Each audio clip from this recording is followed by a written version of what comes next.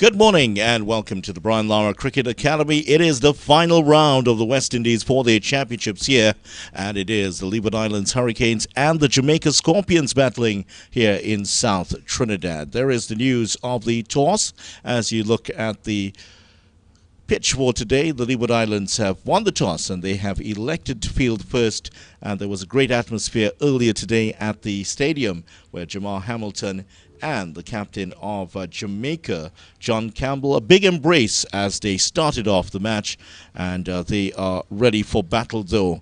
Video Ramful alongside Ian Wason, and we'll be bringing you the match here as we start off at the Brian Lara Cricket Academy. And as we start off here, the Leeward Islands, they would have come into this game with a victory in their last round. A very good victory for the Leeward Islands. They beat their fierce rivals, the Windward Islands, by 228 runs.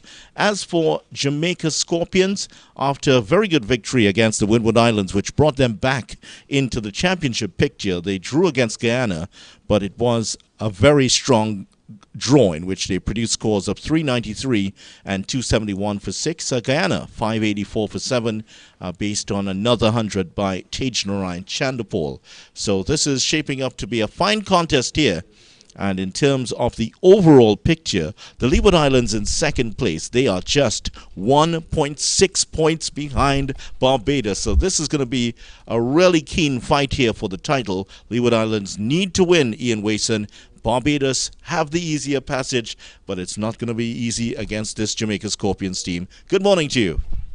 And a very good morning to you, Vidya, and a very good morning to all the listening and viewing public, and of course our friends in Jamaica and all the islands of the Leeward Islands. Good morning. It's a very good game this morning. As you would have mentioned, the video, the Leewards very close behind Barbados. But what is in the Leeward's favor, Barbados, they will be playing Windwards, but in Diego Martin. Now we saw Diego Martin produce some big scores and a drawn game, so the Leewards will be hoping to do the business here and hope that the Windwards can pull off a draw against the Barbados team. Yeah, certainly they would be hoping so. Let's give you the teams first of all for the Jamaica team. And they have brought in, well, they have a couple of new names here. But the Jamaica team, starting in order of their numbers. I'll give you the numbers because you might want to be able to track those. 4, Derval Green, 7, Mackenzie, 13, Gordon, 25, Merchant, 27, Blackwood, Mindley, 29, 32 for Campbell, 33, Aldwin Williams, 43 Harty, 54 Palmer, and 75 Aldane Thomas. Now, as for the Leewards, their numbers as they head out there right now, Archibald is 1, Django 5, 7 Powell, 14 Hodge, 18 Louis, 23 Powell, 38 Thomas, 44 Hamilton, the captain, 45 Ward, 73 Cornwall, and 77 Shino Berridge. That's the team for the Leeward Islands today. So the Leeward Islands led, of course, by Jamal Hamilton today. Jamal Hamilton, I believe, has the gloves. Yes, he does. Just confirmation in the middle of your picture. There he is next to the umpire. And the umpires today, Zahid Bassarat, he is officiating, and with him out there is Danish Ramdani at the southern end of the ground. And those two umpires have done the last 2 rounds here at the Brian Lara Cricket Academy, and they have been assisted very well here. As we see the Jamaica batsman now will be heading out there for the moment. And it is Campbell will be going out there with Mackenzie. And of course, it's another battle of sorts here between some of the batsmen.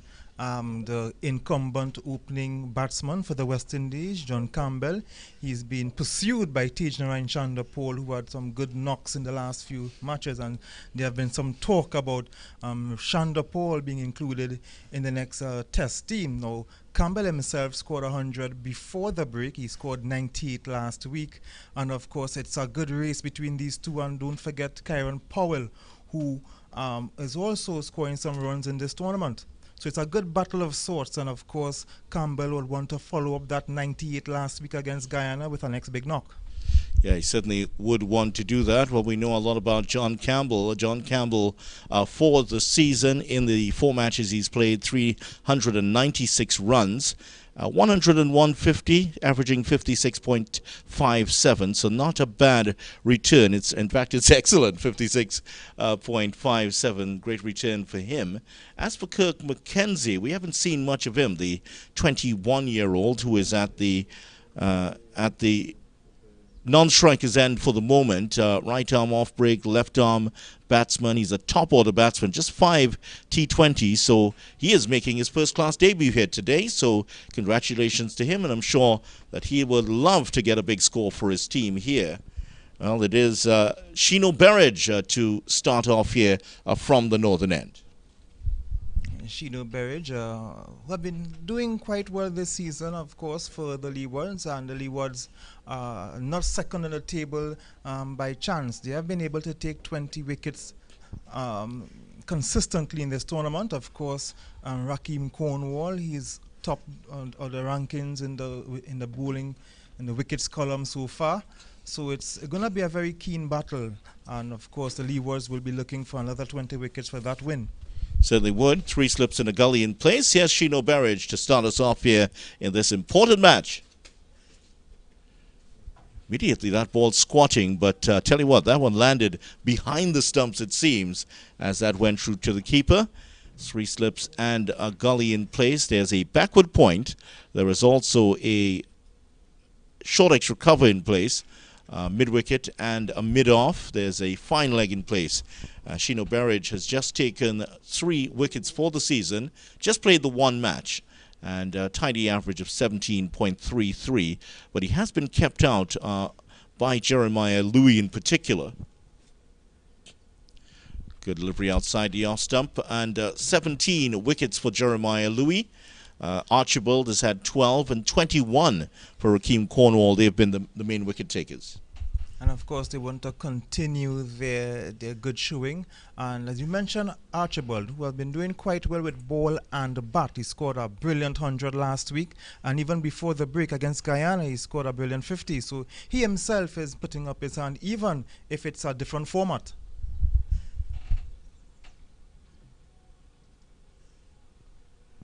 Continues outside the off stump here. Berridge, this venue at the Brian Lara Cricket Academy has, over the past 2 games we've seen in the couple of weeks, teams batting first have been at a massive disadvantage. We've seen the team batting first in either of the 2 games fall away to defeat, and they've been bowled out on the first day. Of course, you just don't show up and bowl out teams. You also have to have that ability to do so. And certainly Berridge and Cornwall and Louis and company can do that. And this is one of the features of this particular venue, that ball tailing away from the left-handers. As we look here, we're looking from the northern side of the ground. Left to right is the prevailing wind. Now, it's not so much in evidence right now. It tends to turn to swing the ball a bit more, at least assist the bowler a bit more. And it's quite evident, the first delivery, what we'll call a loosener from Berridge, it was really apparent that he's getting some exaggerated movement away from the left-hander. Very full delivery, and well defended there by John Campbell. He's been around a long time, John Campbell. We've seen so much of John Campbell, especially at the one-day international level. He and Shea Hope put on that magnificent partnership a couple of years ago. But in terms of his test career, well, let's give us his first class career first of all. 87 matches he's played, just a trace under 4,800 runs and averaging 30.12, 600s and 22 50s. That's the end of the first over. So at the end of the first over here, the Jamaica Scorpions still yet to score. Campbell on 0, McKenzie on 0. And now McKenzie's going to face up to his first ball of his career.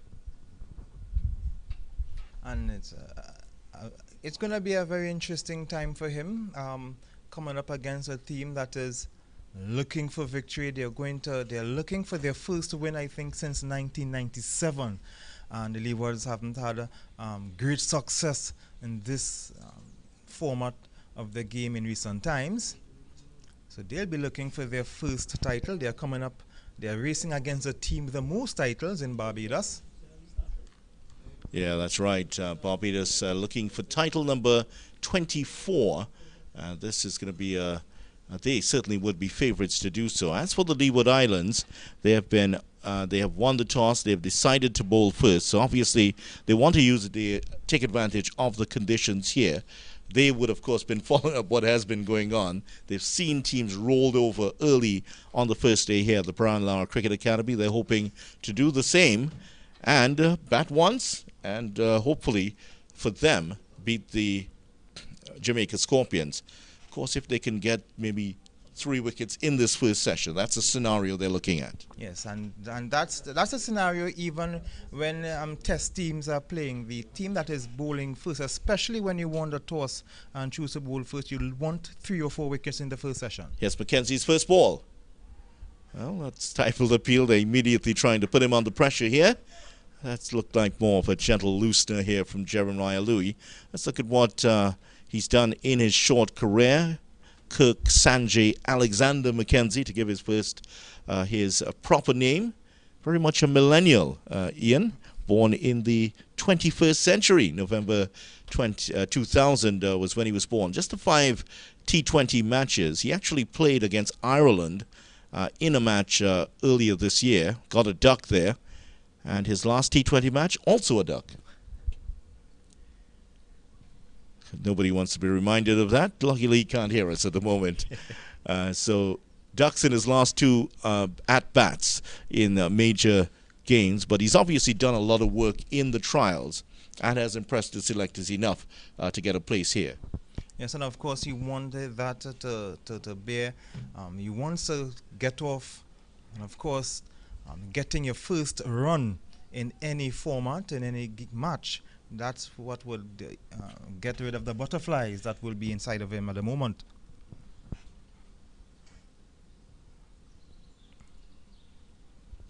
Yeah, it is important to get that first run because it's just 1 run. But it just looks so much better, doesn't it? It feels better to get the bat on ball, push it through into a gap in the field, get your run, and you breathe a sigh of relief and then say, all right, it's just 99 more to go. It always starts with their first run, and he's facing a bowler with 75 first-class wickets, and of course 17 wickets this season.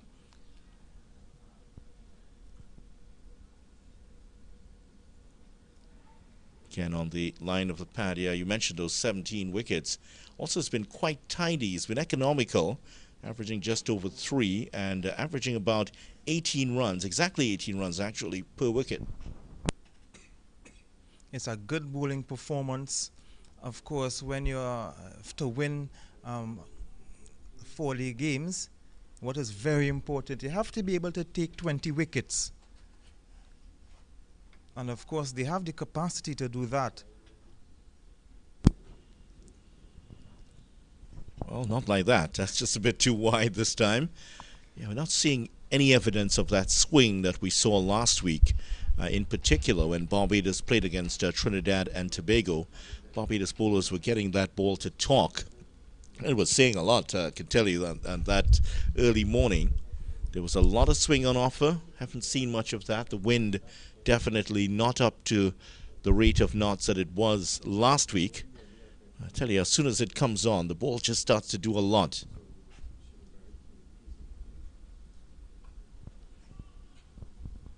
Too close to the fielder to get his first run. And that is the end of the second over. So consecutive maidens here by the Leeward Islands. They've made a good start. And Jamaica still yet to get a run here in this match. It's a good start from the bowlers. Always good from the bowler's point of view to start with a maiden. And of course, Louis had a couple stifle appeals that would add to his confidence to start from that end. So Jamaica still looking for their first run to get off the mark in this match against the Leeward Islands. Jamaica have had an up and down season. Yeah, they certainly have. I'll tell you a little bit about more of that during the over as we watch Berridge to continue. Oh, that's a good delivery from Berridge. Good length there. Just outside the off stump, moving away from the left-handed Campbell. And as we've seen with many of these teams, they have started with a left-hand combination. Jamaica here has two left-handers to start off. Trinidad and Tobago, two left-handers. Guyana have started with two left-handers also. So they're trying to get that advantage to work for them. I love the Berridge line that he've just bowled. He's bowling a very good line to the left-handers. And again, and some generous bounce here. Always good for the keepers here at the Brian Lara Cricket Academy. And as we see Hamilton, well, he's not the tallest man in the world, but he's taking that in front of his face. And standing next to Rakeem Cornwall, he's really looking rather small. He's really looking short. Anyone looks short standing next to Rakeem Cornwall. He's a big guy, but a very good catcher. There he is at first slip, waiting for those edges that go to the left of the keeper. Yeah, he played that only after the ball had gone. That's Campbell. Berridge apologizes. He's not quite getting, if we are to be hypercritical of him, not quite getting the batsman to play just yet as much as he would want. And of course, and what is adding to that is natural movement, especially with the little breeze that there may be, is moving away from the left-handed batsman, and he's bowling across because he's over the wicket to the left-hander. So it's naturally coming across.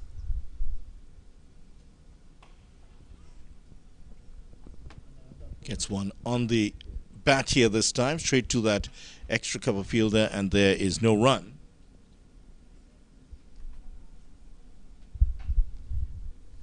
I believe that just making sure we've gotten it right here, but all of the fielders today are wearing black armbands, and that, of course, is in memory of David Halford, who passed away yesterday, the former West Indies all-rounder.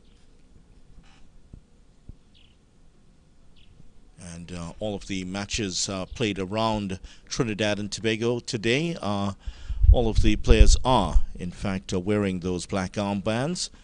And David Halford, who passed away yesterday at the age of 82 in his native Barbados, played 24 test matches for West Indies between 1966 and 1977. Captain of Barbados, led them to the Shield title, as it was then called back in those days. Actually also played for Trinidad and Tobago in a couple of matches. And performed so many roles in his native Barbados as the over comes to an end here. Still, Jamaica yet to score after 3 overs of the morning's play here. And also just to remind you, as we talk about David Halford, finest hour in that 1966 Lord's Test. Magnificent 105 not out, put on 274 with his cousin Garfield Sobers, and he also had a 5 for 23 against India in the first innings to set up victory at the Kensington Oval for West Indies in 1976. Certainly he will be missed, a man who's he certainly did, according to Ricky Skerritt, president of CWI, epitomized the values of cricket both on and off the field. Huge loss for West Indies cricket. One of the many greats that the West Indies have produced over a long history. And Mackenzie's off the mark here. And he gets a round of applause from his teammates away to our right. And that's 2 he gets here. So Jamaica off the mark on 2, and Mackenzie also getting his first runs in first-class cricket. And I'm sure that he will be hoping it's the first of many, many more to come. Always good to come off the mark, and of course 2 runs on the board for Jamaica, very important. And of course, just to see what's going on in Digger Martin, win 1, so 13 without loss against Barbados. Nice looking push here, but doesn't beat the short extra cover this time. Nice diving stop by Thomas.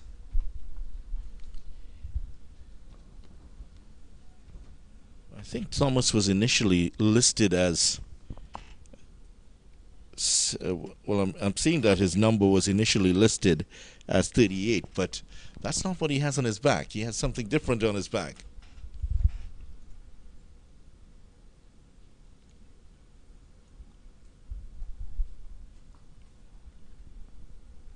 And this one is played to the mid-wicket area. They will get no run as the Jamaica still 2 without loss. Mackenzie, he's on 2. Campbell yet to get off the mark.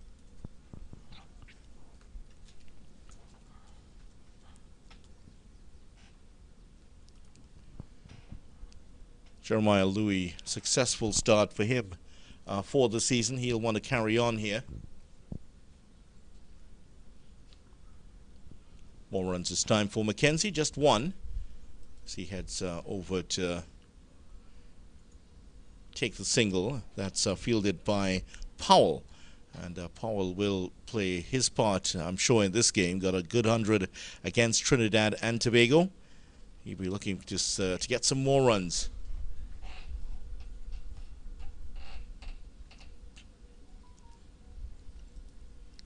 Jamaica, they've been quite a while. Jamaica haven't won this tournament. Last back in 2012 when their dynasty from 2007 to 2012 ended.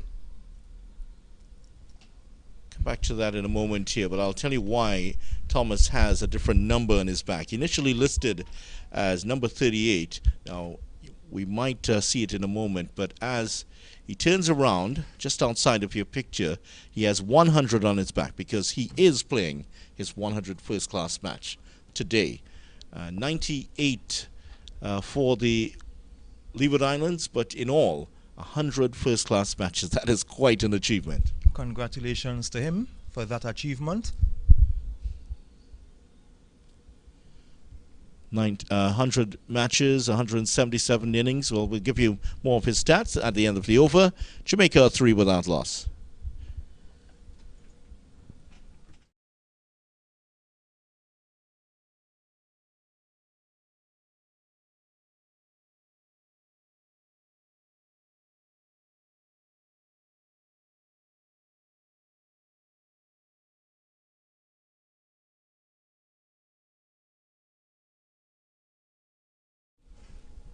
So 3 without loss after 4 overs. Slow going for the Jamaica Scorpions as they start off. Devon Thomas, as we mentioned, 100 first-class matches, averaging 29.50. But he has scored over 5,000 runs. In fact, crossed over the 5,000 run mark in the last game. 700s and 26 50s. He would, of course, would have wanted perhaps to convert more of those 50s into hundreds, but he has been a great servant for Leeward Islands cricket. And of course, at one time he was the wicket keeper, former West Indies wicket keeper as well. Like other wicket keepers across the region, he's playing as a batsman. In fact, this Leeward Islands team, outside of Thomas, yeah, there is Thomas, who is a wicket keeper, who can wicket keep. There's also Amir Django, who's fielding in that backward point position. He's also a very good wicket keeper batsman, plays as a wicket keeper batsman in T20 cricket. He's one of the very few players around the region to play outside of their home franchise in this competition. He's really has fit in well into the Leeward Island structure.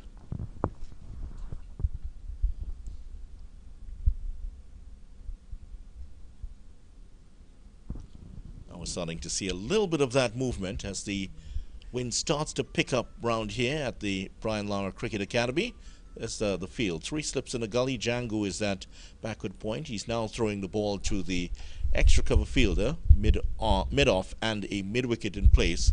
Just outside of your picture, Jeremiah Louis at fine leg. Very wide away from a normal fine leg. More like a long leg in place there. Has opted to come around the wicket, trying to force the batsman to play. Wow, that one started on the off stump and this moved. That's going to put some doubt in the minds of these two left-handed batsmen here. Campbell at the southern end and, of course, Mackenzie. Campbell's having a close look at this because he's batted here a few times. He knows the conditions. And as the ball gets older, of course, it's going to perhaps swing a little bit less or more if they can get the reverse swing. Haven't seen much evidence of that here yet. And again, that one's starting off. Good judgment shown here by Mackenzie, but I think maybe a little bit fuller. The movement, he's seeing it coming at him. Maybe a little bit fuller, later movement, and it could have him in some problems. It would work to Berridge's benefit if he were able to move the ball both ways. Now he's getting the batsman to leave alone, and that will work for you if you can get it to nip back now. Now if he had the ability, now it's a good time for him to nip it back, because he would be leaving alone and it would open him up to a leg before wicket or even bowled.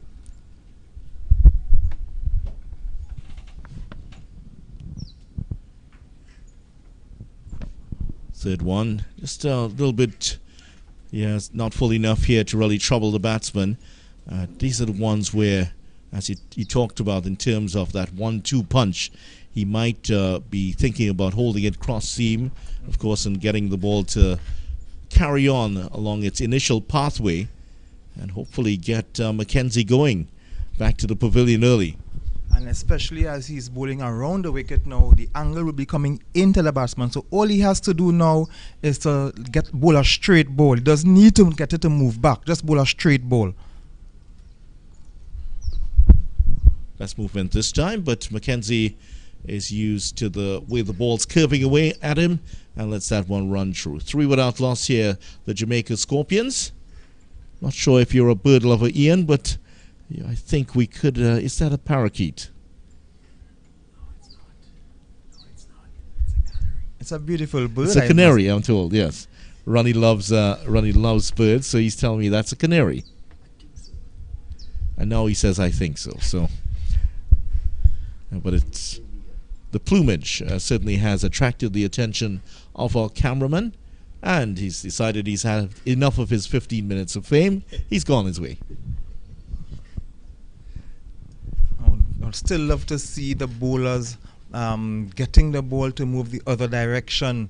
Now, they're getting the batsman to leave alone, and that is what you want as a bowler. Now, they just need to get the ball, if not just bowling straight, nip back to the opposite direction. This plays inside the line. Well, the point standings are very interesting here. If you are a Leeward Islands supporter, Leeward Islands just 1.6 points away from Barbados. There it is, just 1.6 points. So it's a very, very close race here. Barbados up in front, 67 points. Guyana in third, as you can see. Trinidad and Tobago dropping back to fourth place.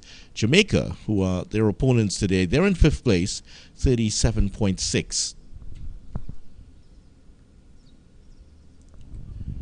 Jamaica are out of this in terms of the points race, because even if they win this outright and they score, and I think even if they take all 20 wickets with points, it will still be difficult with the fast bowlers. It'll still be difficult for them to get ahead of Barbados here. But their target, especially after losing those first 2 matches, was really to get into the top 3. And they certainly can do that with victory against the Leeward Islands.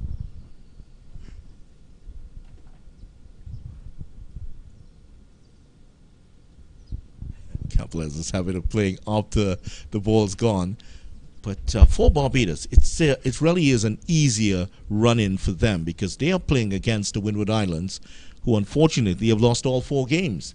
So it's going to be fairly easier. They have a lot more in terms of they rely a lot on their seamers to take the wickets. And as you know, you get every point that you take from one of the seamers gets you 0.2 points. So that's where they have built up a lot of their points. Of course, winning 3 out of your 4 matches does help. Of course, it does help. So Louis forcing the left-handed Campbell to play this one. He bowled this one straight up to him. Now, the batsmen are way too comfortable leaving alone these deliveries from the fast bowlers. They're seeing the movement away from them, so they are quite comfortable leaving alone. And of course, the batsmen want them to play a bit more often. Maybe you'd have to try coming around the wicket like Berridge did. Going for the single, and it should get there easily, despite the close attention there of Louis, who almost ran across the pathway of Mackenzie. But the youngster, he's only 21, he's very light on his feet. That's the way he just deviated easily around him and meandered down for the single. Of course, they're Jamaicans, they're very fast. They're going to... I am sure some of these guys would have done some sprinting at school level at some time. Yeah, even the great Michael Holding would have done some sprinting. I remember once had the opportunity to speak to him. He said, "Oh yeah." I said, "Well, why didn't you turn into sprinting?" He said, "Well, I just wasn't fast enough. Those guys in my school were much faster." Actually did a long jump at some point, Michael Holding. But at least he was bowling fast. Yes, he was. I don't think any of them could have caught up with him in terms of his fast bowling. The Jamaica and West Indies great, Michael Holding. And the commentary great also.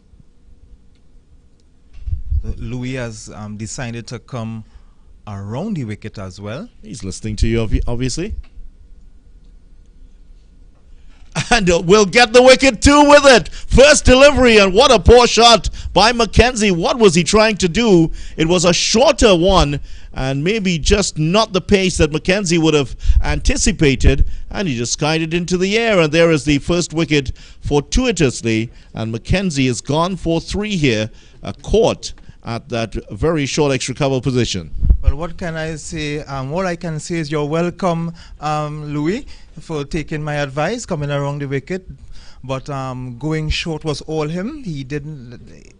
Mackenzie showing some inexperience there, maybe still a bit of some butterflies in his stomach.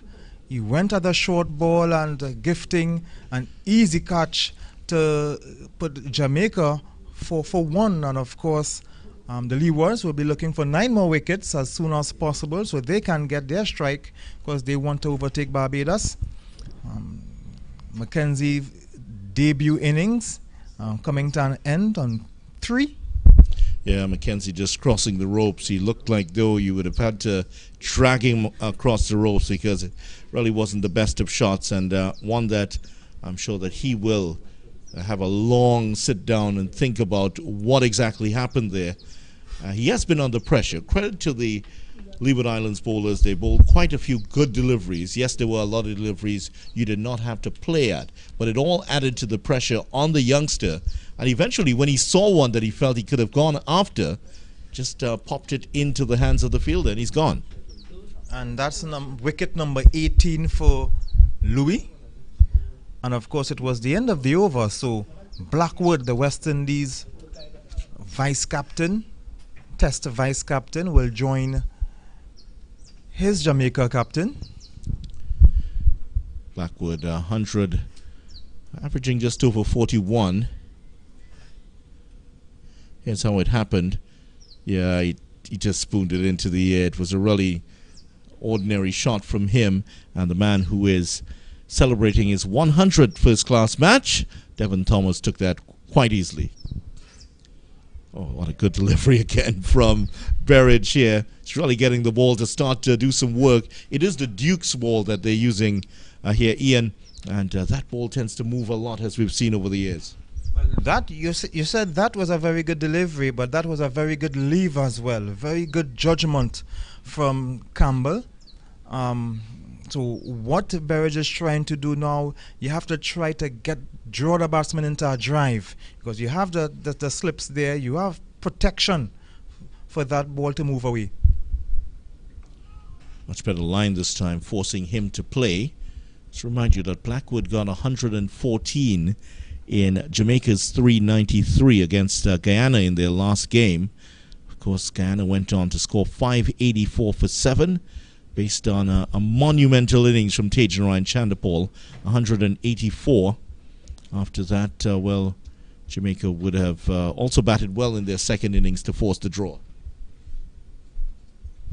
Similar performance needed here. And of course, the Leewards would take hard that match, that venue. Yeah, so they would take that. They would take hard that venue in Diego Martinez, where Barbados are playing their match against the Windward Islands. So they are hoping that Barbados can be forced to a draw, while they may pick up. They are trying to pick up a win here against the Windwards to overtake Barbados. Well, they can hope. It's a very difficult task there for the Windwards, who have had 4 defeats in a row. They've been very good in parts, but they haven't really put it together in the tournament. Shino Berridge continuing outside the off stump here, and that one also tailing away. We haven't seen the one that goes straight on here yet. Shino Berridge has been around for quite a while. Many of the older cricket watchers around TNT have said that he reminds them a little bit of Winston Davis. Berridge, who had a couple seasons ago, he had a very good Super 50 tournament.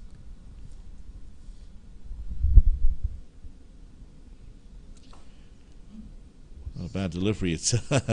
It's swinging like a boomerang at the moment here, but the batsman was well equal to that. Campbell, he's very experienced, is John Campbell.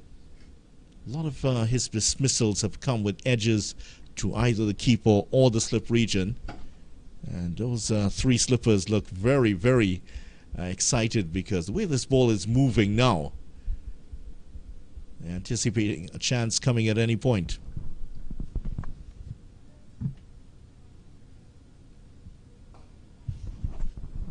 Much better here from Campbell.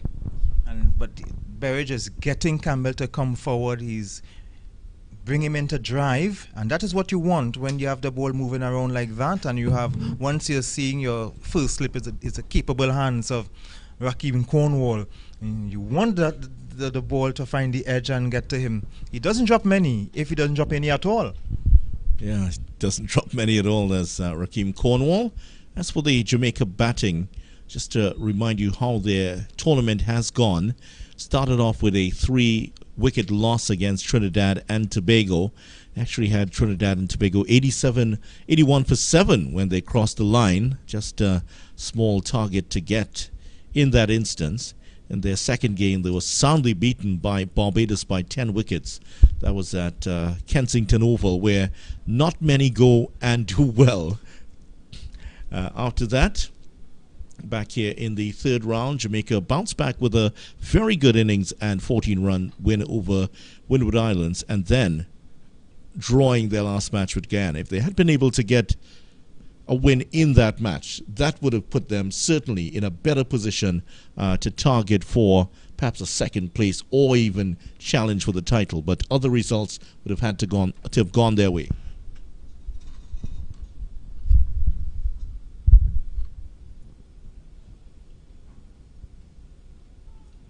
Off the edge, and that's going to run close to the boundary here. Chase on here for the fielder, and Django pulls that back. Django from St. James here in Trinidad, and pulls that just before it gets to the ropes. Good bit of fielding, and the score has moved on to 7 for 1. So Blackwood getting off the mark with the first ball he would have faced. Of course, I would like to see how Shino Berridge bowled to the right-hander. He will get the ball to come back at him. So, of course, Blackwood will not have the luxury of leaving alone like how the left-handers were doing. He will have to play at these deliveries. Yeah, that's a challenge for him when batting at the northern end, where the batsmen are at the moment.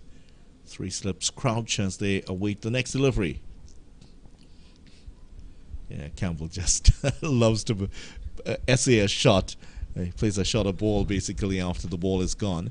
As for the Leeward Islands, they did not start their tournament well.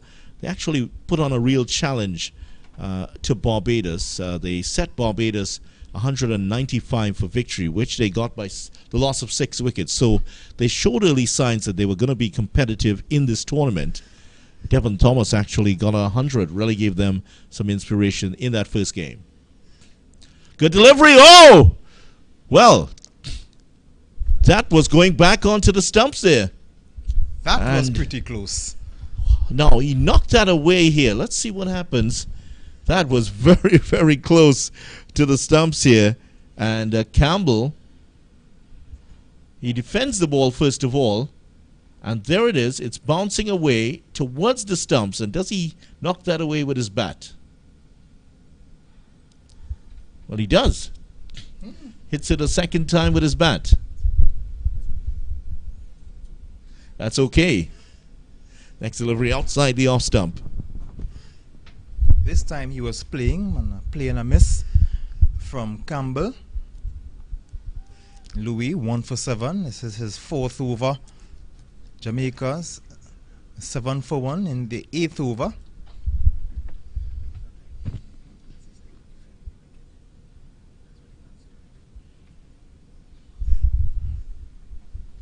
Brilliant sunshine at the Brian Lara Academy in Tarouba in South Trinidad. This time he's leaving alone as the wicketkeeper, I've had a very busy morning this morning. Yeah, he certainly does. It's been a very, very busy morning here for Hamilton. Very, very fit young man.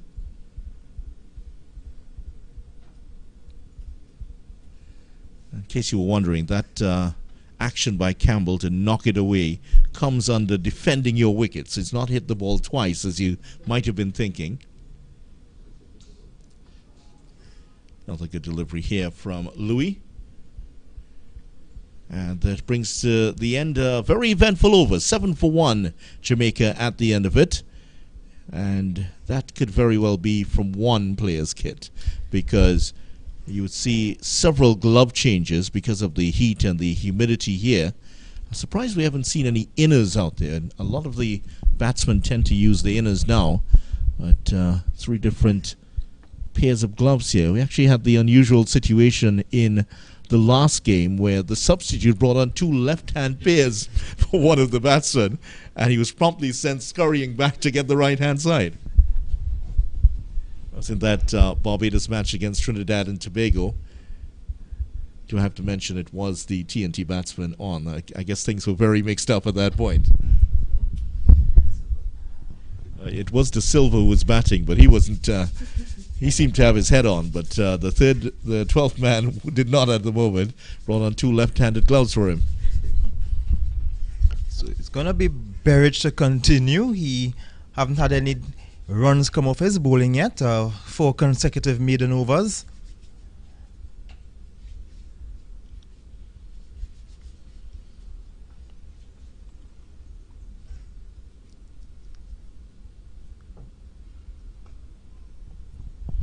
Berridge continuing with that line. Now he's bowling to the right-hander for the first time today. And this is the challenge for him. With that ball swinging in, it is going to be the real challenges for Blackwood. He's going to have to play as late as possible here because the ball is swinging in late. If he can get the right sort of length, it's going to trouble Blackwood. But now that Berridge is getting the ball to come into Blackwood, do you think it would be wise now to take out someone from the offside, place him on the leg side? Of course, you want to keep the pressure on. You don't want to concede one of your fielders on that side. Obviously, you wouldn't want to take out a slip here.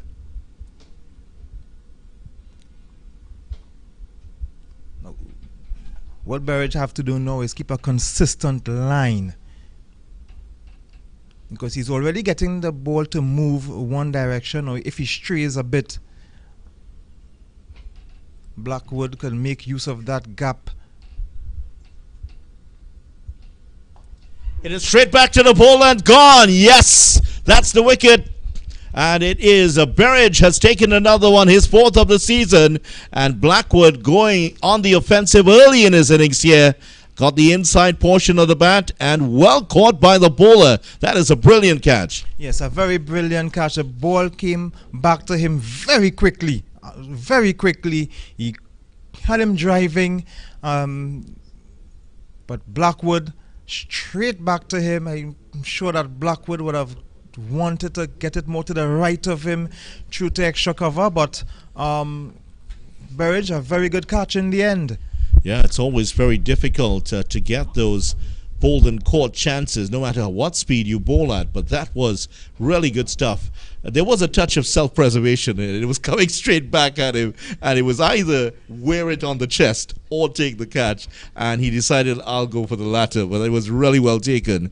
Disappointment here for Blackwood, but it's one of the things we've seen so many times from Blackwood. He just tries to pull the trigger too early in his innings and loses his wicket. A lot of low scores in his career. Here's how it happened.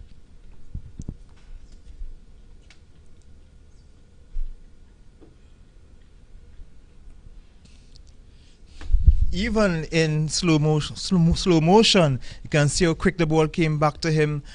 Some would say the ball stuck in his hand, but Burridge will tell you, no, I caught it. But it was a very good catch in the end. Jamaica 7 for 2 in the ninth over. And you can see how much that ball was coming in. That one started way outside the off stump, and it was actually the swing that got him in, because he was aiming to hit that through the through the cover region, and that one coming off the inner portion of the bat and straight back to the bowler. So excellent bowling here, and really reaping the rewards of keeping the ball full to earn the full extent of that the rewards there from using the swinging ball. And so Burridge back into the side here and taking another wicket.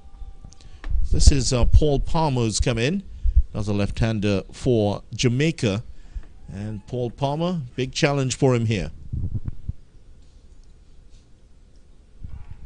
Oh, that's gone just past the gully fielder, and away for a couple of runs here. Palmer off the mark, but that's not where he intended. Again, the swing is troubling the Jamaica batsman, and as we've seen throughout in these 3 matches played here at the Brian Lara Cricket Academy, in the early part of this session, it is a nightmare to face this swinging delivery.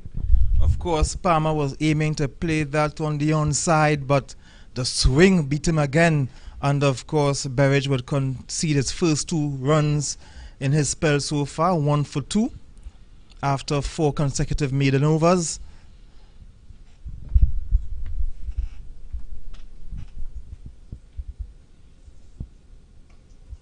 Campbell plays this one really well. Now, it's a little bit of a slight change in the way Palmer is facing. That is Campbell, sorry, is facing these. Palmer is the man on strike now. Just to talk about what he's doing. There's a small trigger movement. He starts on that middle and leg stump, and in terms of his trigger movement, he just takes a small double step towards the off and middle stump, and that's what allows him to get in position to play those swinging deliveries. Take a look at what he does here. So when the ball's up to him, he's on the off stump already. So I think it does help him in a sense of knowing where that off stump is. Here's the replay as the over comes to an end, 9 for 2. Well, what he's actually doing, he's taking a page out of the coach's manual, where the coaches would always tell you, as a bowler is about to deliver, you go back and across, so you get yourself in a position to play. So if the ball is short, you can transfer your body weight back on your back foot. If the ball is full, you can come on your front foot without any problems. You're seeing back and across, and so he's positioning himself for what any delivery that bowler would bowl. If it's short, he can transfer his weight. If it's full, he can also transfer his weight on his front foot. So just as the ball is delivered there, as you can see, he's on the off stump. Back live now. Campbell has once gone past the off stump, and again, as he usually does, likes to just play inside the line and allows it to go through. In the last over, there was that curious situation where he played the ball down and it was bouncing towards his stump, knocked it away with his bat. Well, there has been a dismissal like that in the past in matches involving batsmen from the Leeward Islands. That would have happened in the 2002-2003 Red Stripe Bowl. You might remember that dismissal I was talking about. More on that in a moment. It was Kurt Williamson, who was playing for Barbados against the rest of the Leeward Islands in the 2002-2003 Red Stripe Bowl. That dismissal was very controversial because Williamson knocked the ball away. Many felt that he had not willfully done so, and that there must be intent to knock the ball away as required under the relevant laws of cricket.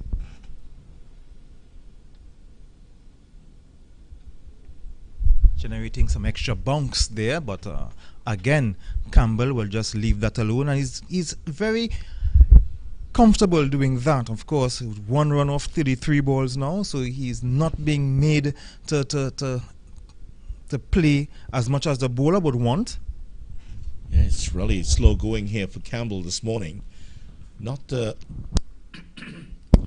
type of batsman who likes to get on with it. Out of character here.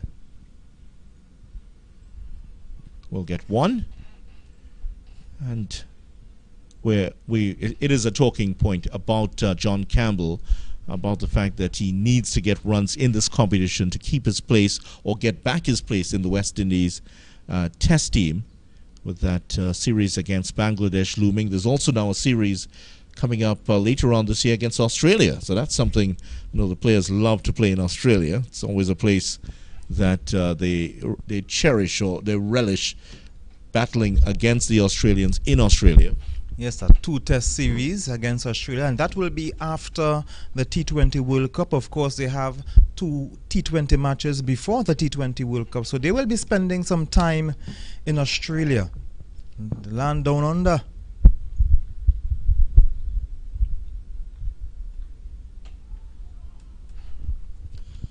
Palmer, in case you're wondering about his season, 4 matches for Jamaica for the season, 192 runs, maybe not the best average, 27.42, 150 in there. He got a 76 during the tournament.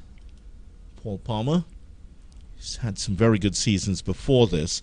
This one hasn't quite lived up to his expectations, so I'm sure that Palmer would want to get a big score here in the final game against the Leeward Islands.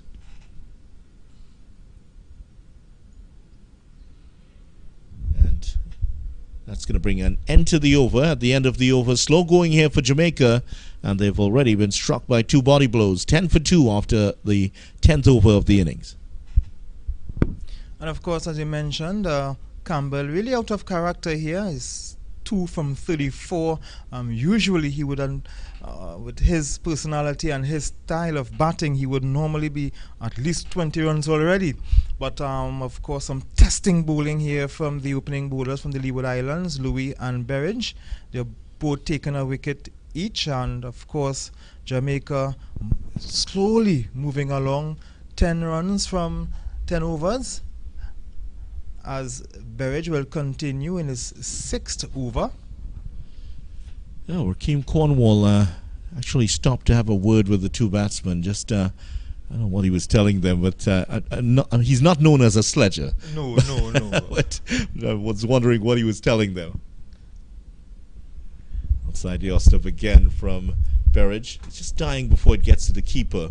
And we're seeing that Hamilton is taking a couple of steps forward here. There he is. He's just a different mark for him here, because the ball is just starting to die off in front of him. Well, knowing the kind of gentle giant Rakeem Cornwall is, he must have been giving them some words of encouragement. Yeah, play a few more shots, guys. It's only 10 for 2. Look at the scoreboard.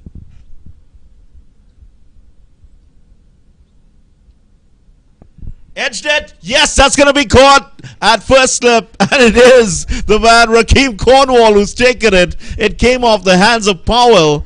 And that's Cornwall taking the catch. So 3rd wicket down. So if Jamaica were hoping not to lose a clutch of wickets here, they have done so.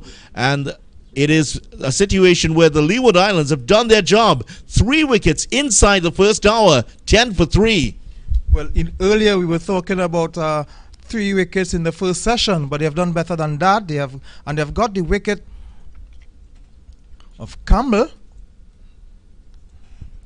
And of course, this is a big blow to Jamaica right now. 10 for 3 and Campbell back in the hutch. Yeah, that's Campbell edging that one to the second slip, really. And it was caught, well, it will read in the book, caught by Cornwall.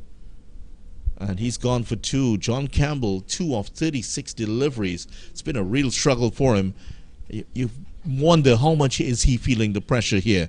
Berridge, 2 for 2. What figures for him? He's bowled well in his 5.2 overs. And here's how it happened. Now, it's the second slip that this ball will go to. He's playing at this one outside the off stump. That is not a delivery he was supposed to be playing at. Now, it came very high to Kieran Powell, but credit to Powell. He got the hands onto it, knocked it into the air, and Cornwall is saying that is exactly what I was telling them to do as I went past them.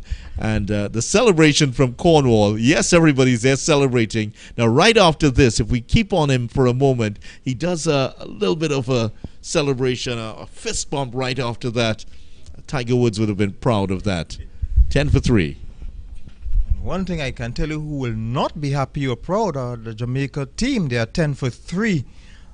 And Berridge, 2 for 2, 5 overs and 2 deliveries. What superb figures for him so far. And of course, he has been bowling pretty well, getting the ball to move a bit.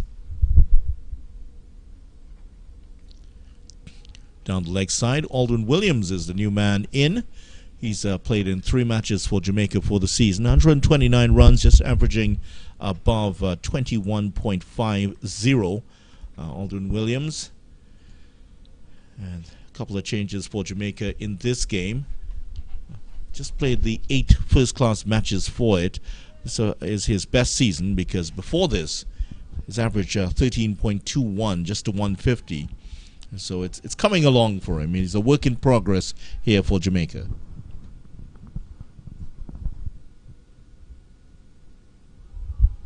And that late swing really is troubling the batsman. And it's a good leave by Williams in the end. He looked at it from the time it left Berridge's hand, and he knew that the ball was getting some swing, so he would have just obliged to just leave it go harmless to the wicket keeper, Jamal Hamilton, who have also kept a wicket for the West Indies in a test. Yeah, just a 1 test match for him. Of course, with the rise of De Silva and also Shane Dorridge in the picture, Dinesh Ramdin out of the picture now. It's been difficult going for him, but he's a pretty good wicket keeper. His batting has come along. He played that outstanding innings against Trinidad and Tobago, semi-finals of the 2019 50-over competition. Just blew TNT away and got Leeward Islands into the final. Unfortunately, they lost out to the West Indies emerging players back on 1st of December 2019. What a different time it was back then. There was no COVID-19. There was no COVID-19, and it was all good. Now, the Leewards over the years have shown some brilliance, some bits and pieces. This one is driving, but couldn't pass extra cover. So the Leeward Islands have been showing some signs of returning to the glory days of the days of Ambrose and the Benjamins. Of course, in 2011, 2012 thereabout, they also reached the final of the one-day tournament, and they lost out against Barbados. No, they did win against Barbados. They beat Barbados when Tino Best was run out going for the winning run. Yeah, 10 that's overs right. to spare. It was a tie, I believe it was. Yes, it was a tie. 50 over. So joint winners. 10 for 3 at the end of the over, and the Leeward Islands certainly in control here. And the Jamaica Scorpions, who have come off 2 very good performances in their last 2 games, have been really under the hammer here. They've lost 3 wickets so far. Campbell, the last man to go, caught by Cornwall of Berridge for 2. Mackenzie caught Thomas, bowled Louis for 3, and Blackwood caught and bowled Berridge for 3. That's what's coming back into him sharply there, and Palmer is going to be tested here, because on the other side, the ball's swinging away from his off stump. On this side, well, if it starts off maybe a foot or 2 outside the off stump, it's still with the amount of swing that they're extracting from this Duke's ball, it still can locate your off stump. He has to be watchful. Just a quick score for you from the Queen's Park Oval, Trinidad and Tobago against Guyana. Trinidad and Tobago 31 for 1 after 11 overs. Solazano is there on 14. Raja is with him on 12.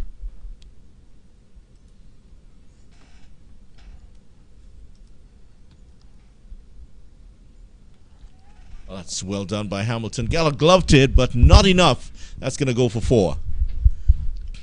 Thought he had gotten more of it onto it, but that was swinging wildly down the leg side, and that has gone all the way for a boundary here. So welcome 4 runs to Jamaica. That will be byes. And the Windward Islands have started well against Barbados. Inside the first hour there, of course, it's 27 without loss.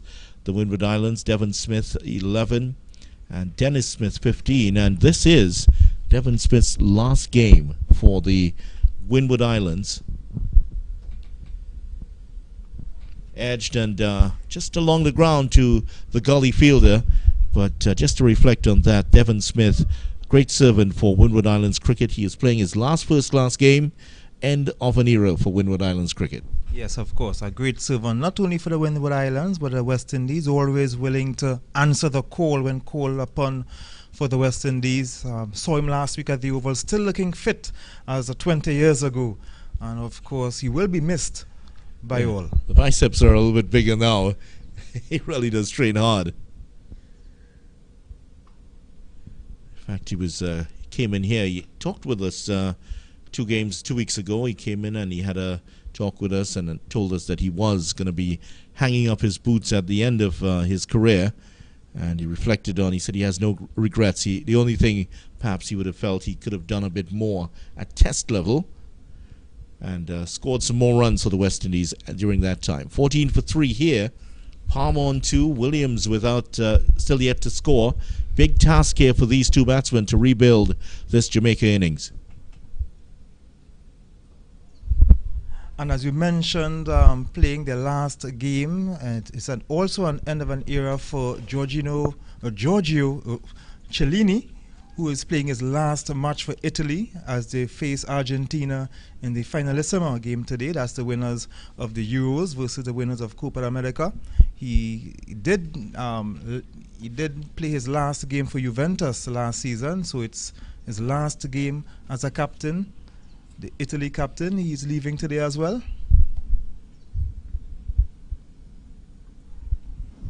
That one going on the offside, trying to play that on the leg side, but the swing really troubling the 2 batsmen. End of the over 14 for 3 after 12 overs here.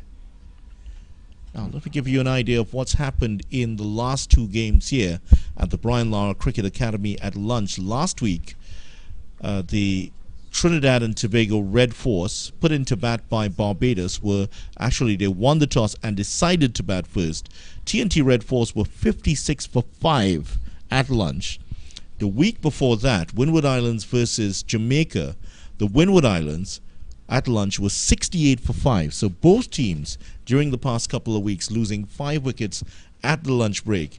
Jamaica are actually in a worse position now than either of those 2 teams, except for the wickets column, that is. They are 14 for 3, and we are just into the last over before the water break on this opening day.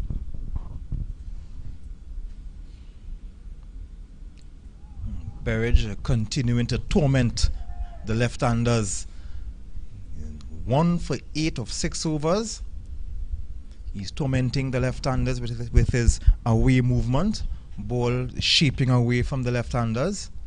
He's probably asking why didn't we play all our matches here?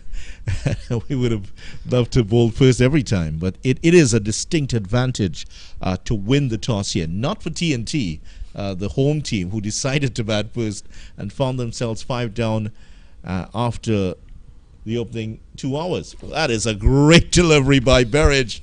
That started maybe middle and leg, and swinging away. What can you do as a batsman against this type of delivery? Look at this. Look at the line this starts at, Ian.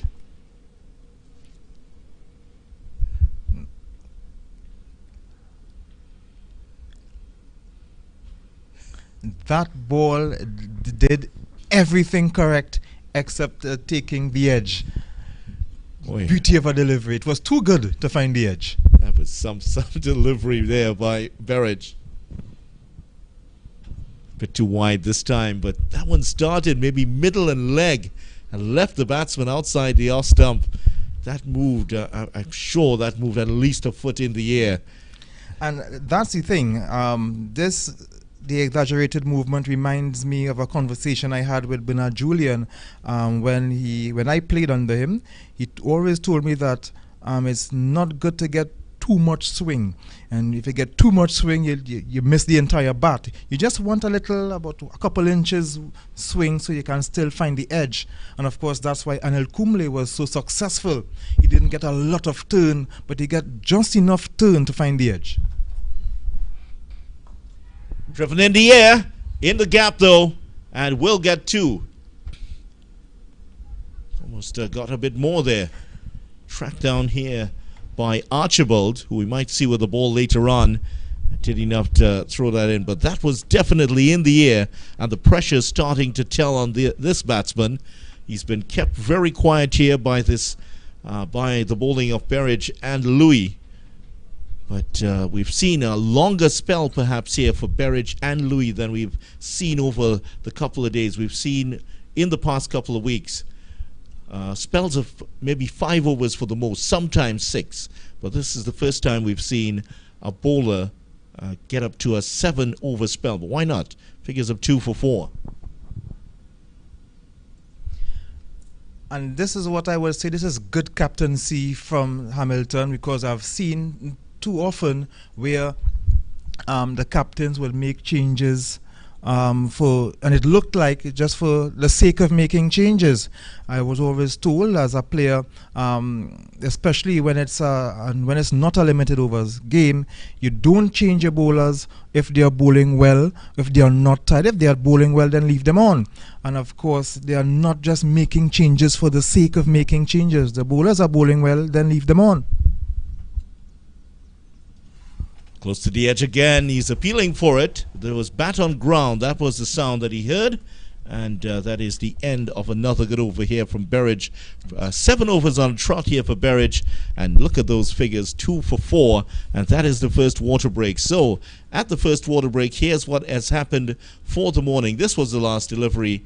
And this one starting outside the off stump. Really not one that you would want to play at. That's it. Just trying to get something onto that, and taken by Hamilton. So there we are, 16 for 3, Jamaica in all sorts of trouble at the first water break. We'll take some water ourselves, and this is the match situation. Jamaica losing Campbell for 2, Mackenzie for 3, and Blackwood for 3 in the early stages here. Palmer not on 2, and Williams. No batsman has crossed 3 yet for the morning for Jamaican Scorpions, getting a little bit of a taste of their own medicine that they inflicted on Windward Islands in a couple of weeks. We'll see how this one goes over the next hour. We'll take a break here for the moment.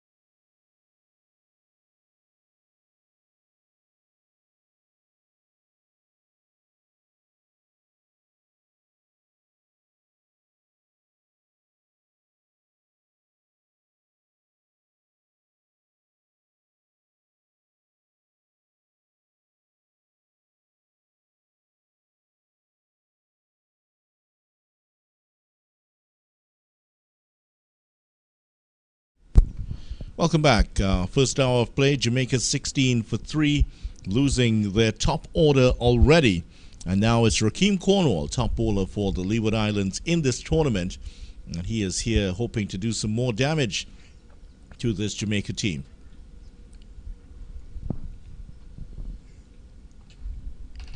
Cut away, and that could go close to the boundary here.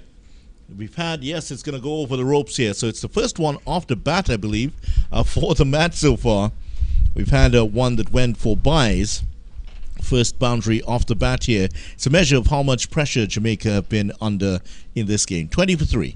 And of course, it's also that shot makes Palmer the first batsman in this innings to pass 3 runs. And he did it with 1 shot. He's on 6. Sorry, going here for Jamaica Scorpions. Cornwall, oh, that was close. There's a forward short leg who was just a little bit flat-footed to get across to that. There is also a leg slip in place, and neither could get across to it. Hint of an edge there, based on the reaction of the fielders. And just to examine Cornwall's figures for this tournament, 21 wickets in 4 matches. He's also bowled the most for the Leeward Islands, 150 overs before this.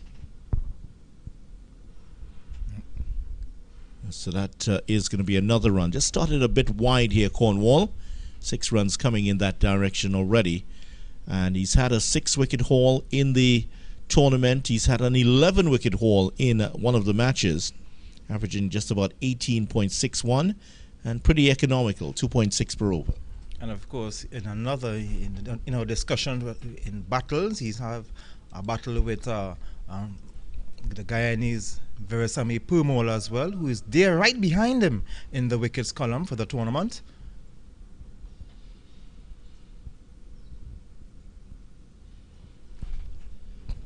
Cornwall continues here. 6 overs, 6 runs in 5 balls. Certainly not what he's done throughout the tournament. And one of the, doesn't turn it a huge amount, but it's that height that it comes from. On drive, that's played very well for 4. That is off the bat of Palmer. Pitched up here by Cornwall, who started a bit off color in this first over. 10 runs conceded, and Jamaica 26 for 3. Cornwall not getting the over that he would have liked, conceding 2 fours in this over. As we look at the replay again,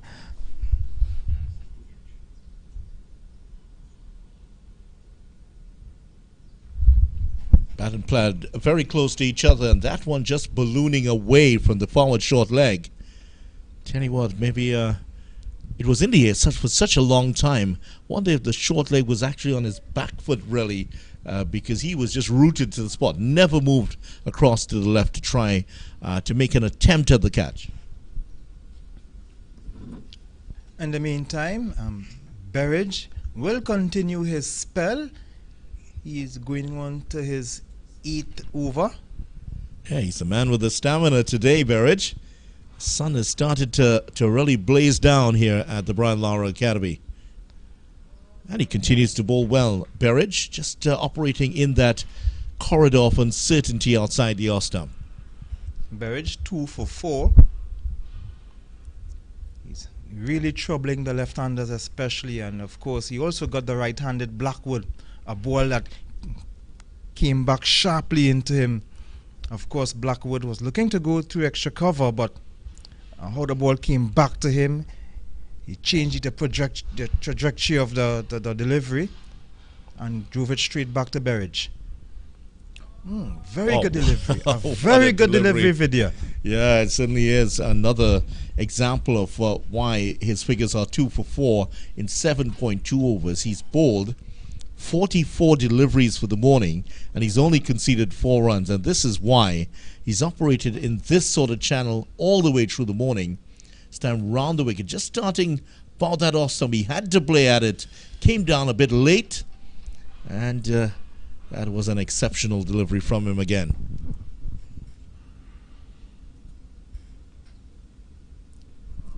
And then when he gets it wrong, not for the first time, this is exactly how Campbell got out, playing at one outside the off stump. And it's a sort of a release shot here for these Jamaica batsmen, and that's where the wickets have gone. Campbell and McKenzie went playing shots they shouldn't really have, to balls that they should have left alone.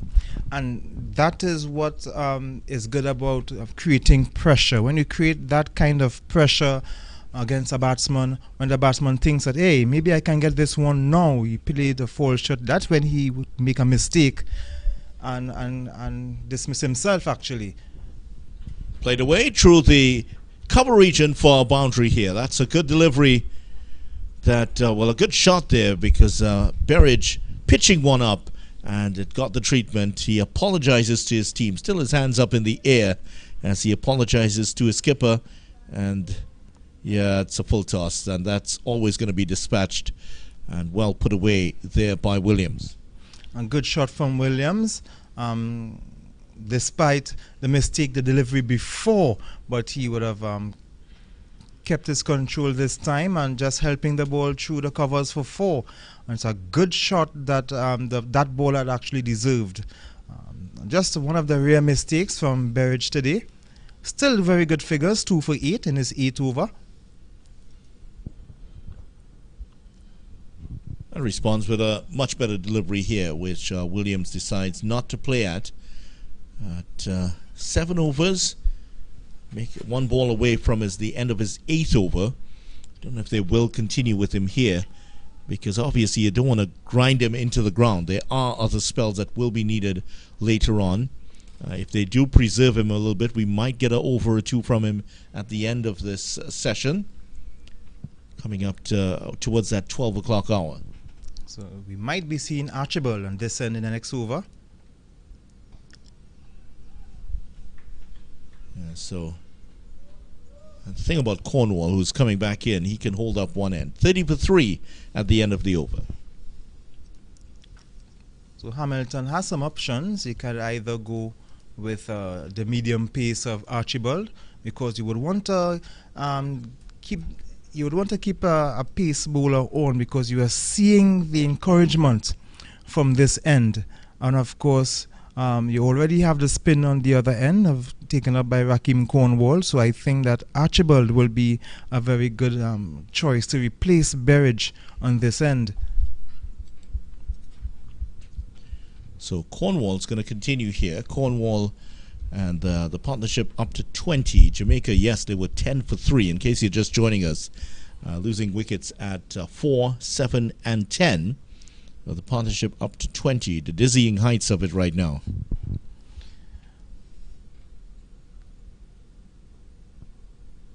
Cornwall 21 wickets for the season. In his career, might surprise some that Cornwall has played 75 first-class matches already. Yes, he's up there in the numbers. 352 wickets, went past his 350 wickets in the last match. Let's cut away, but straight to the fielder. There is a point fielder out there at the moment, backward point also, so he has some protection in that area. And of course, some of Cornwall's wickets there, you would have mentioned, are some test wickets for the West Indies. The best against Afghanistan. Just an example of why he's been so successful. Because of his height, and also because of that overspinner, he does get a lot of bounce. So there have been a lot of catches close in for him, edges to the wicket keeper to first slip. And, well, Powell, who's that first slip there? It is Powell who's at first slip. Now, he's already muffed one for the morning. Luckily, Cornwall was there to catch it. So he'll have to be aware the edges might be coming here of the bowling of Cornwall. And this time he's the lone slip.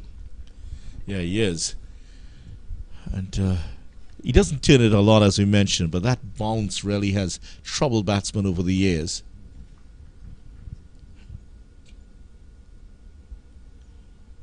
Not that he doesn't get any turn, but it's a sort of quickish turn, and he really just the arm rotates very quickly as he comes through. His overs also don't last very long. 6 dot balls, 30 for 3, Jamaica at the end of that over. Jamaica would call it a slight recovery, having been 10 for 3. They have now gone 30 for 3. And it seems like that last wicket of Campbell was such a long time ago. Yeah, it does. Berridge is going to continue here. As we mentioned, he had 3 wickets in his last match. Well, 2 wickets here in this one, and he's going to bowl a 9th over on the trot here. So Berridge obviously feels that he has what it takes. He has the stamina. He has the. He's well trained. Feels fit enough, and he can take on another over. Is this going to be the last one for him for the morning?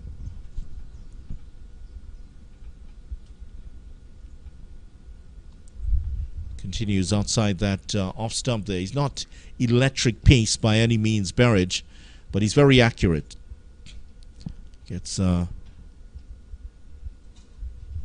of his fielders comes across to give him a Archibald, I think it was. Was it Archibald? No, it is Powell, who's fielding in that mid-wicket position. Just came over to give him some encouragement.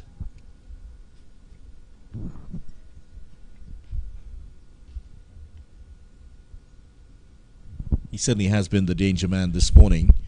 Now coming back over the wicket, so he's angling it away naturally from the left-hander, and then there's the added layer of complication with the swing. So it has been a difficult proposition, and you can see he's walking back, and with his hand he's just motioning, right, I want to get him to play. He has to play. How can I do this? He's working over the problem in his mind. And you can see he's a thinking bowler. He's always and this is one of the attributes you want. You want bowlers to put some thought behind the deliveries. Yeah, he's just trying to work it out. Well, from round the wicket, getting the ball in at that middle and off stump with the shape away with the Duke's ball, it's getting that swing. So it's a lot easier for him outside the Austin to make sure that the batsman has to play. Now he has to figure out how he's going to get the batsman to play from over the wicket, especially with that away swing working for him here at the Brian Lara Cricket Academy.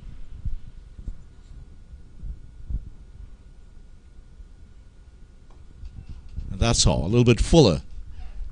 But you will open yourself up to that sort of shot. That's why Powell is there. Sheeno Berridge, a 31-year-old from St. Kitts.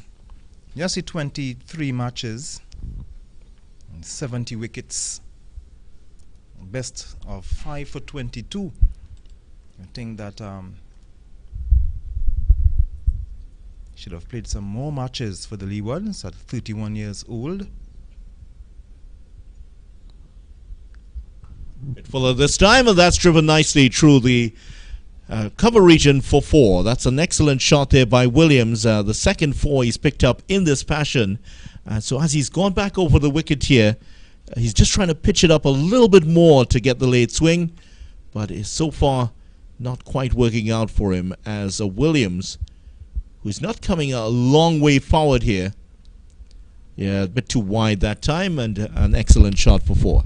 Yes, of course, Williams was given the opportunity to free his hands. So Berridge should go back around the wicket because he was getting that shape coming in and then leaving the batsman. But now that would happen, the batsman would get more time to free his arms. This one is edged and past third slip for 4. Between the third slip and the gully, that has gone away. So he's getting him to play the shots.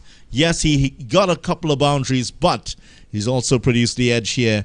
And last ball of the over, that could have been his 3rd wicket. And there are the 3 slips, as you can see at the top of the... this is what happens when you pitch it up, allowing the ball to swing, and went past 3rd slip and into that vacant position. We've seen them use 4 slips in the previous game, not this time, and that is a boundary. 38 for 3. That would have been straight down 4th slip's throat. But Upton just for the 3. And then the gully. Give the batsman 4 runs. So Williams on 14, Palmer on 12. The recovery is now 28 runs. 38 for 3. Jamaica having a very bad start.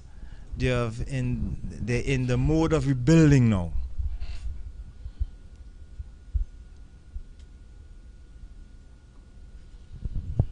Cornwall continues. Cornwall in his 75 matches, 22 5-wicket hauls. He's also had 19 4-wicket hauls and 5 match figures where he's taken 10 wickets or more. So he's been more than useful. Takes a wicket every 52 balls or so for the Leeward Islands. So not a record to be sniffed at. Very good strike rate.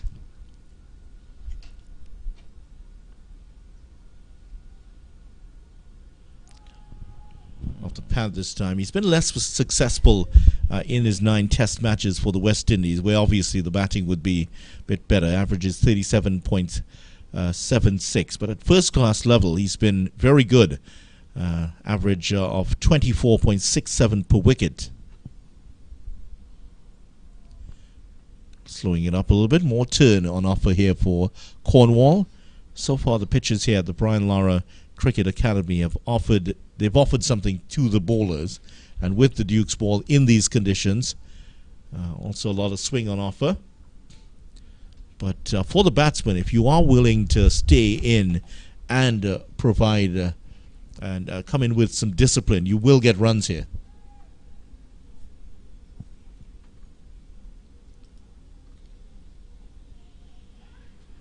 Get one this time. That's well run. Powell was moving in quickly, but couldn't get across to make the stop. So the over has come to an end, and this is Cornwall's third over, none for 11, and he's conceded only 1 run in his last 12 balls here, Cornwall. And Jamaica, 39 for 3. The Leeward Islands very happy with their first hour's play, trying to see if they can replicate that in the second hour. Well, as you can see, there might be a little bit of swaying at the top of those trees, but not a lot. So the wind not quite as strong as we've seen in previous games. As you get out of the March-April period here in Trinidad, the winds get less. But in March and April, they're at their strongest. So there will be a change in the bowling here, and it's Archibald who will come on, left-arm pacer, as you can see. As well, you will see in a moment, Archibald is on, and he has replaced Shino Berridge, who has bowled very well here, and taking those 2 wickets. He's been the danger man for the Leeward Islands this morning. Now, being a left-arm bowler, he would be well placed to bowl at these left-handed batsmen. Let's just see what kind of movement he would get from the surface, or even from the in the air, as Berridge was getting a lot of movement in the air. So it's going to be very interesting to see Archibald against a left-handed batsman.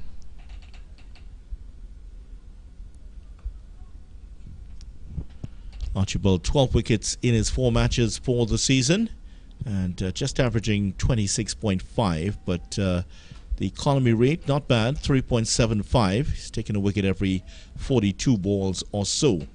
So he's been there or thereabouts for his team. He has played his part in their success this season. They're in second place in the table, and they're looking for their first title in a generation.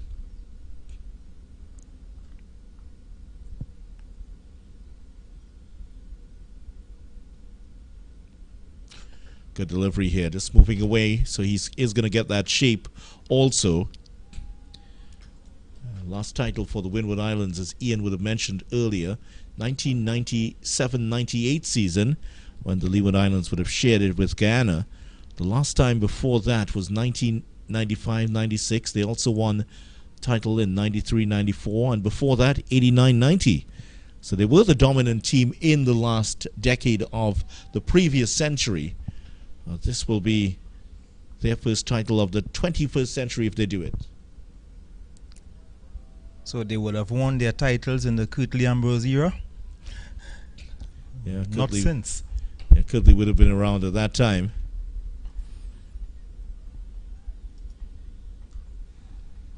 Players of in the likes of Curtly Ambrose, Winston and Kenneth Benjamin, Keith Atherton, Hamish Anthony.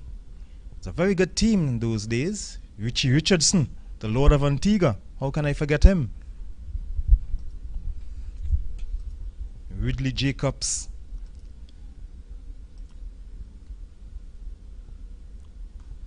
Pulled away, bit shorter this time, and that's hit very well away through mid-wicket for 4.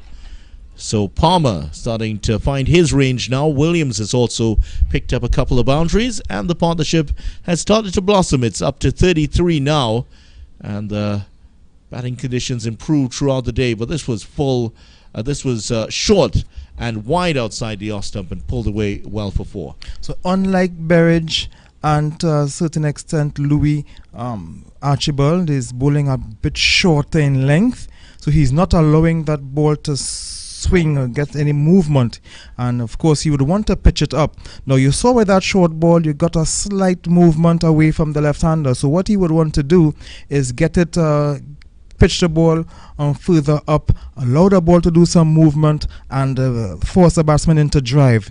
And those short deliveries, the Palmer is comfortable going on the back foot, and as you can see, pulled that one in front of square. This is what you want him to do. This is what you would want to do as a bowler: pitch it up. You don't want to drop it short. You're seeing what Palmer is ready to do when the ball is dropped short. You want to do continue what Berridge has been doing, getting the ball pitched up. So Archibald would want to stay away from dropping the ball too short.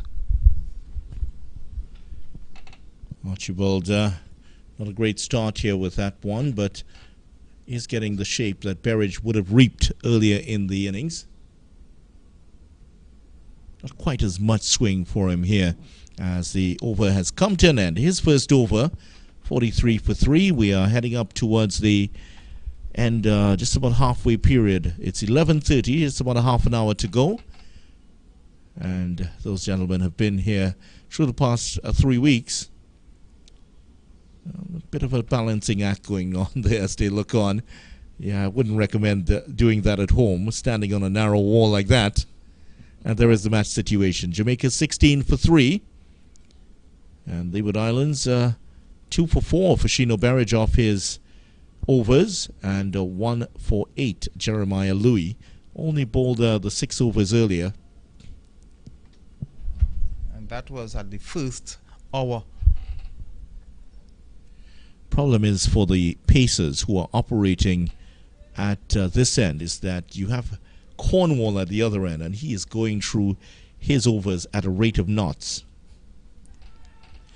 It's gotten an edge, and that's gone away from the fielder. Another chance goes a-begging here for the Leeward Islands Hurricanes.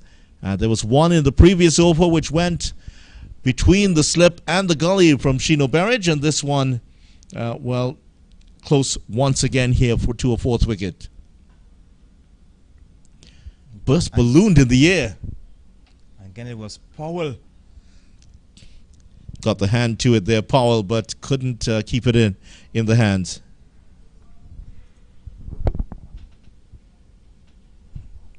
To Cornwall already into his 4th over, none for 11. This time Williams playing it back in front of him.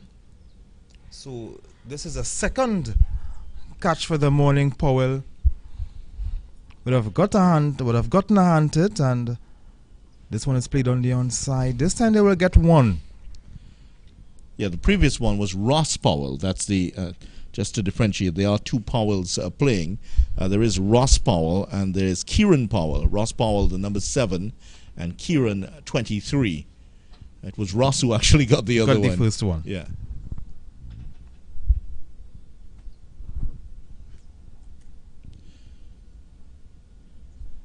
Settling himself before facing up to Cornwall. Palmer.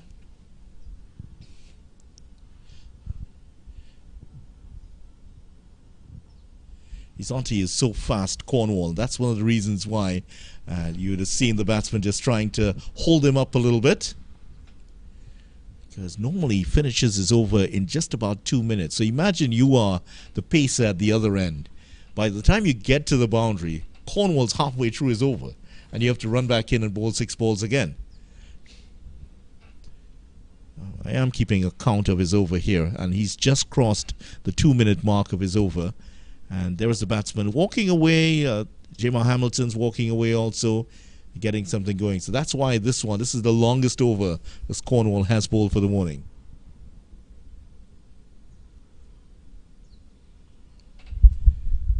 So at one end, so he's just keeping it very tight, finishing his overs in a couple of minutes. And then you have Archibald, who's run in 6 times, sprinting in, and then has to do it again 2 minutes later.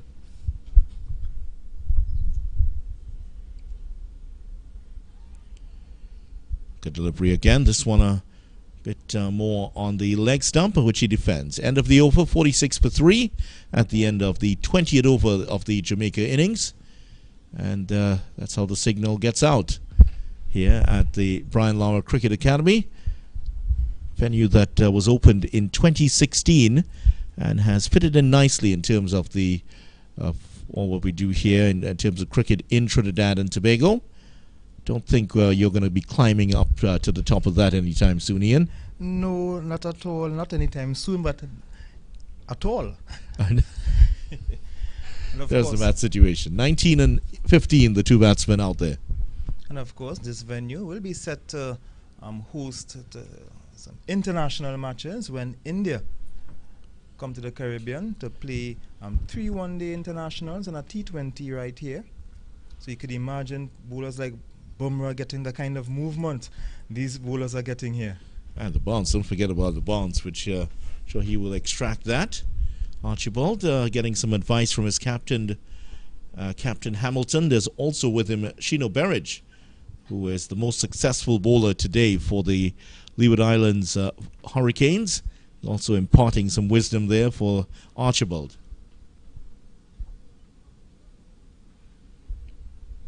Of course, Berridge might be telling him to pitch it up a bit. That's exactly what he's telling him right now, I'm sure. That square, a little bit shorter this time. Left armour, as you mentioned, from played for the St. Kitts and Nevis Patriots and was a former Leeward Islands under-19 player, just playing his 8th first-class game.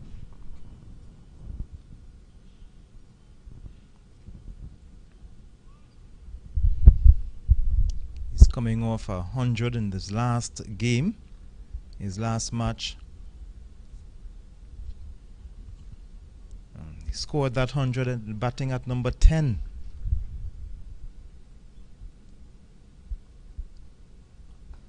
Well, that's driven. That's well fielded there. Square of the wicket by Django, who dived away to his right and made the stop. And that was a better length. He had pitched up, inviting Williams for the drive. So he should be encouraged by that, and of course Burge would be happy with the length of that delivery. Problem for Archibald in that last game. Yes, 106 not out. Second innings he went for 4, so brought back down to earth as cricket usually does. But in that match, none for 55, none for 29. Didn't take a wicket in that game.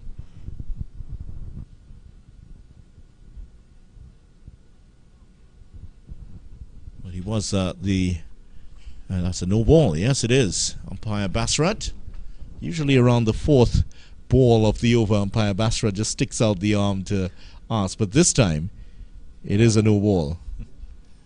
Just making sure that the signal is received loud and clear. Floor just above us here. Scorers are up on the 3rd floor, in fact. That's 2 floors above us. And scorers up there. It's quite a view you get from up there. I don't know if you've ever seen the view, but it's an amazing view of this facility.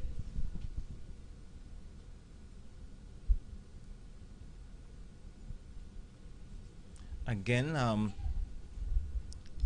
Archibald just bowling just a tad short. And of course, yes, I was in that view for the CPL final when Barbados won the title 2019, beating Guyana Amazon Warriors in that final. Fortunately, that's a name we mention a lot as being beaten in the finals. 5 losses for Ghana. They've been played bridesmaid 5 times.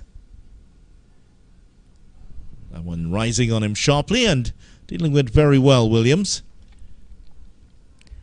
Talking about Archibald, had a very good game against Trinidad and Tobago in that win for the Leeward Islands. 4 for 27 and none for 49. So he's gone wicketless in 3 of his last 4 innings. Before that, he would have played against England in that match at Coolidge. Took 2 wickets in that match, 1 for 67, 1 for 31. For that, you have to go back to the game against Guyana. He played against Guyana in Port of Spain. So he's been in this Leeward Islands team, a big part of their success also, along with Berridge and Louis. And that's one of the reasons why the Leeward Islands are at the top of the table. They're picking up a lot of wickets with the seamers. Don't forget the seamers, once the pacers take a wicket, you get 0.2 bowling points to add to it, add to your tally. And of course, they're trailing Barbados. Barbados also have their fast bowlers. You see Akim Jordan doing well.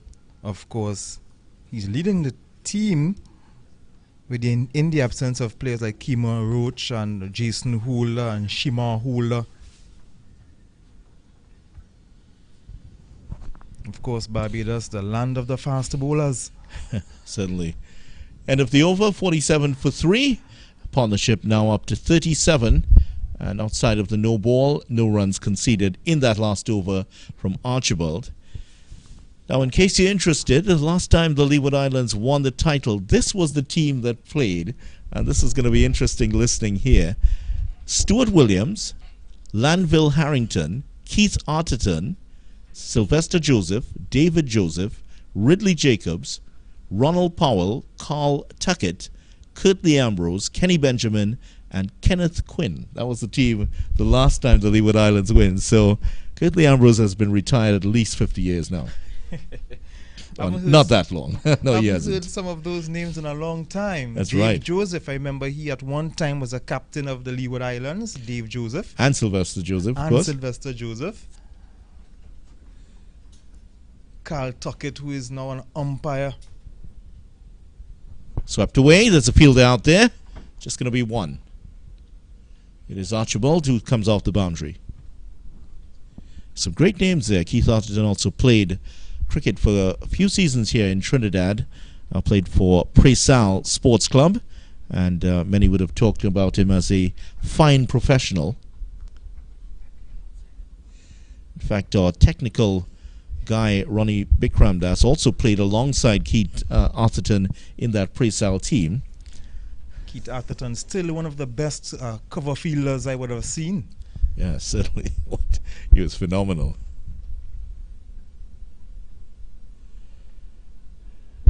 I don't know how Ronnie would have compared, but that's a topic of another discussion. Jamaica 48 for 3 here, so a bit of a recovery.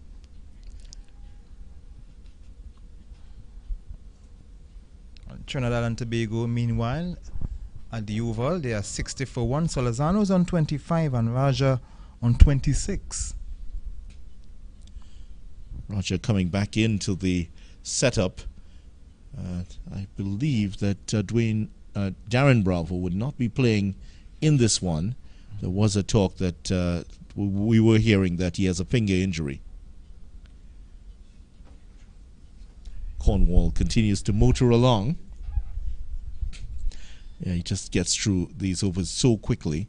Conceded 10 in his first over, and now just 6 runs in the last 4 overs. This is what he does. He builds pressure so well at one end for the Leeward Islands. Jamaica 49 for 3 at the end of the 22nd over of the innings. We're just 18 minutes away from lunch. With the introduction of Rakeem Cornwall, you're seeing how fast the overs are going through. Because in the first hour, there were 13 overs completed. Now, we already 22 overs, and we still have about 18 minutes to go in the second hour. So, and of course, Rakeem Cornwall already bowling 5 overs.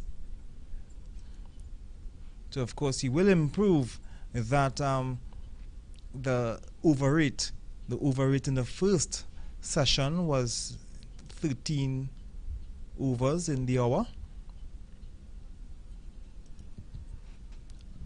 and that includes taking 3 wickets, so he still had time to change a batsman. Here's Archibald to continue here for the Leeward Islands. He's off the back foot. Jangu gets across. Can't prevent the single, though. One more. Well, Jamaica last won a title in 2010-2011.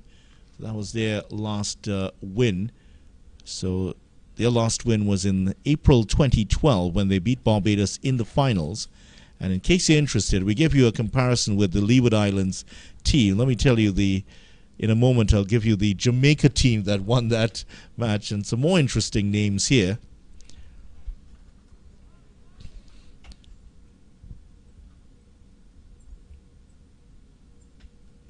He's cut at that, and he was trying to pull the bat away, and that's flown over the slips for 4.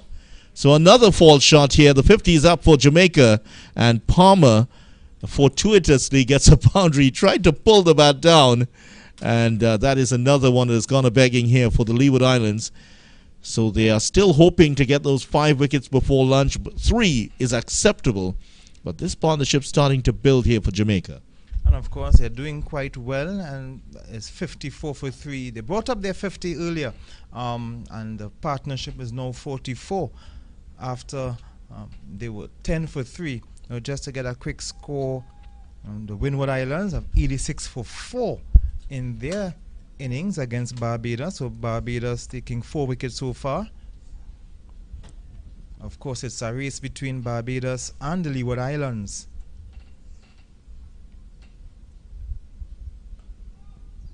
Sure, there will be some inquiries at the Leewards out to find out how the Barbadians are doing. They're a wicket ahead at the moment. They've taken 4 wickets already. I'm sure it's 4 wickets to the seamers. Barbados are very much a seam-dominated attack. Just to tell you that team, the last Jamaica team to win the title, this is a team that played in the finals and beat Barbados by 139 runs. Brenton Parchment, Xavier Marshall, Donovan Pagan, Danza Hyatt, Tamar Lambert, David Bernard, Horace Miller, Nikita Miller, Andrew Richardson, Odin Brown, and Sheldon Cottrell. Yeah, there was a youngster called Sheldon Cottrell who was in that side. Great names in that team. Some very good names. And of course, Chris Gale would have been out on West Indies duty. He would have not been a Carlton Bohr. There's another player who would have been in around the West Indies team around that time, so he would not always been available to Jamaica. But Timor Lambert, who many have regarded a very good captain, but never got a call for the West Indies team. He would have led Jamaica to 5 titles.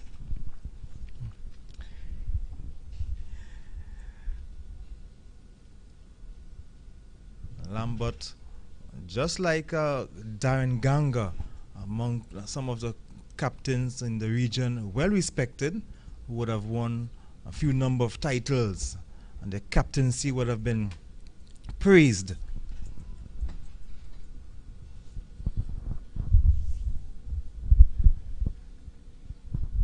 Darren Ganga would have led TNT to that title in 2005. And many fans here in Trinidad and Tobago still very disappointed about those 2 consecutive defeats here in home conditions, especially against Barbados, which is also going to be greeted with a lot of gnashing of teeth. Never want to lose to the old enemy. And as the over comes to an end here, 54 for 3. It's just the manner of the defeat last week against Barbados was certainly that has provoked discussion all over TNT. As we see, there's John Campbell. Yeah, I'm sure he's had a look back at how he got dismissed and possibly has decided, well, maybe I should not have played at that at all. John Campbell, alongside 1 or 2 of the other members of his team there. But there's no Nkrumah Bonner in the team. That's another one of their players that they would have lost. Bonner, who is part of the West Indies team, the one-day team that beat Netherlands on Tuesday after 119 from Shea Hope. 11 to ODI 100 there for Shea Hope. And he hasn't played 100 one days yet. Yeah, he certainly is real talent, Shea Hope, and he's one of those batsmen so easy on the eyes. West Indies cricketer, of course, will hope that he can find his return to that form that we saw back in 2017 against England, where he got those twin hundreds at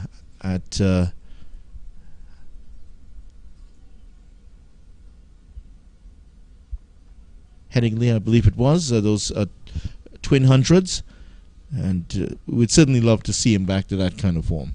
Yes, of course. We do not question his one-day form. It is test form that we are concerned about.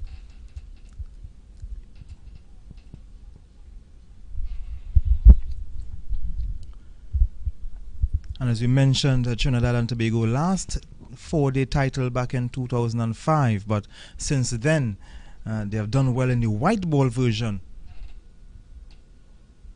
And he's gone. Got him, yeah. So, and it is Powell who's taking the catch. Rakeem Cornwall strikes, and Jamaica lost their 4th wicket.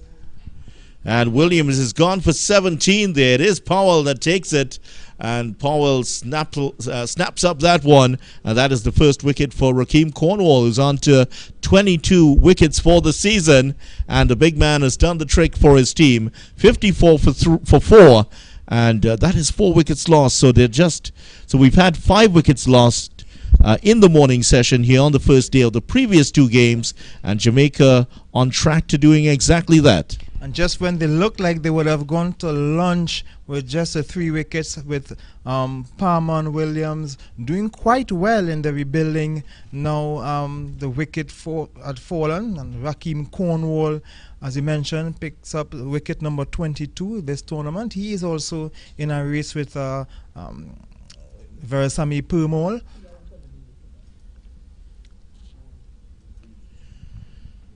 So it is Williams who has been dismissed there. Aldrin Williams goes back for 17. Paul Palmer is still there, and Durval Green is coming. Trying to remember when Green would have batted in that last game. Trinidad and Tobago. Well, the Red Force would have played in that last game, but before that,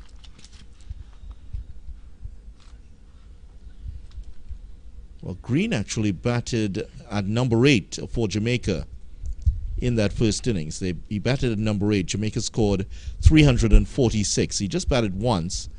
So Green coming up a little bit higher here. Bit too early for night watchman, isn't it? Could it be lunch watchman? That might be a distinct possibility here. Jamaica in a spot of bother, 54 for 4, still 1 wicket less than the opening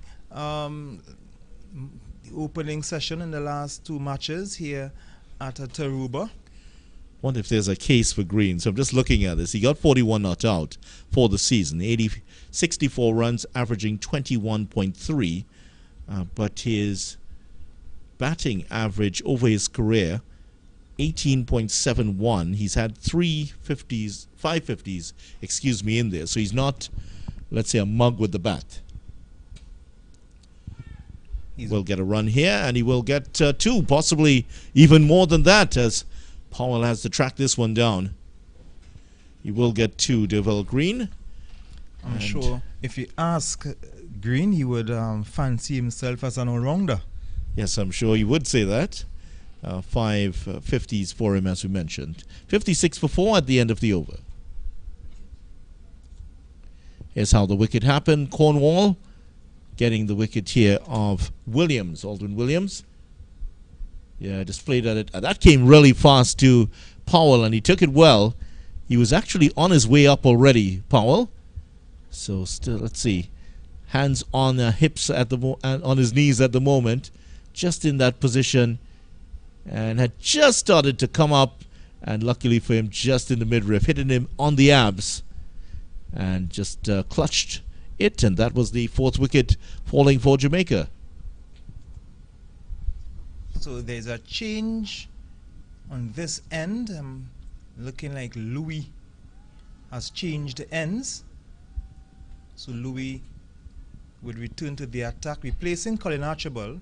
Let's see what kind of movement Louis would get here, because he was bowling a decent line and length from the other end. Now he's going to fancy himself bowling on the end that Burridge was bowling. As a replaced Colin Archibald, here he is. Cut away, straight at the fielder. Well fielded once again. And it is Django who's taken the hat off.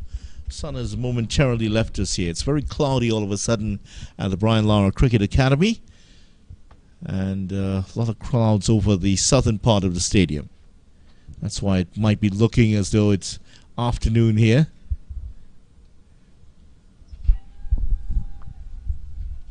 It's 5 minutes away from lunch, so we could have one over after this one possibly.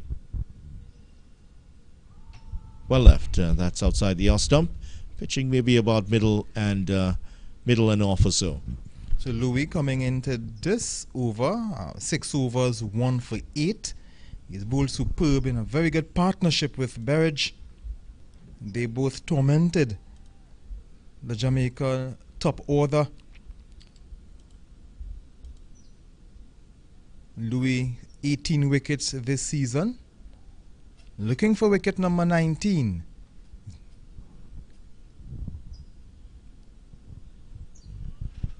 Bit more bounce this time. Has made it all the way up to West Indies B, Jeremiah Louis, but hasn't quite been able to break into the West Indies team just yet. 43 matches, 106 wickets, and perhaps some more performances is what we've seen from him this season. Could put him on the fringe of a West Indies A team, and perhaps even a chance to break into that West Indies team.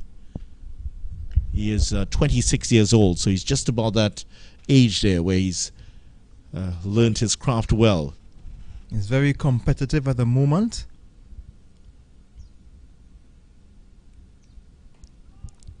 Maybe not the pace to really trouble a lot of batsmen at the top level, but capable bowler here. It's really competitive now, because now you have the incumbents.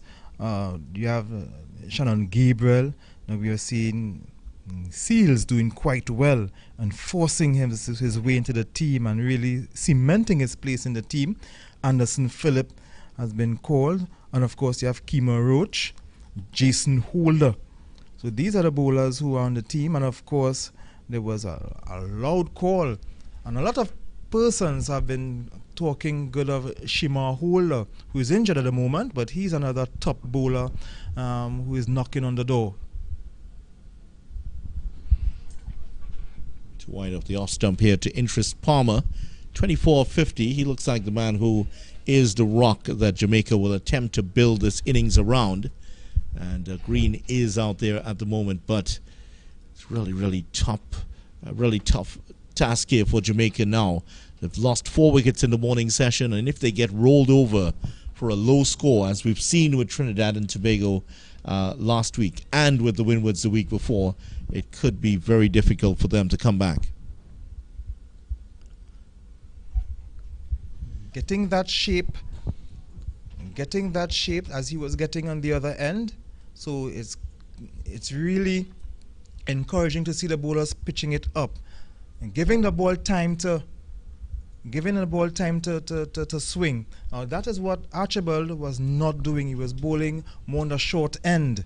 Now perhaps Hamilton want to see a lot of the success that Burridge was getting earlier, and now Louis is doing that. He's pushing the ball up, forcing the batsman to come forward on the front foot, and that is where you will get the edges with the movement you are getting. So Durval Green, who is on 2, and in case you're wondering about his batting ability, he has 994 runs at first class level, just 6 away from 1,000 runs. That's a great achievement for him. 1,000 runs and 89 wickets already, so he's So this is a very capable player that we've seen here that for Jamaica. 33 matches, so he's done it in a fairly good amount of time also. Of course, Cornwall's not going to be easy to get runs off. And of course, Green will be looking forward to another season in the CPL with the Jamaica Talawas.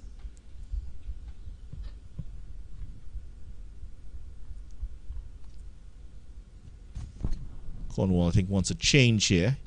He's asked the short extra cover to go into, well, the extra cover to, where's he asking him to go? Well, he's going to keep the extra cover. He's just changed of personnel. He's now put Archibald, the left-hander there. Good move, because Archibald with that left hand can cover a wider area than a right-handed player. There's a mid-wicket in place. Short leg. First slip. And remember, this is the last over before lunch, so he's trying to play with the batsman's mind here. There is a point in place in Ross Powell.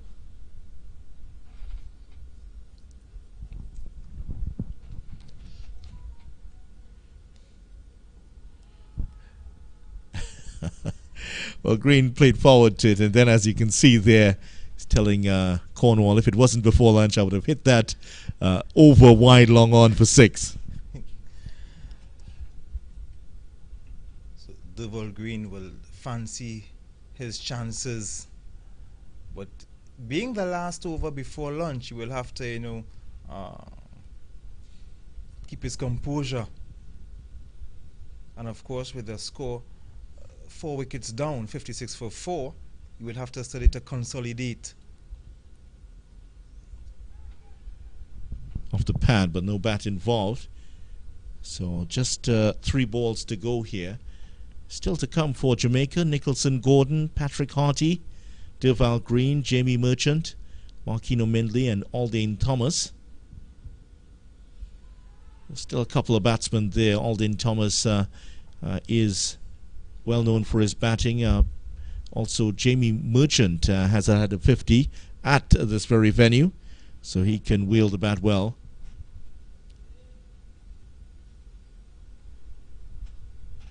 Won't get a run this time. So that is going to end off the over, and that is lunch here on the first day of this West Indies 4-day championship match at the Brian Lara Cricket Academy between Jamaica Scorpions and the Leeward Islands Hurricanes. The Leeward Islands, in their attempt to press for their first title in a generation, since the last century to be exact, Jamaica 56 for 4, advantage to the Leeward Islands after the opening passage of play here. Yes, of course. Any team taking 4 wickets in the opening session, they will fancy themselves, and of course they were also restricting Jamaica to just 56 runs. So that's Jamaica under the gun here. So the Leewards are happier of the 2 teams. Certainly will be. The Leeward Islands only allowing 40 runs in that last hour. Jamaica recovering after getting 16 runs and losing 3 wickets in the first hour. But 40 runs and just a 1 wicket in that second bit of play. So a slight recovery for Jamaica, but still not a great picture. 56 for 4. And in terms of the bowling, it is Shino Berridge has been the story of the morning. Excellent figures for him as he's taken a couple of wickets here. As you can see, Berridge picking up the early wickets. There he is, 2 for 16. Shino Berridge, a wicket apiece for Louis and Cornwall. Archibald, 3 overs for 10 runs. Didn't make the batsman play a lot, but overall the Leeward Islands are in charge here after the first session of play. 56 for 4. We will resume in just over a half an hour's time here at the Brian Lara Cricket Academy. The news is, at lunch, Jamaica 56 for 4 in this massive battle against the Leeward Islands Hurricanes.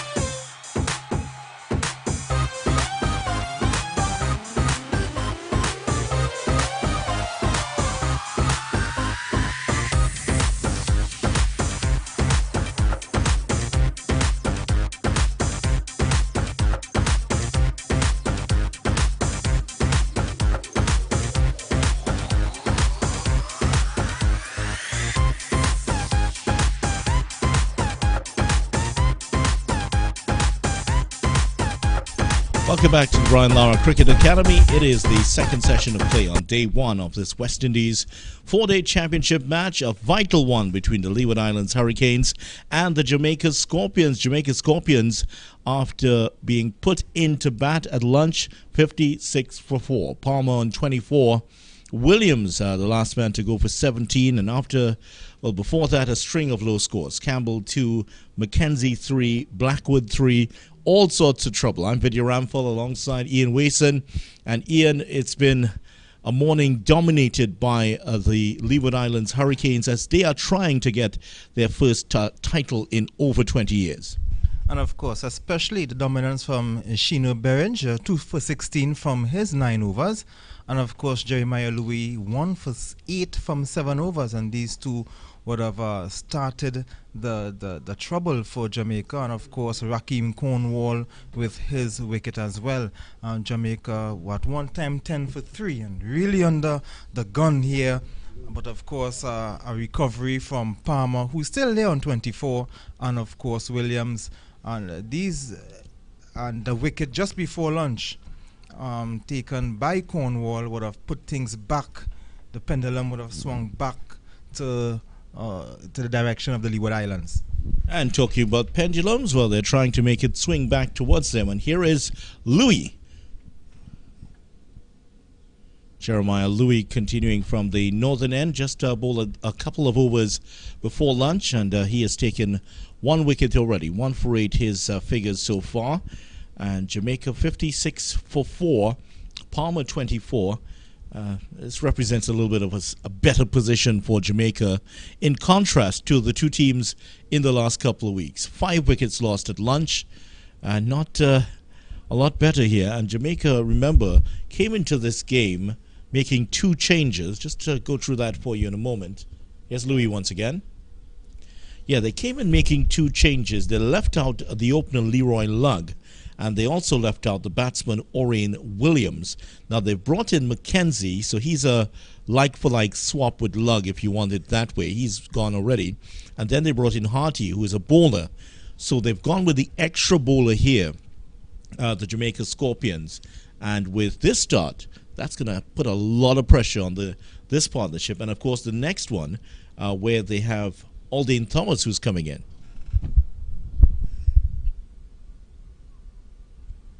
Yes, of course. So bringing in the extra bowler, of course, that would mean you're one batsman short. And having a start of 10 for 3 would not have been in the script that Jamaica would have wanted to be reading from. But thanks to Palmer, there's some sort of a mini recovery. They still have a long way to go again. He's on 24. Green, we were having this discussion earlier. A bit of a surprise for Green to come in at number 6. Very big surprise, I'm sure, to many in Jamaica also. Not to Mr. Green, though, and the Green family. He has 5 50s. He's quite a capable batsman, and as we pointed out, he still has 6 runs to go to cross 1,000 runs. 1,000 runs over 80 wickets at first-class level is very, very respectable. Yes, I was looking at his stats, and I was impressed with his stats. And of course, playing a couple of T20 international, T20 CPL games, maybe pushing for him to play international. But this is Louis. Better delivery here by Louis, forcing the batsman to play this time. Yeah, he's played for the Jamaica Tallowas also, so still yet to break into that international setup. He'll have to do a bit more. 5 wickets in the last game he played here, though.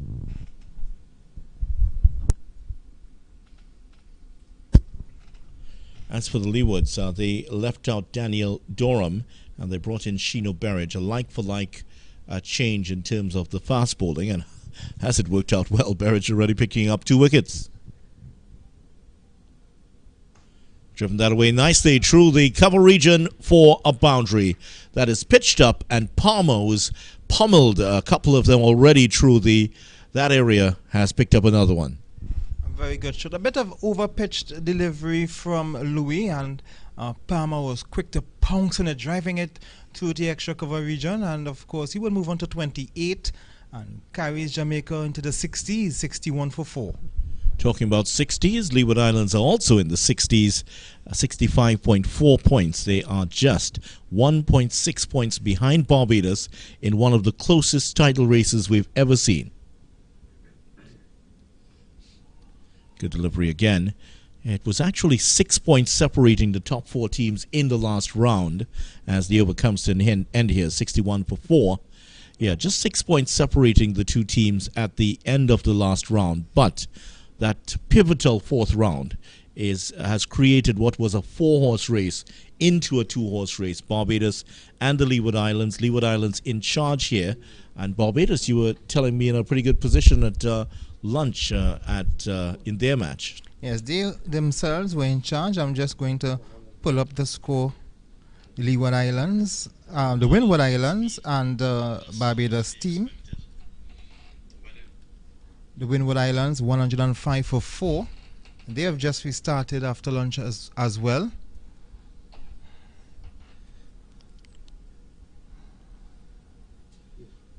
$61 for 4 here. 27 overs bowled.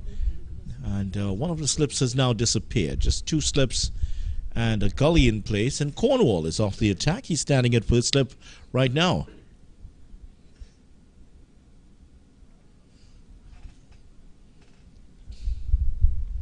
Well, this is Devon Thomas. And there's the number 100. We are talking about that. He's gotten the shirt earlier today. He's playing in his 100 first-class game. And yes, in spite, he's a wicket keeper, he's a batsman. He also can bowl some tiny medium pace. So he's doing it all. Of course, he would have made a West Indies team in the past as a wicket keeper. And now he's playing as an all-rounder, batting and bowling.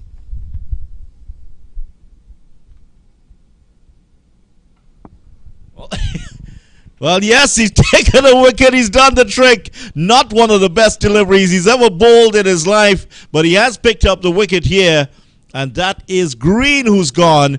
A short delivery outside the off-stump, cut it straight to the fielder, and that was brilliantly taken. But of course, Green will be looking back at this replay and will be very unhappy with himself. That was a ball short and wide. I'm sure that even Thomas will be surprised that he would have gotten a wicket. But of course, a wicket is a wicket. The records doesn't the records would not describe the delivery or describe the ball. It will just mark 1 wicket. And of course, Thomas will be happy with that. And Jamaica, just like that, they are 62 for 5.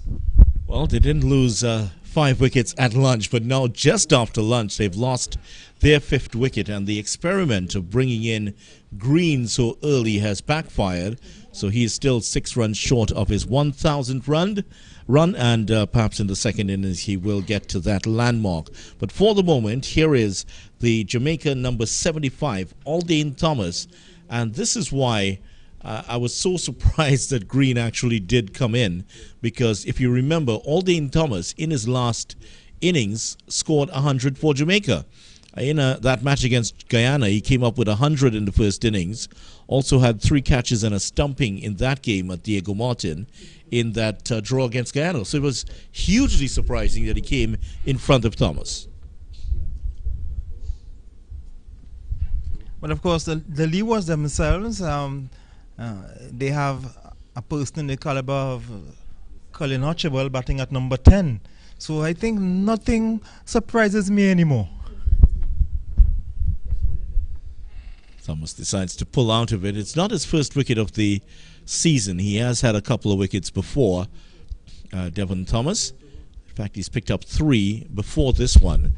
And this is his 30th over of the season. So he has not bowled a lot.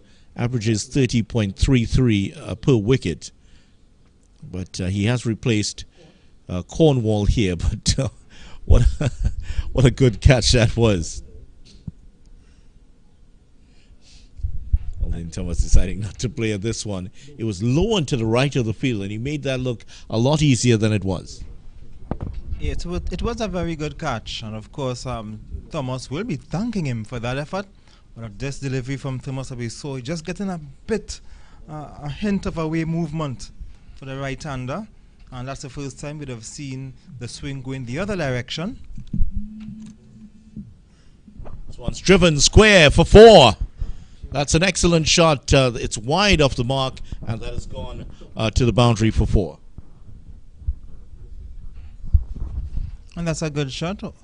Thomas getting off the mark in a very nice fashion. Jamaica moves along 65 for 5.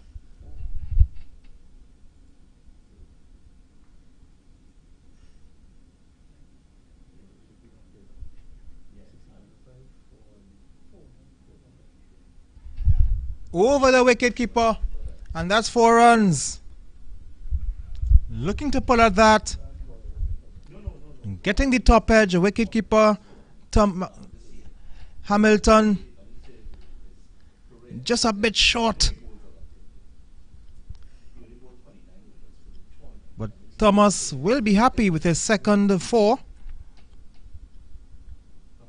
Albeit an edge, but he will actually be happy with that 4. So it's 69 for 5. Thomas not back to back, but back to back 4s.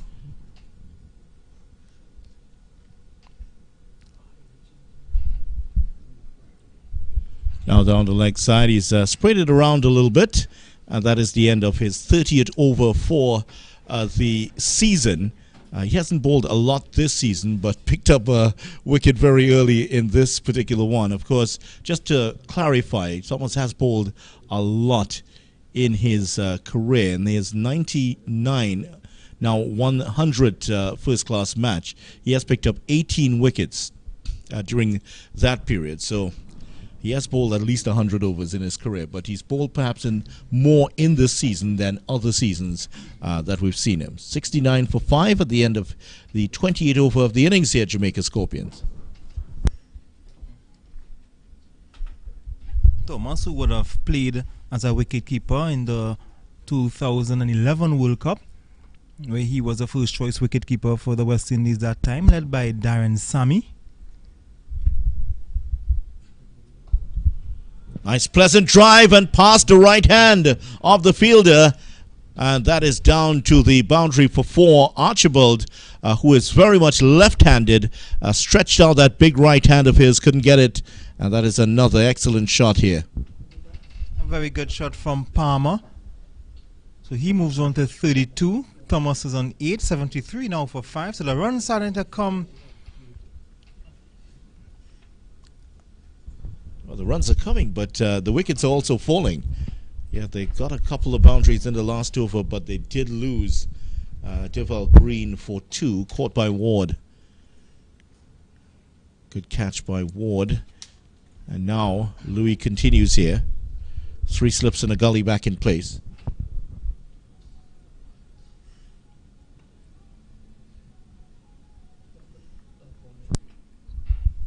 Played back to the bowler, so the Scorpions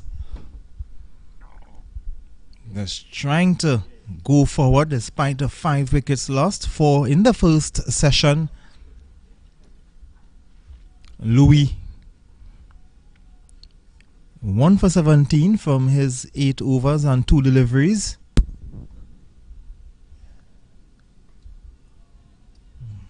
Confidently played on the onside. Just the 4 options used here by the Jamaica Scorpions: Berridge, Louis, Cornwall, and Devon Thomas. Archibald is the 5th, sorry, excuse me. Archibald was also used. Haven't seen anything of Ward just yet.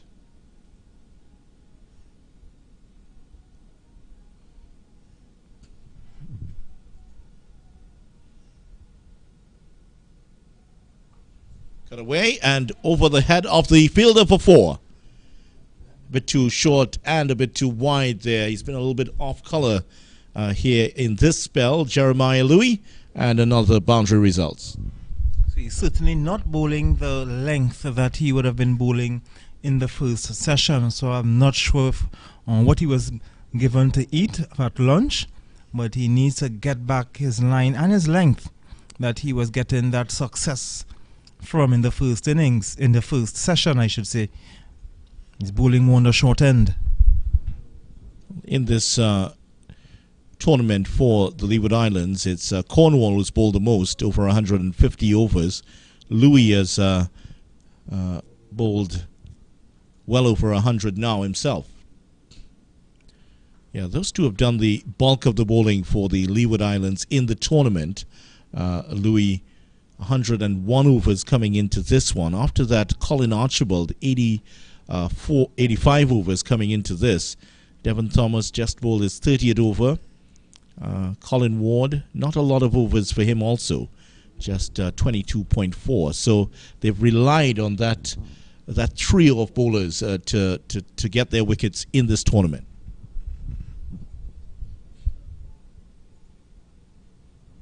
And I wondered how much that is affecting them now. As you go into the last round, it's quite an intense tournament with these 3 rounds back to back to back. 73 for 5 at the end of the over. That was a good line delivery to close off the over from Louis. He's going to see Thomas continuing from the southern end. So Thomas will be bowling to Thomas. Thomas to Thomas.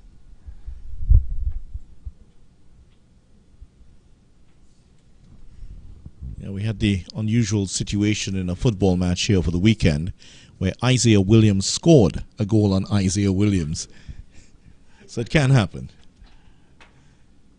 What I'd really be impressed is Thomas scored Thomas, bowled Thomas. And what if we had Usain Thomas in the team and that would be good. And both Thomases batting together and a Thomas bowling. Never had that one, but there have been some strange combinations like that. Oh, that's wide outside the off stump. No ball called by umpire Ramdani. Just confirming with Devon Thomas. He's very much a bowler's umpire Ramdani, just indicating to the batsman, just to confirm, yes, you did go over the line. There was something similar like that when I was young. We were watching a cricket game. I'll get back to you. That was a while back, was it? Very while, a long time back. Cut away. There's a fielder out on the point boundary at the moment, and that's just one. So I was at home looking at cricket with my brothers. He had the same name as Dad, so we call him Junior, and my other brother Keith. So we were watching West Indies versus Australia. So Junior Murray was wicket keeping, Keith Atherton was in the team, and of course Ian Healy was batting. So they were Ian, Junior and Keith all involved in the cricket.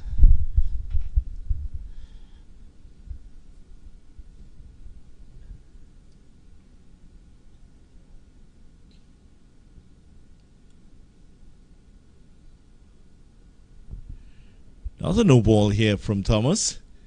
It has been a fairly expensive experiment here. He has gotten the wicket, but picked up there. They've given up a couple of boundaries, and now a second no ball in a row.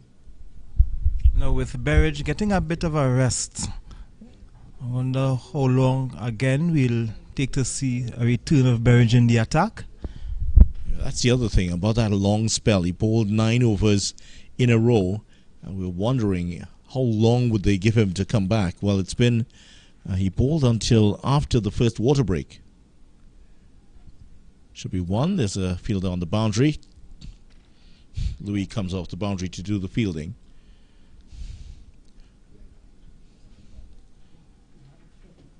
Leg by was the signal, by the way, from umpire Ramdani. 81 for 5. So Thomas on 9, Palmer on 37. The wickets tumbled in the first hour. 10 for 3 Jamaica at 1 point. Slight recovery, 81 for 5. One feels that they may not be rolled out for 130. This one's played in front of square. That could go to the boundary. It will. The man out there, Django, was in a backward point position, and he couldn't catch up with that. That is hit very well indeed. And Thomas picks up another 4. Thomas really picking Thomas here. He moves on to 13 from 8 deliveries. A bit on the attacking side. Not the same ring to it. There was a instance where John Arlott, the famous English commentator, was on, where there was man bowling to man. Hit him for a boundary, and of course he gave the famous response. Arlott said, in describing it, another example of man's inhumanity towards man.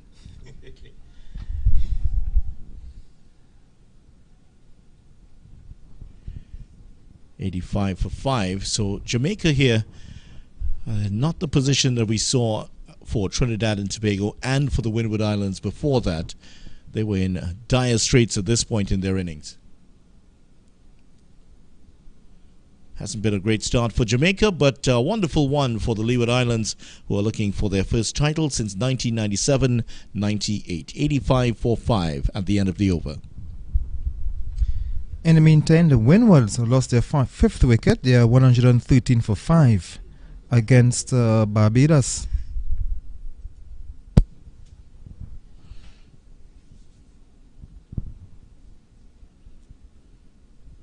Another over here from Jeremiah Louis. We have mentioned his wickets during the season, 18 so far, and Cornwall 22. Colin Archibald yet to add to his. Those three have taken the most wickets for the Leeward Islands in this very successful season, and it could be ultimately their most successful in 24 years if they go on to take the title. Of course, Jamaica are never going to be pushovers. From what we've seen of Jamaica teams, cricket, football, whatever, defeat is not certainly a part of their lexicon. Of course, and they will go down fighting. They will not give up at all, and of course, their bowlers will be encouraged by what they are seeing. Of course, when Devil Green, who has been bowling quite well, when he gets his turn to bowl, he will be happy. Naughty looking shot there. Not quite in the slot, but Palmer thought he had a shot at that. 36 he remains.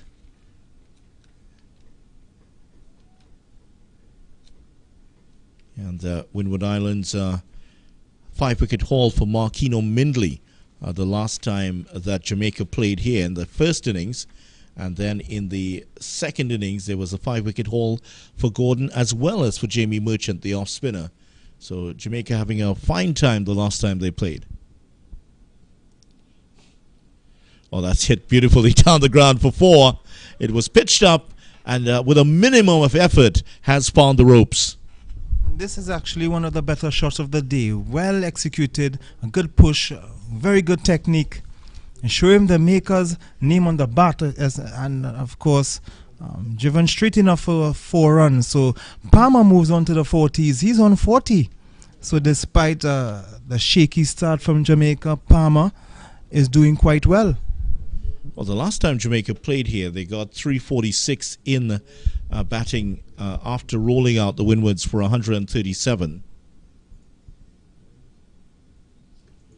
And what was big for them, they were also in a fair amount of trouble. They got a great start between Lugg and Campbell of 71.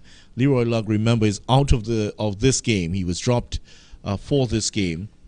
And after that, they went into a period where they started to lose wickets fairly regularly, but it was a big partnership for the 8th wicket that lifted things for them between Brandon King and Jamie Merchant. And that's where things turned for the Jamaica team in that match. Full toss, straight to the fielder this time. That's well fielded by Archibald coming across. Now here's the interesting thing. There's no Brandon King. He's with the West Indies team. Lugg has been left out. Merchant is still here though. He's the only common factor that's still here. And of course, congratulations to King in his role, in his part that he would have played in the West Indies win yesterday.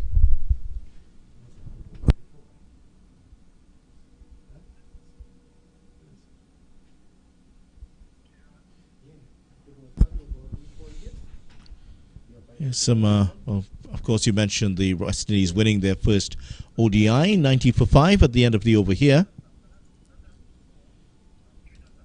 Also there's the West Indies ODI series in Pakistan has also been moved to Multan. The games will stay at the same dates, the 8th, the 10th, and the 12th. But it now will be played in Multan. The first time that matches will be played in Multan for 14 years. Oh, that one coming back in. He was celebrating almost before the ball got to the batsman. Still get two. That was one that went against the grain. The other deliveries have been swinging away from the left-hander, but a great adjustment there by Palmer, who's been in for quite a while to knock that one away for two. Yes, of course. Because he has been there quite a while, he's seeing the ball a bit comfortable now. He's played himself, and he has positioned himself to carry on to get a big score. So he's on 42. And of course, as you mentioned, the West Indies taught Pakistan. West Indies have a busy time because as they come back, they have a test series to start against Bangladesh. Yeah, and a small matter of 3 matches against Pakistan, led by one Babar Azam, who is always impressed with his batting. What a wonderful batsman he is. Even at under 19 level, he scored 100 against the West Indies in the World Cup. So just seems to like the West Indies bowling. And Shadab Khan now elevated to vice captain. What a team that Pakistan team is. It's going to be a formidable team for the West Indies to come up against. Fakhar Zaman also in that team. And certainly this 3-match tour of the Netherlands will help the West Indies a bit of a tune-up.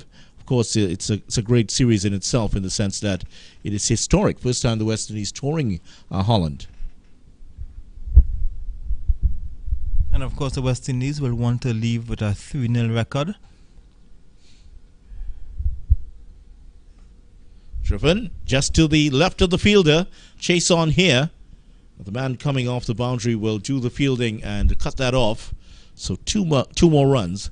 The runs flowing a bit more in the post-lunch session with the introduction here of Demon Thomas, and with the other man, Jeremiah Louis, still not settling perfectly well here. There have been a lot more runs on offer since we've come out after lunch.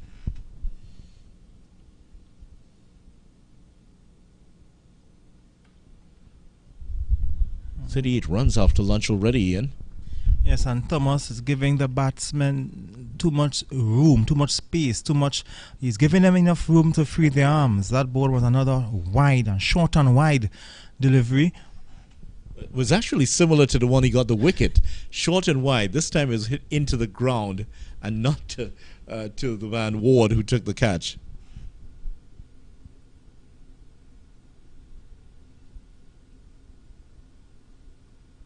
This one is better lined and the better length as well.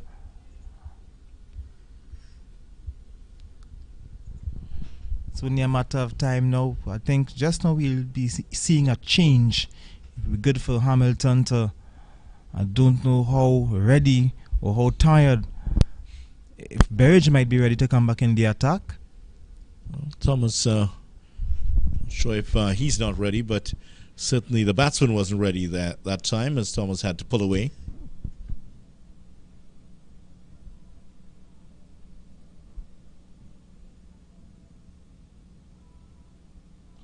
Good delivery. Well, he might get another over. He's produced 2 or 3 good deliveries in this one.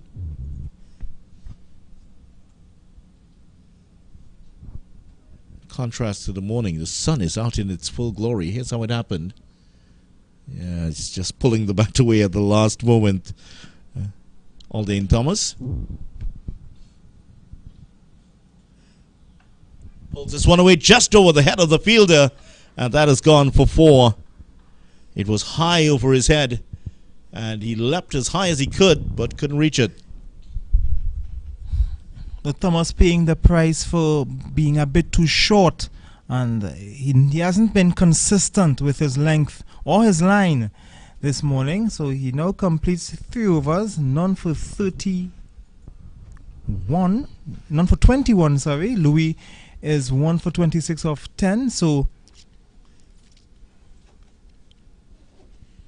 yeah, End of the over. The fielder, in case you were wondering who the number 97 is, that's Kofi James, the fielder who's on for, he's on at the moment. I'll identify for you in a moment who is off the field right now. Didn't see any injuries, so wonder if it's I'm seeing Django out there. He's on the boundary, so yeah, all of the usual suspects are there. Might actually be Berridge.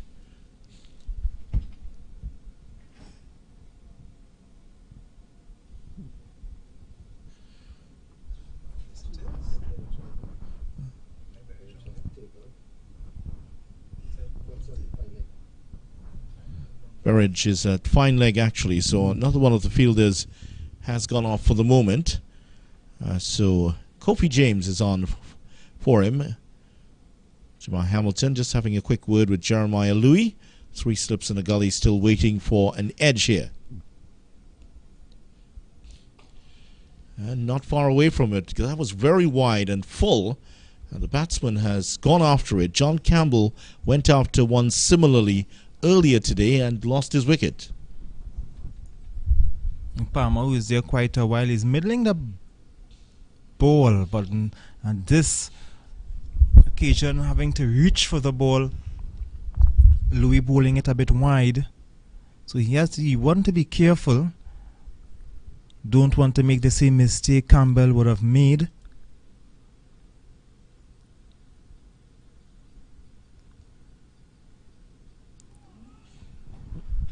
Left here by Palmer.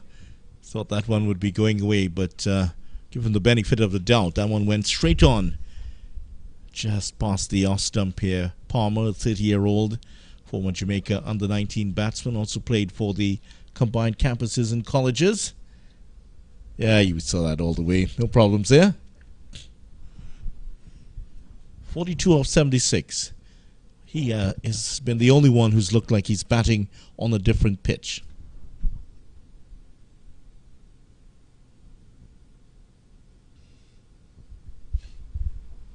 And his judgment against that ball outside the off stump, swinging away from him, has been a lot better than the other batsmen to feature today. Yes, he has been watching the ball and he has been leaving them. He's been leaving the ball that have been moving. So he has been watching the ball quite purposefully, and he has been doing quite well. Of course, he's been there for 77 deliveries, so he's seeing the ball. But of course, I'm seeing that Louis is not moving the ball as much as he was earlier.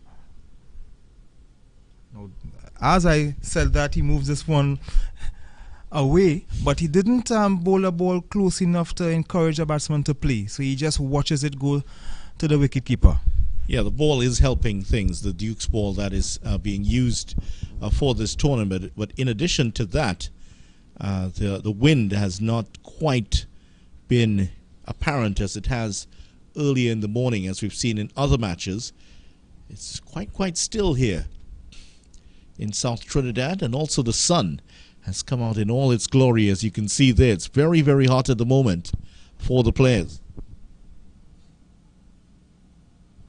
It's quite an energy-sapping sort of evening. Even for us sitting up in the air conditioning, it's also going to be difficult. Our technical man, Ronnie, is wilting away to our right.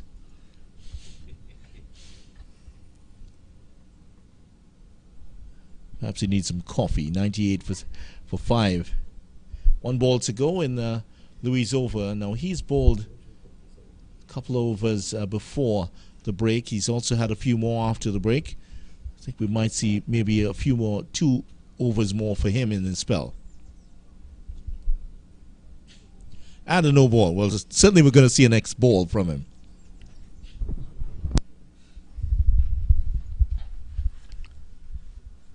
Jamaica just 2 runs away from raising their 100. In fact, 1 run away. They are now moved on to 99 via that no ball.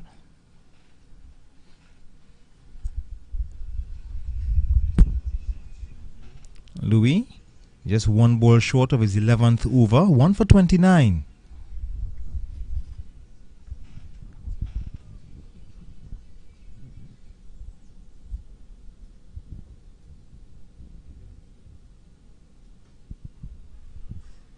Well judged single. The batsman completing that run without any alarms. So, end of the over. 90, that's the 100 up for Jamaica. 100 for 5. 33 overs. I'm not sure how good your arithmetic is, Ian, but 3 runs and over would certainly be it. Yes, just under 3 runs, just about that. At least they should be happier, a lot more happier than they were before. 56 runs in the first session. They've already added 44 runs. We are still in the first hour in the second session, so their run rate is a lot faster than they were in the first hour. Yeah, just about 35 minutes, and they've added 44 runs. So the flow of runs certainly will trouble the mind here of Jamal Hamilton, as he's seen his team give up the most amount of runs they've given up in any half-an-hour block in this match so far. So he has decided to arrest that flow by bringing on the miserly Rakeem Cornwall, who has dried up the runs. Rakeem Cornwall back on the attack here. And just to give you Cornwall's figures for the day so far, I'll just have to refresh my page here. But Cornwall he gave away 10 runs in his first over. And there it is. Cornwall 1 for 18 in his 7 overs. So 8 runs conceded off his next 6 overs, 48 balls. And that tells you what he can do. He can dry up runs at one end and build the pressure. Rakeem Cornwall, who would generate extra bounce from that height.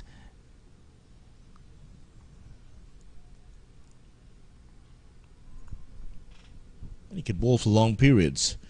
It's not unusual to see Cornwall bowl for an entire session. He just holds on to one end and that's it. Swept away, just paddled around here by Palmer.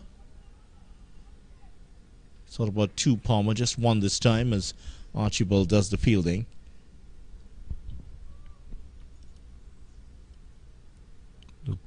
Palmer confident enough to play that sweep shot, even when it was on the stumps.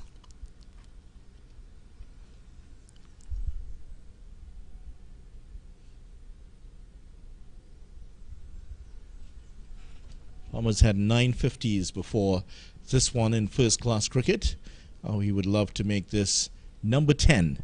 300s to go with that. Sure, Jamaica would love to get 100 from him.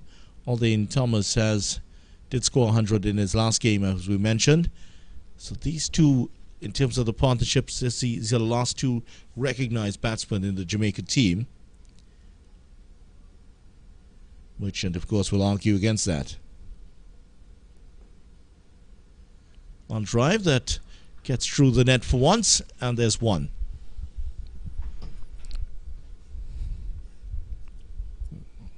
Thomas moving on to 20, and that will bring Palmer back in the attack.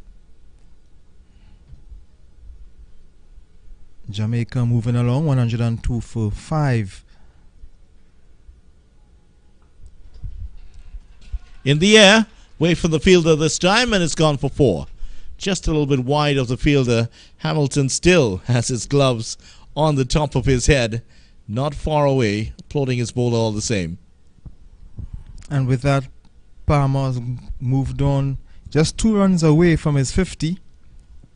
And I welcome the 50 at that. Jamaica, who were at one stage 10 for 3. They moved along quite well. And Thomas is doing well for himself as well. He's on 20 from 17. 90 runs for the loss of 2 further wickets, so slight recovery here from Jamaica. If they still get rolled out for under 200, they wouldn't be happy with that first inning score.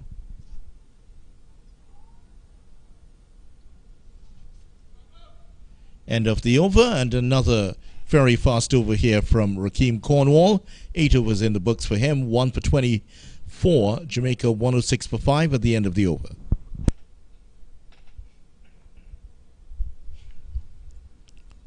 looking to see who will be coming back from the northern end. So it looks like Devon Thomas will just be changing ends. He will be coming from the northern from the northern end. He picked up the 1 wicket from the southern end. He's had a good tournament with the bat, the 100 against Barbados in that first game. 58, against Barbados in the first game. He got 58 there.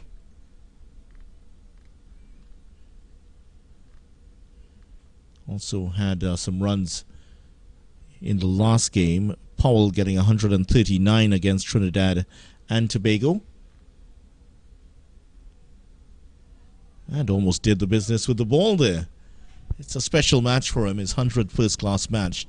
And I'm sure that he would want to turn in a great performance with the bat also for his team.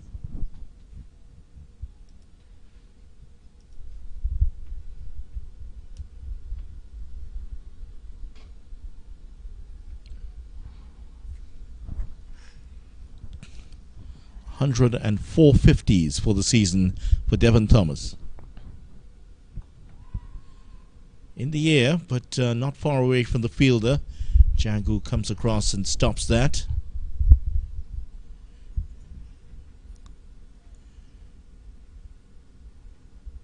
So Thomas fancying himself 1 for 21 already. He just have been leaking runs a bit.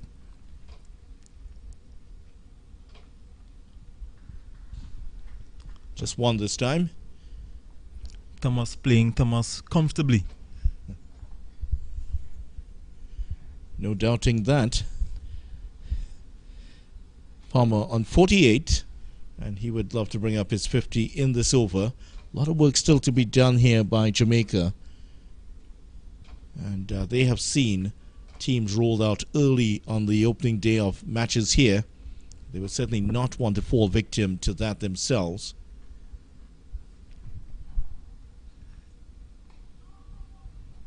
Even in the match against Trinidad and Tobago, the first one of the season, Jamaica were bowled out for 141 in only 51.4 overs. They went on to lose that match by 3 wickets. So, in the 3 rounds that we've had here, we've seen that happen. So, if you get bowled out on the first day on this wicket, could be curtains. Cut away. It's gone past the fielder this time.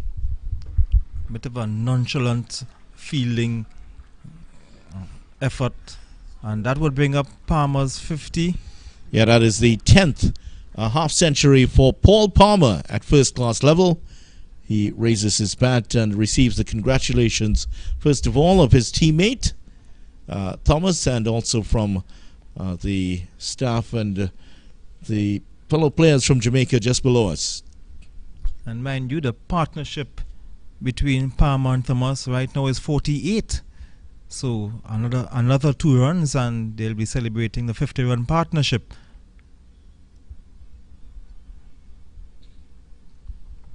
So that's over ends with the milestone coming to Devon 2. Paul Palmer picking up the 50, and this partnership has started to trouble the Leeward Islands Hurricanes here. 109 for 5. It's a good knock from Palmer. He came at a time when Jamaica really needed a knock, really needed somebody to stand up. And here he is. 50 runs later, he's still there. And of course, he's joined by Thomas, who's doing quite well. Better than a runner ball. He's on 21. Yeah, Palmer came in with a score at 7 for 2. And during his time there, 109 for 5. Yes, they have lost 3 wickets. But they've also gotten 102 runs, and he's contributed 50 of those. This one's swept away. There's no one out there. And will that go? It's just a bounce into the boundary for 4. A little bit shorter here from Cornwall, and it got the treatment. So Thomas he's going blazing here. He's on going better than a runner ball. He's playing almost a T20 innings in the context of this game. He's counter-attacking here, Thomas. He's been very positive, and that's another excellent shot that could find the ropes. Just slowing up at the end, but it will get there. Consecutive boundaries here for Alden Thomas, and his 100 in the last game has certainly given him a lot of confidence, and he's batting very positively here. He's been the ideal foil for Paul Palmer. So Thomas motoring along, just 22 deliveries.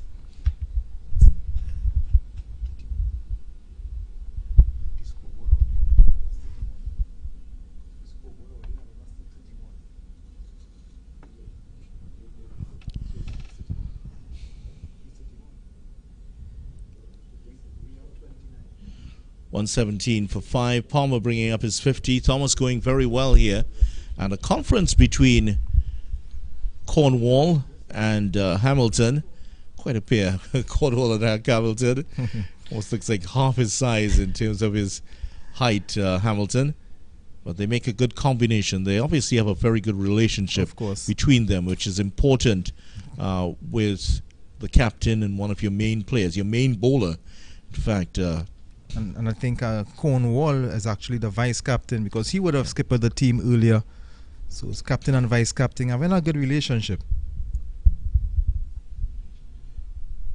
Another run here. This time it's for Thomas, and he picks up 2 more. So he continues to get runs.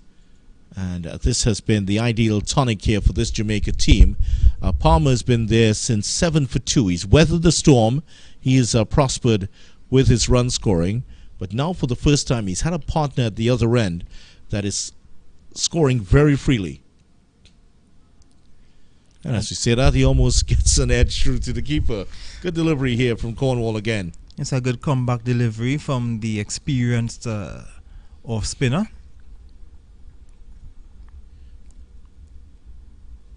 A lot of spaces on the offside there, almost inviting him to play against the spin here. Like that. And that's why he gets the wicket. Looking for the massive spaces on the offside. Went for the reverse sweep. It took the top edge, and an easy catch as you'll ever want for Kieran Powell. And that is the wicket. They've gotten the wicket here of Thomas. He's out for 31. And just at a time when Jamaica, looking like they were getting back in control of this game, lost a wicket at a crucial time. Thomas caught for 31. I would like to see the replay of this dismissal. Again, we have batsmen trying all kind of different things instead of playing it simple, playing the basic cricket, playing straight, coming forward. But when we see the proliferation of reverse sweeps and sweeps, sometimes it raises a lot of questions. You're seeing the situation, you're trying to rebuild. It's 119, at the time it was 119 for 5. It's now 119 for 6. And you're dismissed playing a shot like this. He get carried away there, maybe a little bit. He started very well, and you could understand his intent. He's trying to score through the offside, but with a bowler of the speed at which Cornwall bowls his off spin, that shot certainly not on. Maybe have taken the gloves there, and an easy catch for Powell. But a ball like that, Vidya, if a ball is full on the offside, I would like to see batsmen coming forward and driving. But things like the reverse sweep and this sweep and that sweep, it begs if batsmen are really reading the state of the game. This is red ball cricket. This is a situation you are trying to rebuild. I don't think that reverse sweep should be anywhere near the batsman's mind at this stage. Certainly wouldn't be high on the agenda. Here is Merchant now. Merchant averages 31 for the season. High score 58, which he got here at the Brian Lara Cricket Academy. And Jamie Merchant will have good memories of that innings. He was batting in the company of Brandon King. King, incidentally, getting his second straight 100 here at this venue. But he is now gone with the West Indies team and actually had a really good innings again yesterday against the Netherlands, bringing up his 50. Jamal Brooks also getting a 50 for the West Indies as they won a rain-affected match by 7 wickets. Jamie Merchant has had 250s in his career. Career average just over 22. He's had a better time this season. Yeah, you see, those are the spaces. That is what was bothering Alden Thomas. He felt with that reverse sweep, he could have gotten a couple of runs, but it has cost him his wicket. 119 for 6, the Jamaica Scorpions. A very good wicket in terms of timing for the Leeward Islands. Jamaica now, the Merchant has to start all over again now, and Palmer has a new partner. And that partnership coming to an end. Raheem Cornwall, 2 for 34 so far. Devon Thomas will continue.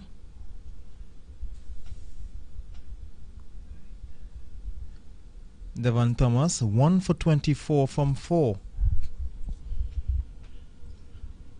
I told you about the 3 previous matches here. All of the teams, 3 of the teams that batted first were bowled out cheaply on the first day, went on to lose the game. So just swinging late as it passed the batsman here from Thomas.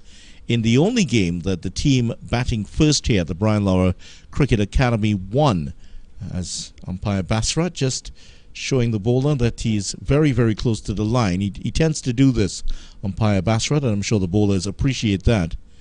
The only game that there was the team batting first going on to win here at the Brian Lara Cricket Academy was TNT versus Windward Islands. And in that game, even in that game, Trinidad and Tobago were in trouble. They lost their first 3 wickets for 22 runs. But the partnership that really broke the mold was a 112-run partnership between Jeremy Solozano and Yannick Karaya. Now, that partnership actually ate up 47.4 overs. And that's very similar to what we saw between Brandon King and Jamie Merchant in the game Jamaica won here. So that's the type of application you need on this pitch here at the Brian Lara Cricket Academy if you are to win a game. Not the easiest for the batsman. And this is the kind of grounds video will make a very nice test venue. You want to see that kind of application in test cricket. He's gone for this one on the ground. Django's coming across. They've gone for 2 here, and they've gotten it quite easily in the end. That's 2 more for Paul Palmer, but it was uppish for a while. Didn't carry to Django.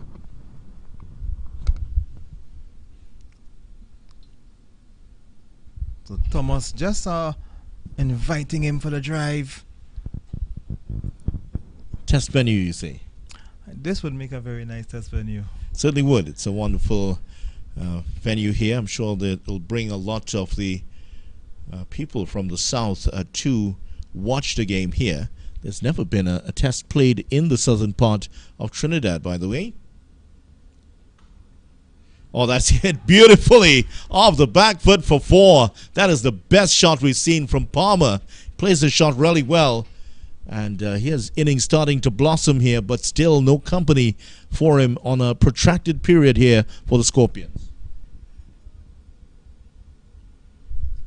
That's an excellent shot. Finding the gap perfectly. Perfectly for 4. All of the test matches here, by the way, have been played at the Queen's Park Oval. That's in Trinidad. First class venue in the south was at Guaracara Park before this one. That's a good looking shot here. That's Django making the save.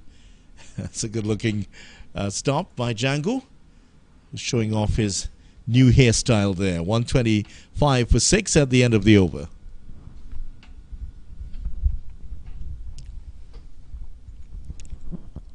Of course, we'll start off with the one-day international, with the T20 first. That's against India. First international match to be played here in the Southland. Of course, and of course, Trinidad and Tobago known as the venue for having the Queen's Park Oval for many, many years. So the Brian Lara Academy in South Trinidad joining the Queen's Park Oval as an international venue. And of course, they have been hosting the CPL final for the past few years. And now they have been getting that they will be graduating. Nice looking on drive, and that is Merchant on his way for one. Yeah, so when I say international matches being played here in the Southland, that's of course in men's cricket. South Africa and the West Indies have already played here in women's cricket. But in terms of test matches, none played in the South here. So it certainly is going to be a big occasion when India come calling against West Indies here in South. I don't think there'll be too many empty seats around. The atmosphere is really nice when they hosted the CPL finals. People in South love their cricket, and it's going to be well supported. No matter where it is in Trinidad and Tobago, the cricket will be well supported. Devon Thomas is walking by there, 100 on his back. What an achievement that is. Trying to repeat the shot from the last over. Palmer wants a change here. Wants another one of those gloves change. Cornwall is ready to come at him.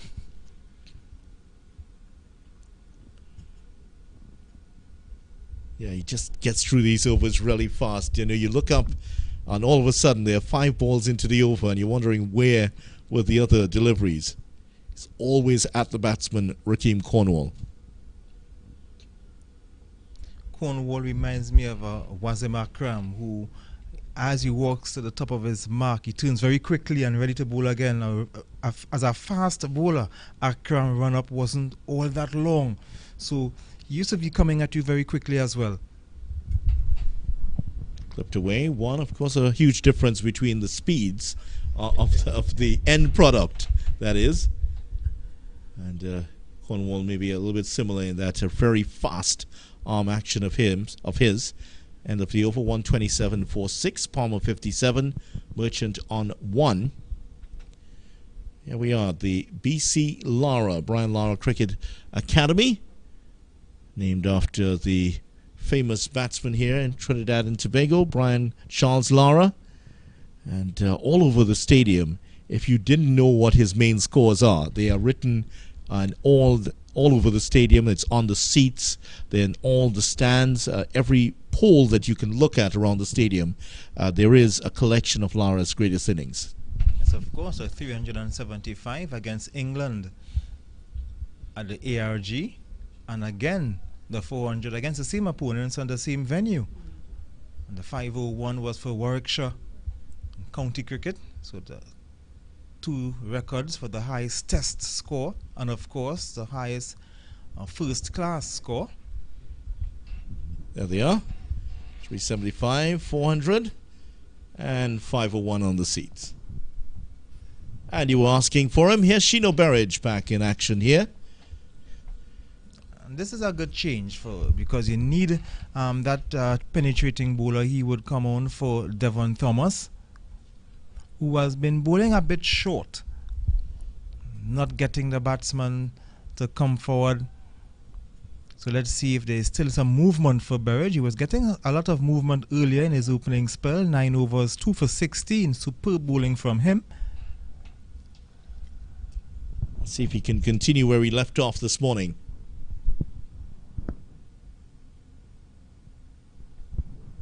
Well, it starts off down the leg side, but this morning, what was so good about him, he's not electric pace as we pointed out, but he's fit, he's energetic, he has the stamina to bowl long spells, and he was able to get that ball into the channel outside the left-hander's off stump quite regularly and picked up the wickets of John Campbell and also Jermaine Blackwood driving straight back to him.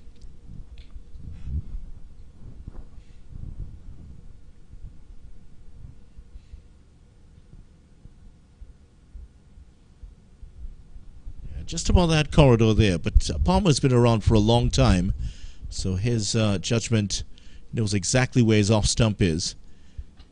So they will try here, the Leeward Islands, to work at the other end and just chip away at the wickets round Palmer.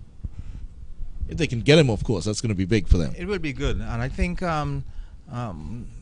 soon you will see Berry trying to come around the wicket, and that's where he was getting the ball to angle into the batsman before it left.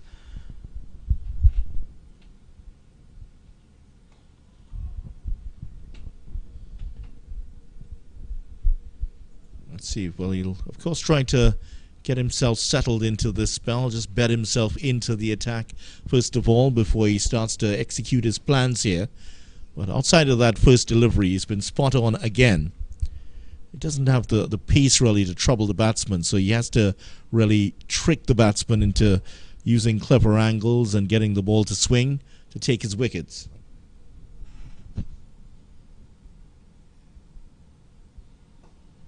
And that's a good-looking on-drive, lofted over the head of the mid-on fielder for 4.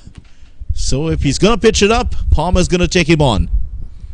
And of course, and if there is no movement, it will be, of course, easier for Palmer. And Palmer, who has been there quite a while, he moves on to 61. So Palmer rallying his team. Jamaica moves on to 131 for 6. Much better position than they against Trinidad and Tobago in their first game. They were rolled out for 141. So from this position, they can get up to beyond 200. Still a fighting chance for Jamaica in this game. If they get bowled out, they collapse here, and they get bowled out cheaply, it's not going to be a great situation, because still there's a long time to go. And we've seen Berridge now coming around the wicket.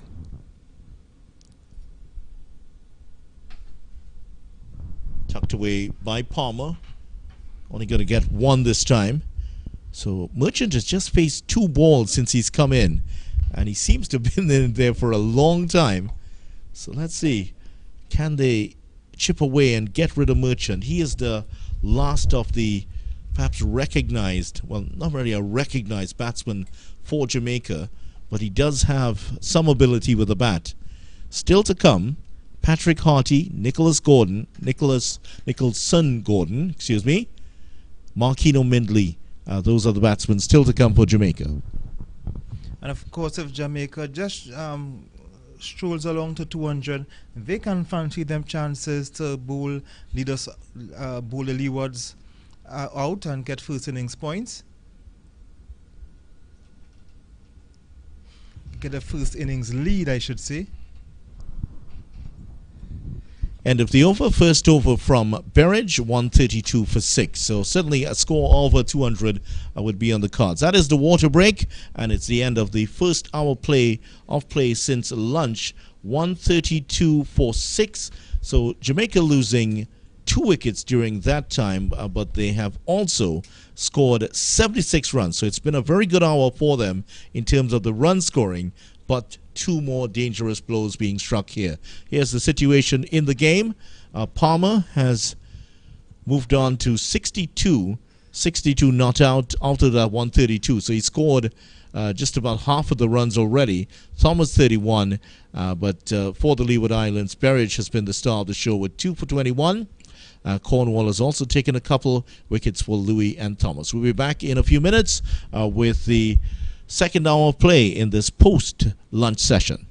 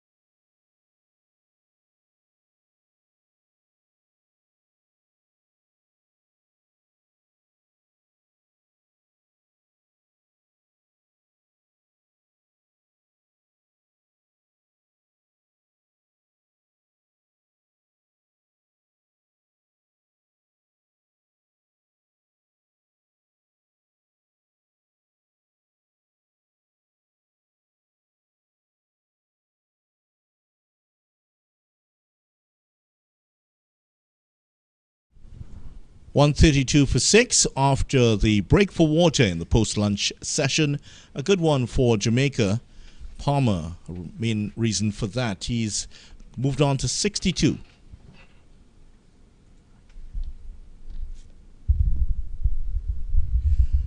Just after they came out at lunch, Palmer was on 24 at that point. He's really blossomed in this hour after lunch. He's had 38 runs in this session, so he has provided the bulk of the scoring. Alden Thomas is actually going along pretty well before he went for an injudicious reverse sweep that resulted in his being caught at first slip. Look at this field here from Cornwall. Oh, he's edged and dropped. That was straight to Powell, who was directing traffic at first slip. And that has gone down. It's gone to the boundary for 4. Oh, that'll be interesting viewing here. Mid-wicket in place, a very short mid-on, a short leg. And Powell, who was actually just before the ball came in, maybe just directing one of the fielders, maybe not 100% concentration. And that one hit him on the thigh. Didn't get the hands down at all. It'll be interesting viewing here. Yeah, it went straight to his lap. And a loss of concentration just after the break here. So Merchant getting another life. And now he's gone for a big hit. And he's cleared mid-wicket. That has gone almost out of the ground here. Massive hit by Merchant. That has landed halfway up the stadium. Must feel sorry for Rakeem Cornwall. Just got a chance put down by the first slip, and the very next delivery of going for the maximum. Merchant has decided, well, today is my day. Big edge to first slip. You would have expected Powell to take that one. It's hit him on his thigh. In fact, he didn't even get his hands across to it. I really think that Powell was, doing his thing, just getting the fielding right. And Cornwall comes through so quickly that Powell was not able to get into his usual crouch. Hit him on the thigh. Well, he's gone for it again, and this is another big hit for 6. He's decided it's all-out offense in the post-lunch session, and Merchant has picked up consecutive 6s here. Not very often you see Rakeem Cornwall being treated like that. Well, 1, 4, 6, 6. And the 4 was the dropped cat. So Merchant says, you're going to drop me, I'm going to make you pay. So consecutive 6s here of Rakeem Cornwall. And Hamilton has walked down to talk to his vice-captain. 17 runs in this over so far. This over is looking more like a T20 over. Usually it's Cornwall batting when it looks like that. Usually he smashes them around a bit.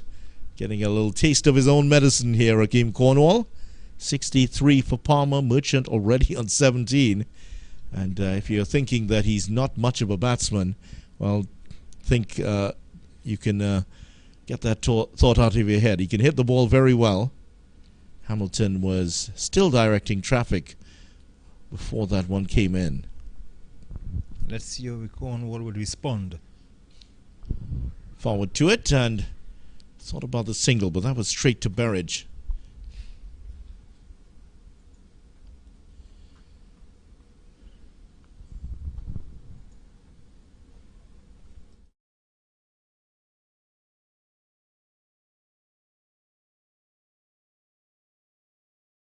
And that's 6 more. Well, Merchant, he has decided to take on Rakeem Cornwall here. 3 6s in the over, and that is after being dropped. What's the problem with the pitch, Merchant saying? All of the batsmen struggling here, and there's the 150 up for Jamaica in very quick time.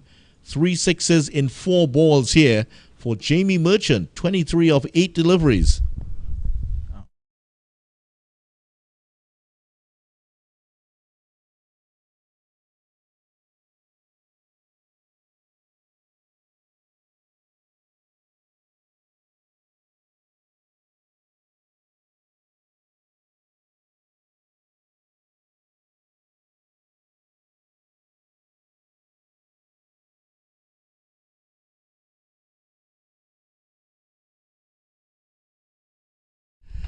What an eventful last over that was. A drop catch, 3 sixes, Merchant suddenly on 23, Palmer on 63. Two batsmen just having a talk, and you can see from Merchant's bat what Palmer is telling him. He said, well, you know, I can hit it. And then Palmer was telling him, no, play some defensive shots at least. Let's stay here. We can build a partnership. Merchant is seeing a white ball instead of a red one. Yeah, there's a partnership. 36 of 25 deliveries, and Merchant has 23 of these. So he's the man who's come in. So he's dominated this partnership with Paul Palmer.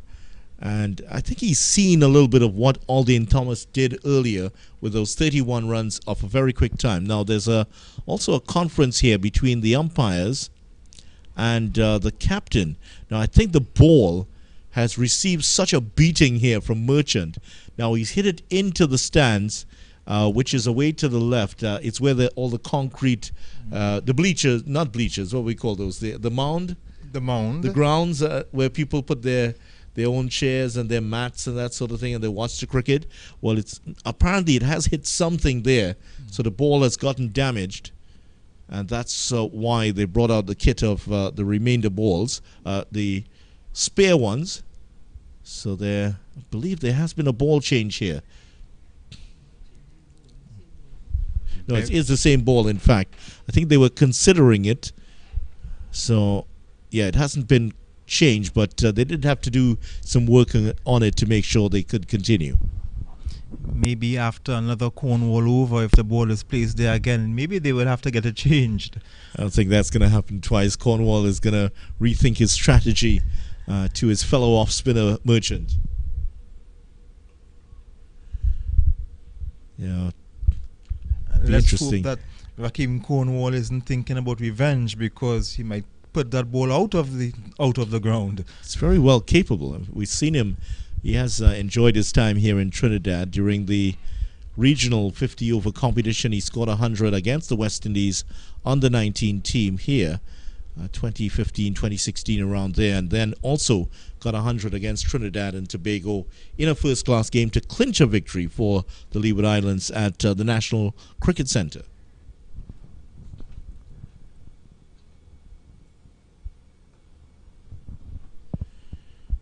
Good delivery here. Once again, this one not moving away as it has been from the left-handers, going straight in. So Berridge 2 for 21. He's been the best bowler today. If anything, Louis has looked a little bit off colour. Cornwall has been taken to the cleaners in the last over. Devon Thomas also getting a wicket with his second delivery. Since that, he has been guilty of bowling a bit too short.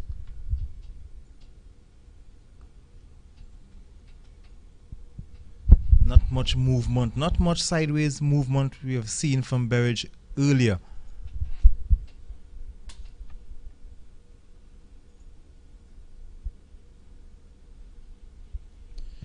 So just the 5 options are used by the Leeward Islands here.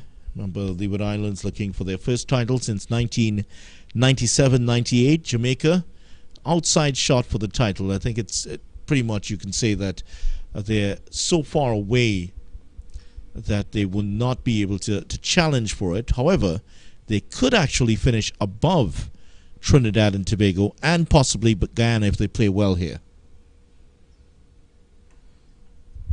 Of course, Guyana and Trinidad and Tobago playing against each other at the Queen's Park Oval in Port of Spain.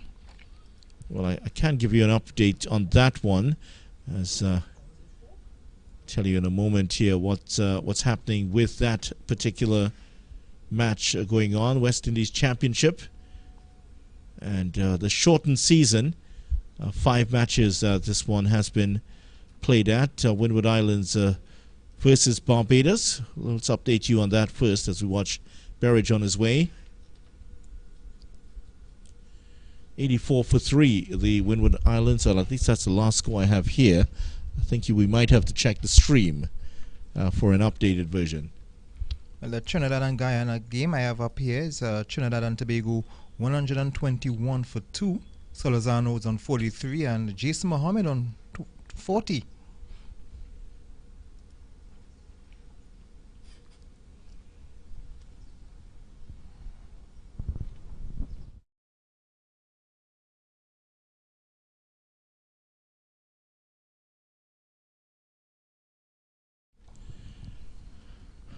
Cut hard into the ground and straight to the fielder. So the approach we've seen here from Merchant, he is counter-attacking here. He's going to go after everything. Once there's any width, once it's within his arc, he's going to go after it. 23 off 11 deliveries. End of the over, 156.46.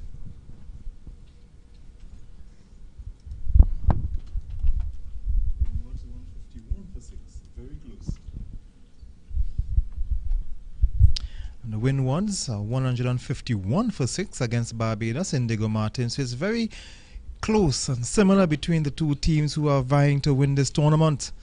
Barbados just a point and a half in front of the Leewards, and they have Windies 151 for 6, and the Leewards here have Jamaica 156 for 6. So it's really close. It looks like it's going down to the wire, Vidya. Yeah, it certainly will. This is what you want to see. If you're a neutral, you want to enjoy some good West Indies cricket here. It's exactly what you want to see. This one's attempting to sweep this one away, Palmer. Just looking as Cornwall is spinning it from outside the off stump away from the left-hander. Now there's a lot of space on the leg side between that mid-wicket and fine leg. So that's why he's trying to sweep against the spin here, because even if he top edges it, will feel that it's not going to carry to the fielders.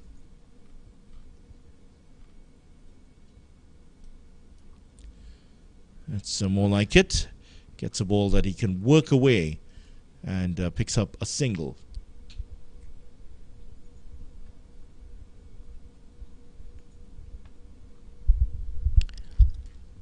So Merchant is kept on the non-striker's end, and I'm sure Rakim Cornwall will be glad to see that. But now he comes into strike. So let's see how Rakim Cornwall will come up against Merchant. He will be thinking about the 23 runs Merchant would have taken from him in his previous over. It's brought in long off to mid off here. Is inviting him to go over. And well, there's a point fielder and a short extra cover. There's also the mid off in place. Now on the leg side, there is a long on and a deep mid wicket here for Cornwall.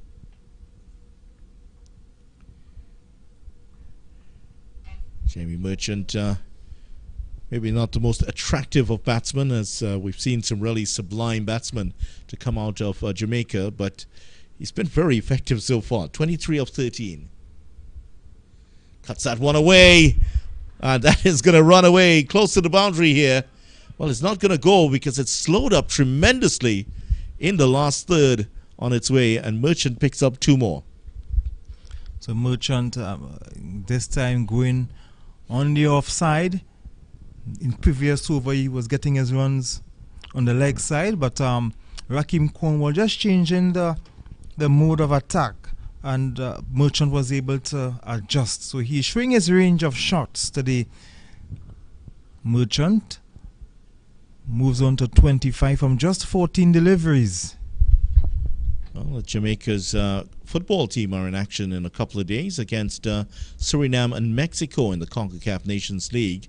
They lost out to Catalonia 6-0 last week. Well, Jamaica will see the return of their striker, Shamar Nicholson.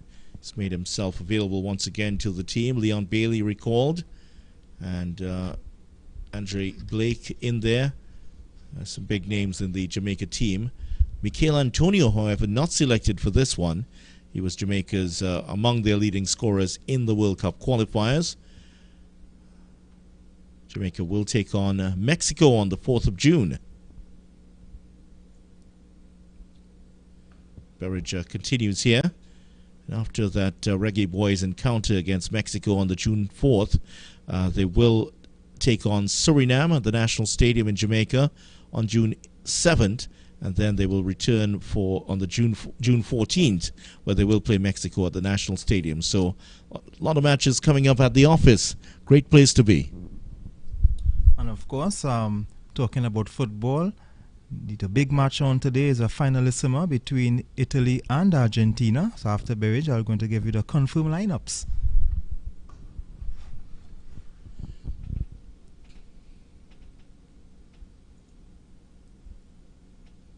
Archibald just gets down there to do the fielding. We haven't seen him on the attack for quite a while. Wasn't exactly very impressive earlier. Didn't make the batsman play a lot, but we suspect that we will see him at some point. Back to the finalissima, Argentina naming a very attacking 11 where Messi and Dybala will start together. They are starting together with Di Maria and Lautaro Martinez. Rodrigo de Paul in the midfield with Rodriguez, and the back four, Tagliafico, Otamendi, Cristian Romero and Molina, and of course the goalkeeper is Martinez. After this delivery from Berridge, I'll give you the Italy lineup. Of course, the captain playing his last match today. It's gone again for this one. High over extra cover. It's now landed about 10 paces in front of the fielder. Still gets 2 though. So Merchant continues along his merry way here. He's counter-attacking. I don't think we'll see counter-attacking from Italy. We'll see some counter-attacking from Italy later on. 27 Merchant, Palmer 66, 162 for 6. Yes, and the Italy lineup, of course, in goal is Donnarumma, who has been having an up and down season with PSG this season. He spent a lot of the time on the bench. And the back four, Di Lorenzo, Bonucci, Cellini, and Emerson.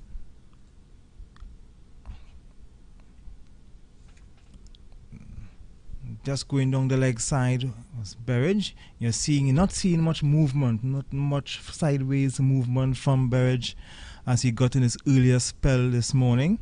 And to continue with the Italy lineup, Pessina, Jorginho, Barella in the midfield, and up front Belotti, Raspadori and Bernardeschi. So no room for Insigne. Thought he would have started.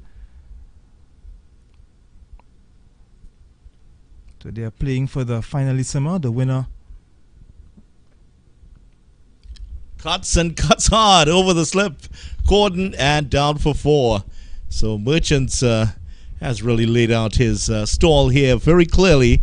He's up to 27, 162 for 6, 31, 166 for 6. This has been a fine counter-attacking display here from Merchant. I am convinced that Merchant is seeing a white ball. He cannot be seeing a red ball by the way he's batting. And of course, mentioned Italy and Argentina playing in the finalissima. It's the winners of the Copa de America, won by Argentina against Brazil last year in the Maracana, on a 1-0 win. And of course, Italy beating England in Wembley. So the two winners have beaten the hosts in their respective tournaments.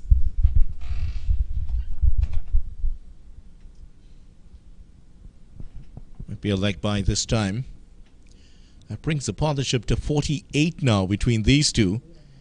And what a partnership this has been. And it's been dominated by Merchant as the over comes to an end here. 167 for 6 now at the end of it. And Jamaica Scorpions showing some signs of recovery here as we progress through this opening day.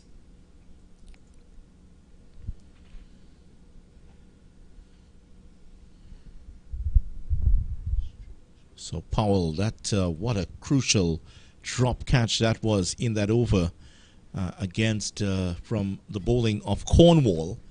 That drop catch, since that, Merchant was on 5. He's now the 26 runs better. He's better to score by 26 runs now, and this partnership getting close to 50. We might look back on that as being a crucial turning point in the game. It's showing up to be an expensive drop. Looks like Berridge is walking off the field.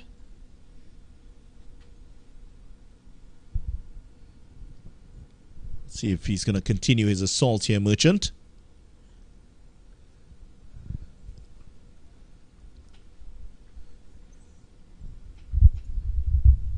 But he's enjoying the pace on the ball, Merchant.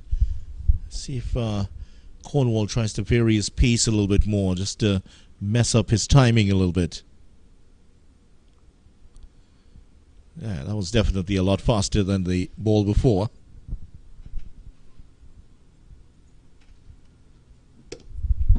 Now with Berridge off the field, of course they will have to make another change. So I think most likely Louis may return from the northern end, but we'll just have to wait and see.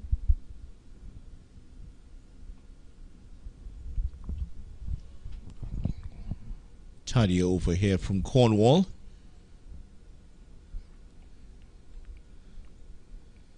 Merchant fancying his chances of another first-class 50 here. That 56 was his best score in first-class cricket, which he got here at the Brian Lara Cricket Academy.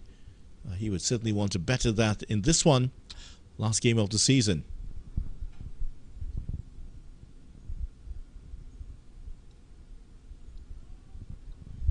Well, there's a lot of space on the offside.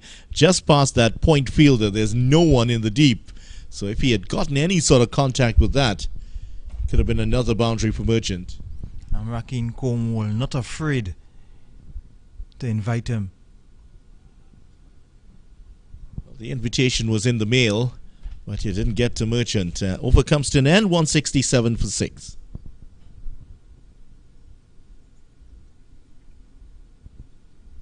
And that's a good comeback over from Rakeem Cornwall. Merchant really took him to the cleaners a couple overs ago. But he's showing his fight, Rakeem Cornwall. Not afraid of any Merchant. So there will be a change, of course, from the northern end, with Berridge leaving the field. Who's it's going to be, though? That I think it is Archibald, the left-hander. Looks like it will be Archibald to come into the attack here. Yet to pick up a wicket. It is Colin Archibald who will come in.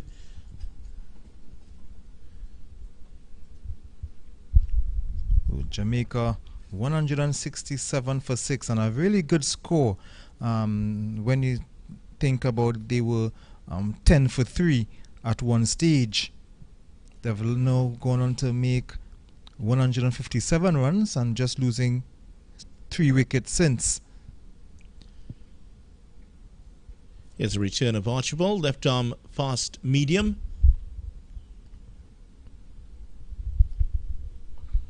Stepping away. He's asking for that mid-off to be pushed back to the boundary. Well, Palmer has been pushed into the background here by this counter-attacking innings from Merchant.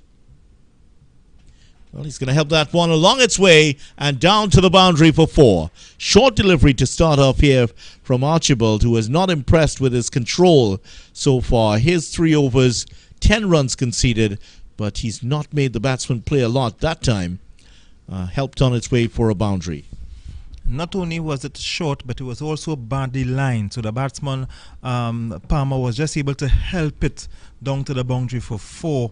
So it was badly lined, and that brought up the 50-run partnership, 52 from 50 deliveries. So Archibald would want to line it up as soon as possible, because he's already bowling the ball short. So he has to be really tight. Comes off the edge this time. It's going to drop short. Shy of the stumps at the bowler's end.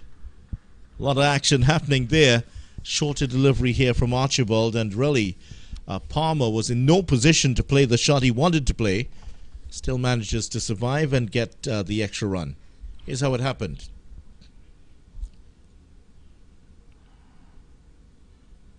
Yeah, it got big on him, didn't it? And came off maybe the shoulder of the bat, off the handle of the bat. He was in safely. It would have been all right even if he'd hit the stumps. But Palmer into the 70s. Trying to force a cheeky single there. I'm wondering if the batsmen have the format of the game mixed up. You're seeing somebody batting at 31 from 24 and trying to run a quick single like that. Could have been run out there had the throw been better. So I'm wondering if these batsmen, it's a plan to have a certain amount of runs by a certain time, but there are a lot of risks that they're taking, unnecessary risks, We are still in the first day. We're in the second session of the first day.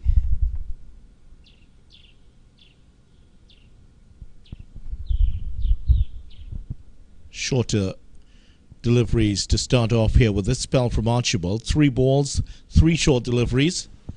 So has adjusted his length a little bit here. And to the much taller Merchant also.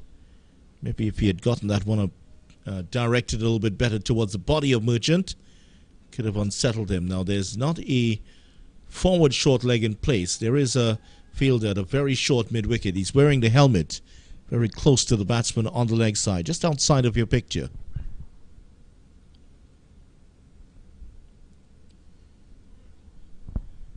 This length that he's bowling, he has been instructed to bowl short here.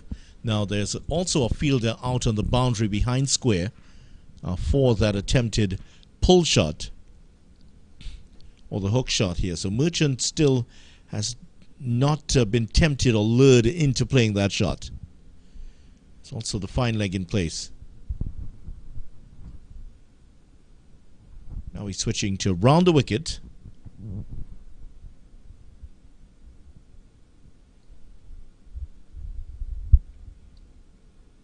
There he is. That's the shot they're trying to get him to play. But he plays it well into the ground and just one.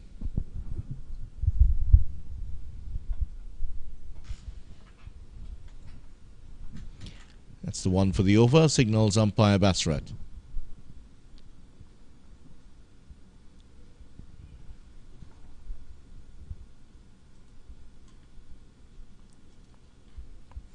Jamaica 173 for 6. Palmer just 29 away from his 100. So of course he will be keeping that in mind.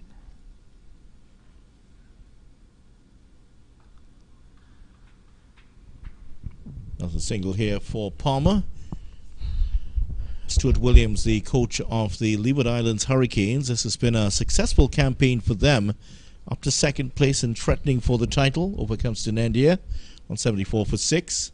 Well, he has been talking to Cricket West Indies, CWI Media, and you would see the article on windiescricket.com. You can check out all the latest news from West Indies cricket on windiescricket.com.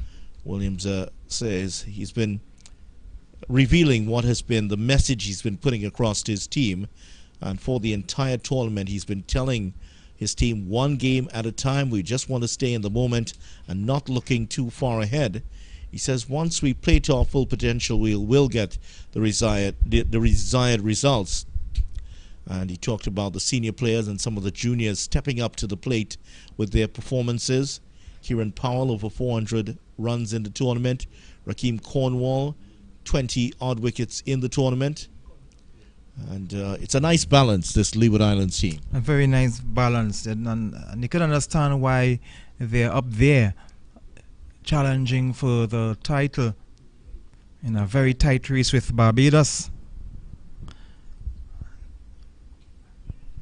Of course, with Barbados, their coach, Fastfoot Drakes, that'll be certainly a feather in his cap to win the regional title. He's summarized his team's effort as collaborative efforts and momentum gained. That's the way he's put it across to CWI Media. Their final match against the Volcanoes at the Diego Martin Sporting Complex. I think all of the teams have gotten the opportunity to play at the different venues here in Trinidad. Certainly would improve the experience of the members of those teams. Especially the Diego Martin venue, which is an amazing facility. Carl Mimbert, the acting Prime Minister at the time, described it as an outstanding world-class venue in Diego Martin. A very nice venue. So all that venue is missing is some more seating areas. Seeing some movement from, a little bit of movement from Louis, who has returned to the attack, this time from the southern end. He's 1 for 30. The only team that didn't play one match here was Guyana, actually. Guyana would have played their earlier matches at the Queen's Park Oval, 3 out of them at the Queen's Park Oval, and 1 in Diego Martin.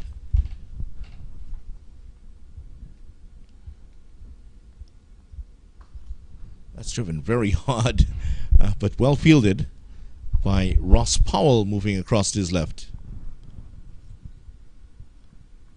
So Louis returning to the end. He got the success from in his opening spell, where he got his only wicket so far, replacing Rakeem Cornwall.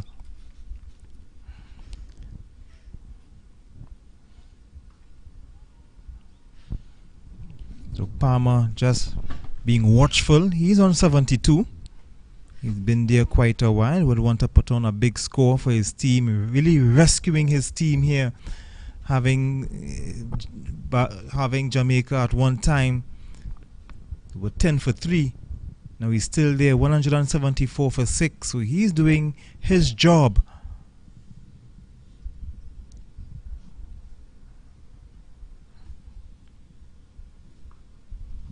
He certainly has played a good hand for his team here, the Jamaica Scorpions. Very similar to the innings that Brandon King would have played in that win against the Windward Islands. He and by no coincidence is also with Merchant. Here they've put together a really good partnership. Merchant also played in a similar way against that Windward Islands team. And that innings just took, that particular partnership took the game against the Windwards. You could see them visibly wilting in the field. Not the same effect here on this Leeward Islands team.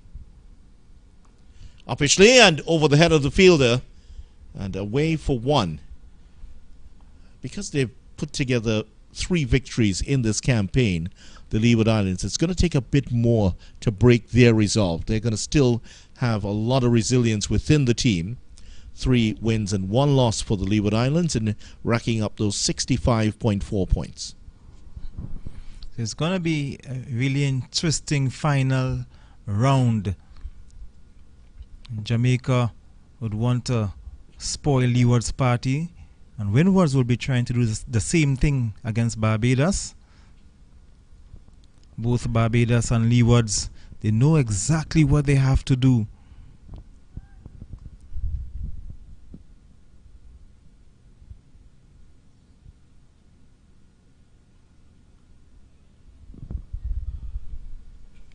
Leewards eyeing their first title in over 20 years. In over 2 decades. Certainly has been a long time. Over comes to an end, 176.46.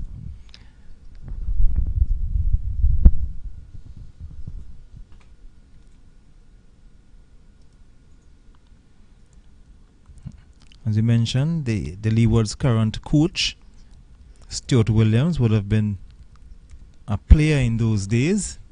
He would have been one of the openers.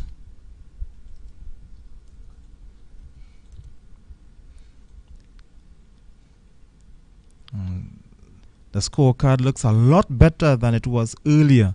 Palmer still there on 73. He's standing tall. Of course, Merchant on 33 not out. Thomas, who made it, 31. And both of them better than a runner ball. So Palmer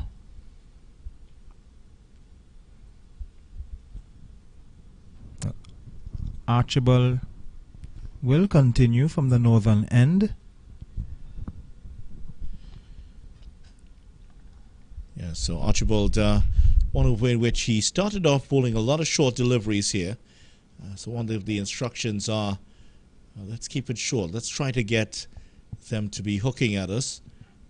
Not seeing the fielder out in the deep anymore behind square.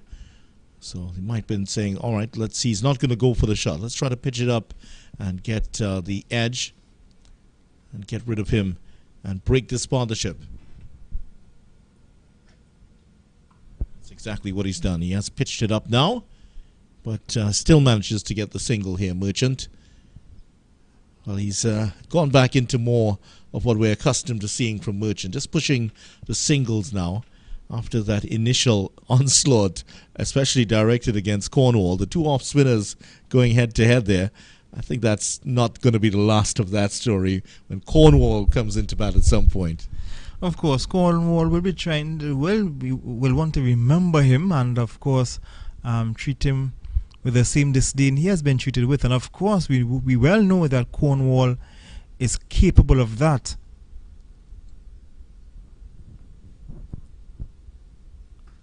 Well, he's cut that away, but that is well fielded. It was dropping just in front of the fielder, and that is James, Kofi James, who's on. Well, we haven't seen much of Kofi James, but I tell you what, he's a good fielder. Seen a couple of instances of his fielding already. I didn't get the call for this game, but I'm sure we'll see a lot more of him in the future. Merchant 34, Palmer on 75. And 1998, the last title. What a different world it was back then. Bill Clinton was still in the White House. That's how long ago it was. And in fact, he was accused of something involving a White House intern at that time. One drive straight at the fielder. Just in case you want a little jog your memory about what happened the last time the Leeward Islands won, the Unabomber was selected to 4 life sentences in May 1998, just around the same time the title was done. That's how long ago all of these, it has been since the Leeward Islands last won the title.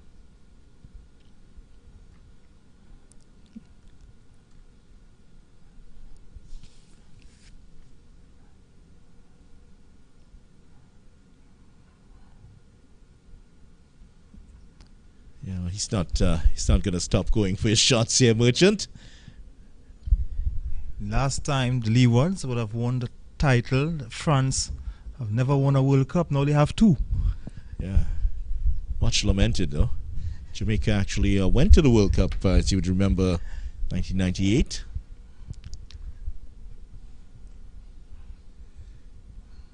Just outside of your picture, Devon Thomas is playing all sorts of shots on drives. He's playing off drives.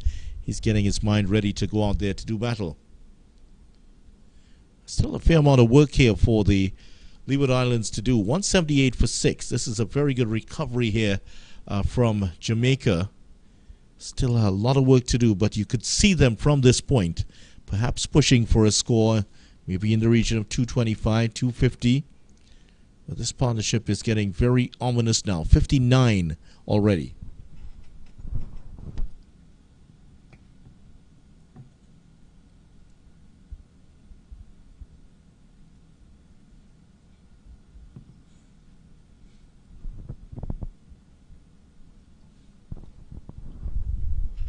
Inside the off stump, over comes to an end. 178 for 6.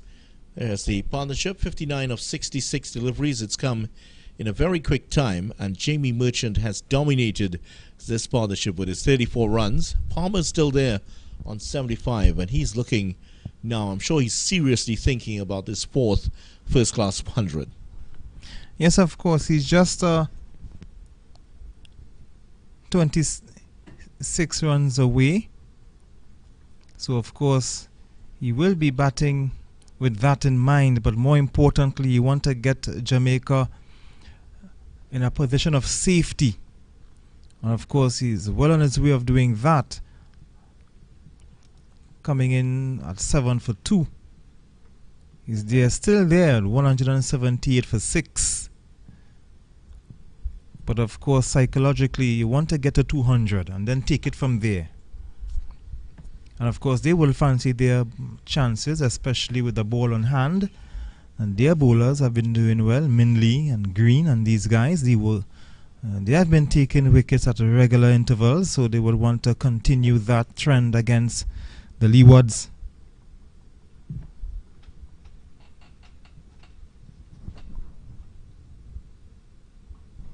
Jeremiah Louis a little bit short this time, but no run resulting. That was certainly there for the taking for Palmer. And looking at the run scoring in this competition, Craig Brathwaite leading run scorer in the competition with 475 runs, with those 200s in the last game. Tejan Chandapal now up to 414. But there are 2 batsmen from the Leeward Islands over 400. Devon Thomas has 414 and Kieran Powell 403. And John Campbell actually just missed out on getting into that 400 club. He's 399 for the tournament. Really good performances this season so far. We have talked about the battle between the openers, the partner Craig Braffett. You have seen some good bowling performances from Preston McSween as well.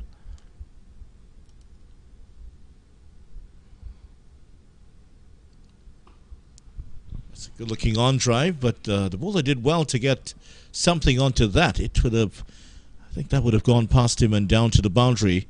The fielders were away. I mentioned the number of runs merely because that's what Jamaica's bowlers will have to deal with if they get bowled out for something under 250. You have batsmen of the quality of Devon Thomas and Kieran Powell who can pile on the runs. Both of them have scored hundreds for the season, and between them they've also accounted for 6 half-centuries, so they're going to get runs. Jamaica will certainly be happy at this stage. 179 for 6, taking into consideration what was happening earlier. Slow delivery this time. He saw it all the way. Get some applause there. That's because we haven't seen too many slower deliveries being bowled. As for the wickets count, Cornwall now up to 23. He is the top wicket taker in the tournament. And the Leeward Islands also have Jeremiah Louis, who's picked up 18 wickets in the tournament for the Leewards. So, yes, they have bowlers who've been taking wickets, but they also have had well-balanced batting lineup. Just to take a peek into what is happening at the Queen's Park Oval, Trinidad and Tobago are 142 for 2. So they're doing quite well. Solazano is on 53 from 187 deliveries, and Mohammed is on 51 from 94 deliveries. So they are moving along quite well. And of course, in Diego Martin, the Windward Islands have lost their 7th wicket. They are 161 for 7 against Barbados. So Barbados inching. And edged and true, the gully region for 4. Just to the left of the second slip fielder and just to the right of Hodge, Monson Hodge, who is in that gully position, and down to the boundary for 4 runs.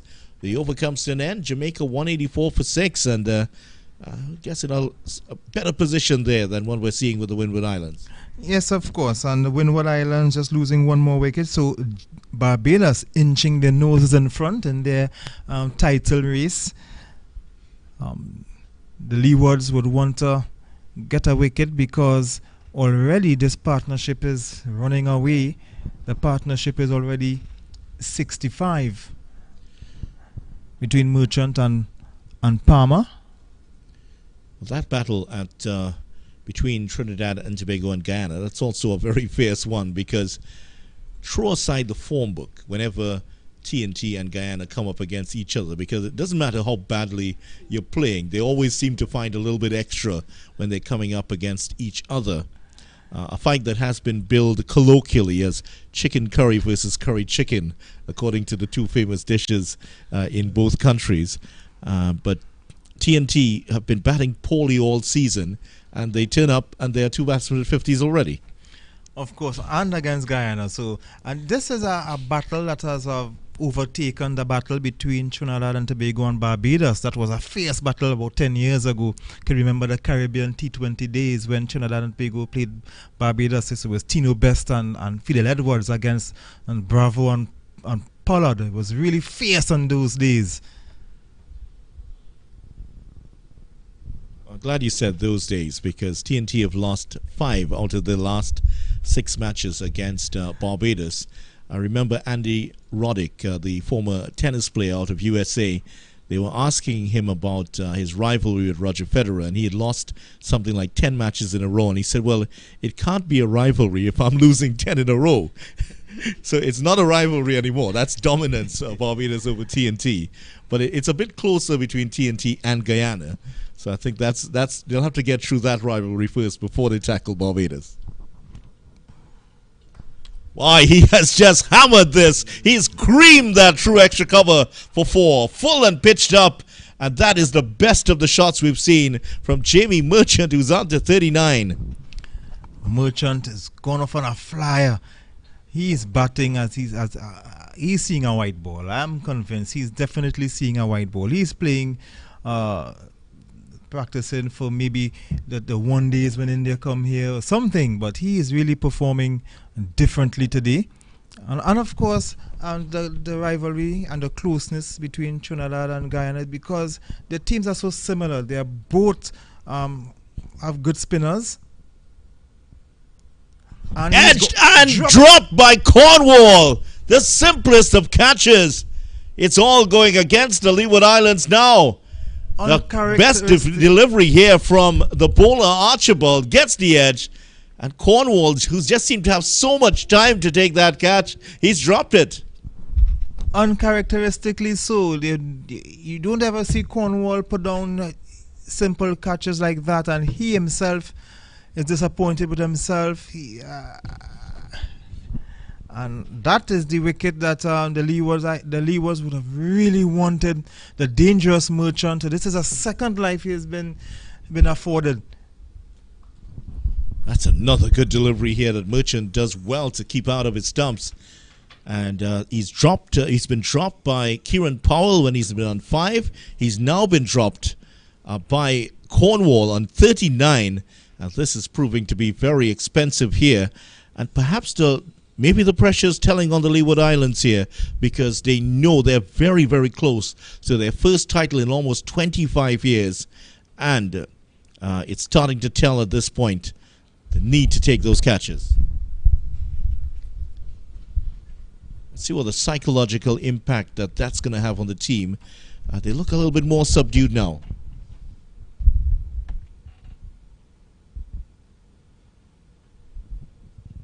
They're going to have to find something here, the Leeward Islands, to come back into this game.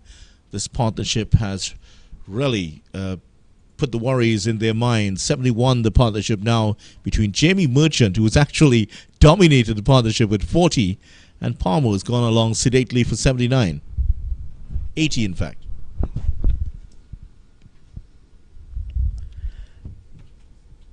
So Merchant given another life, and he's making it count. Of course, Archibald will have to try again. Stopped this time by the umpire. There's a batsman. Merchant pulls away. Yeah, there was a discussion taking place between captain and vice captain of the Leeward Islands, and they were just trying to adjust the point fielder out to more of a cover point, a deep cover point. Disappointment here for Archibald, who really should have had his first wicket of the match. And that is cut to behind square for 4. Very close to where the fielder was a couple of moments before. And Merchant is making the Leeward Islands pay here for those 2 dropped catches. He has raced on to 44 of 39 deliveries. And the score at the end of the over, 194 for 6. The Leewards, everything is just falling apart for them right now. They're not getting much swing as they were getting earlier in the first session. The bowlers have been toiling in this session, and of course the fielders are not helping their cause with the drop catches. Merchant dropped on 4 and again on 40. He's been given lives, and of course Leewards would want to pick it up, and of course tea is not far away, so they will have to get back to the drawing board and come back and after tea and get themselves together. But in the meantime, Louis will continue from the southern end. Hamilton just directing the traffic, getting the field right from right by the stumps, making sure that he's getting all the angles right. There is a backward point on the boundary in place here for Paul Palmer. And this innings by Merchant certainly has not been out of character from what we've seen in this tournament, which has been filled with so many fine examples of the lower order blossoming here for these teams. Played off the back foot, very strong with that shot. Yeah, we've seen quite a few lower orders in these various teams in this competition making runs, and we've seen a couple of hundreds. Archibald himself got 100 in the last game, as you pointed out. Gurukesh Moti for Guyana also got 100 batting at number 10. I think he did it in one session. Yeah, and we also had Preston McSween getting 86 batting at number 10 for the Windward Islands. So it has been good to see. So many times we see at the higher level the West Indies and the tail enders, or let's call them the lower order batsmen, being rolled over very quickly. So it's good to see that at the first class level we're seeing more fight from all 11 batsmen on the team. And of course, Jerome Taylor did score 100. And I think Tino Best scored 95 batting at number 11 at one time. So there have been the bit of moments at international level. West Indies lower order batsman. I think Michael Holden preferred the term lower order batsman. That may have come off the pad. Let's see the umpire signal. Umpire Ramdani impressively balances himself on one leg to say it's a leg by. So Jamaica close to the 200 mark here. And earlier today when they were 10 for 3, that looked some distance off. Since then, since that time, 10 for 3, they put on 185 runs and they've lost 3 further wickets. And Palmer looking in good shape. Just a correction, Palmer is on 79, Merchant on 44. The partnership 76 now. Merchant has really chanced his arm. He's thrown his bat at a lot of deliveries he shouldn't have, and has gotten a couple of edges which have both been turned down. Dropped once by Cornwall and also dropped by Powell. Oh, feeling for that one outside the off stump there. And Louis lucky not to get an edge. But the Windward Islands, the Leeward Islands need to break this partnership very quickly, because it's becoming more and more ominous here for the Leeward Islands, as Jamaica Scorpions building up a head of steam here.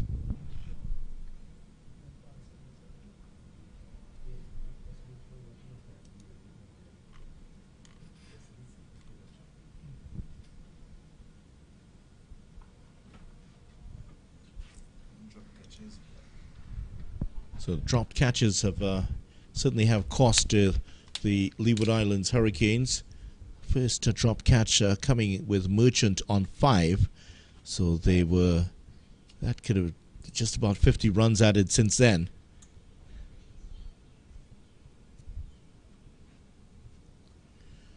Just a minute or so away from the tea time break.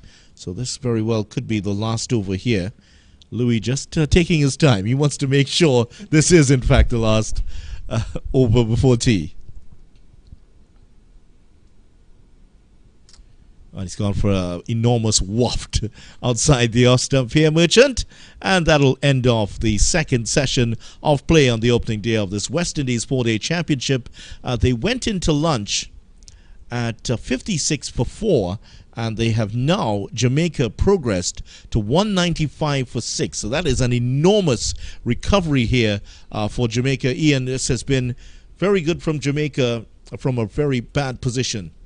Excellent position for Jamaica. As you mentioned, at one time they went into lunch at 56. And of course, at one stage, if you could remember, 10 for 3. So this is a very good recovery. And thanks to Palmer, who is on 79, and of course Merchant on 44. So the Leeward Islands just letting it slip. 2 drop catches in this session, both going to being benefited by Merchant, and of course they will go into tea and going back to the drawing board and just to get themselves back in order. Well, in the last hour, it's been an enormous change. Tell you what, let me just break it down for you. They came out of the last hour at 132 for 6. They've now progressed to 195 for 6. So Jamaica in the last hour have added 63 runs without losing a wicket. Palmer has only added 17 runs during that period. Merchant has added 43. So he has absolutely dominated the last hour, and he has been the difference for Jamaica Scorpions in this match. 195 for 6. Still a lot to go here for Jamaica. A lot of work for them to do. We'll find out how they do in the post-tea session. Hope you'll join us in just about 15 minutes or so.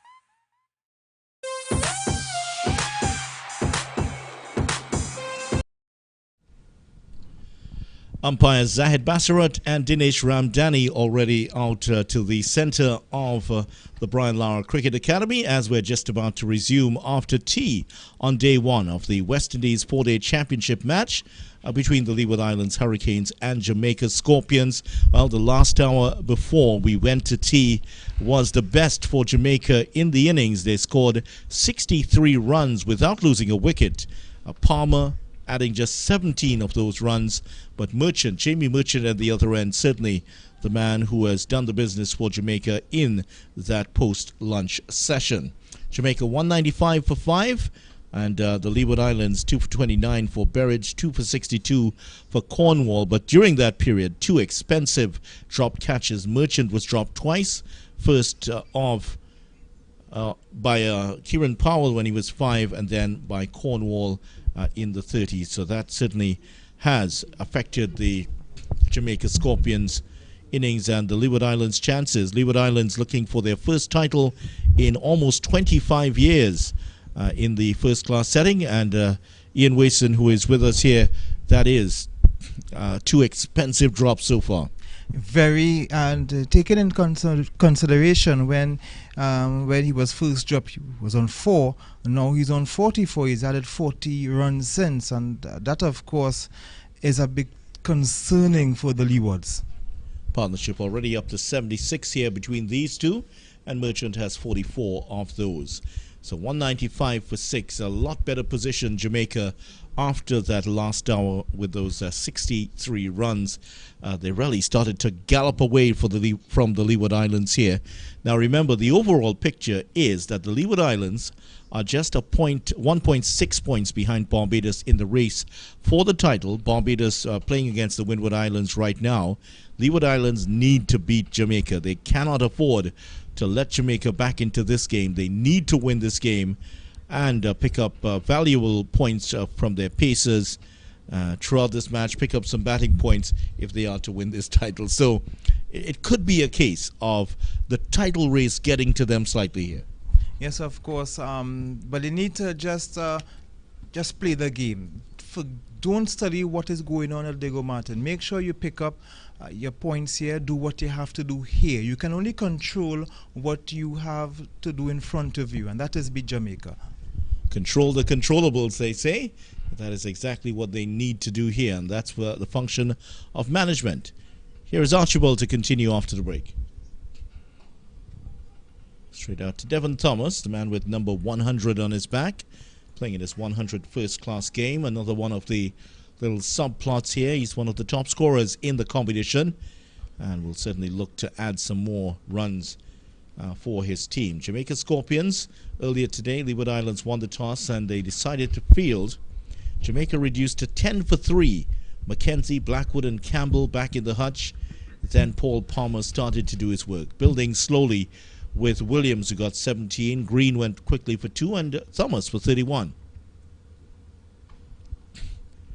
Pulled that away. Didn't get all of that, just 1 run.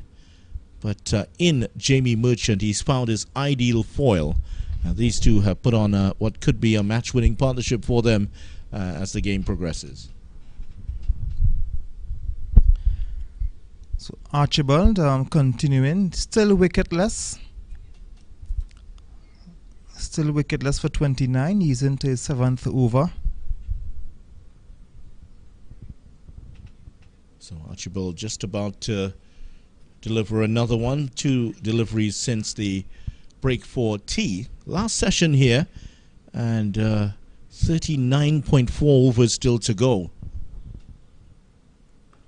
Good delivery from Archibald. That one was homing in on the off stump, but well defended by Merchant. Yeah, so 50 overs bowled in the first 2 sessions. There really should be about 30 overs in each of those sessions. So we are 10 overs already behind schedule here. Now, 40 overs in the final session can be attained. We do have Cornwall, who gets through his overs very, very quickly, but the rest of the bowlers are all seamers, so they're going to take up some time.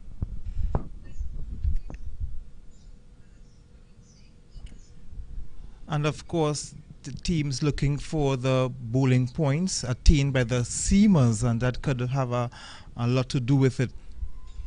Yeah, it certainly could, because it certainly has affected the tactics of the Leeward Islands and Barbados in particular. Those two teams, not by coincidence, have taken up the most points from the use of their seamers. However, Cornwall, you can't call him a seamer by any means. He's taken 23 wickets in the tournament, leading wicket taker once again up there in front of Virasamy Permaul.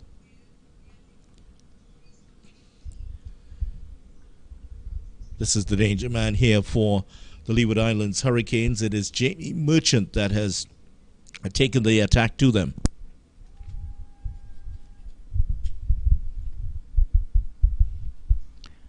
So the Leewards in a fierce battle here with Jamaica, but of course overall in the scheme of things in a battle with Barbados, who are currently in a battle with the Windward Islands. So those are the two games, the two matches of interest.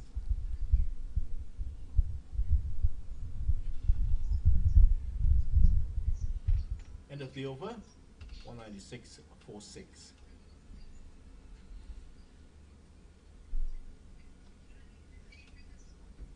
So as Jamaica continue to fight back here against the Leeward Islands Hurricanes.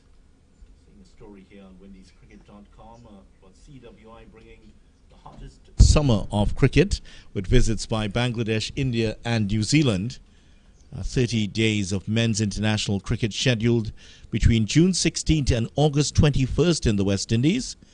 And the region will see visits from Bangladesh, India and New Zealand, and featuring all three formats of cricket. The list of fixtures features 30 days of men's international cricket, 2 test matches, 9 ODIs and 11 T20 matches at 10 world-class venues across the Caribbean. That's going to be excellent indeed. 30 days of men's international cricket. I know you'll be glued to the television there, Ian. But of course, every time you say cricket, there I will be. Jamaica 4 runs away from reaching 200.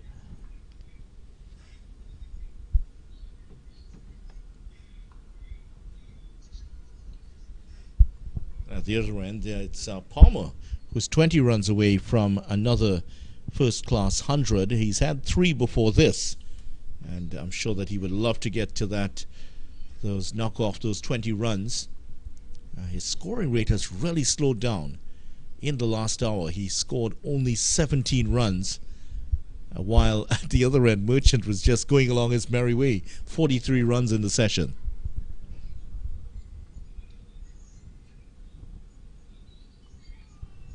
We'll pick up at least 2 here. Could even go for 3.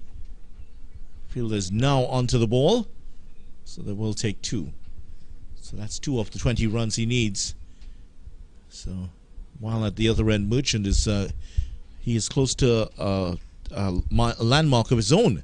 He's close to his 3rd first-class half-century here.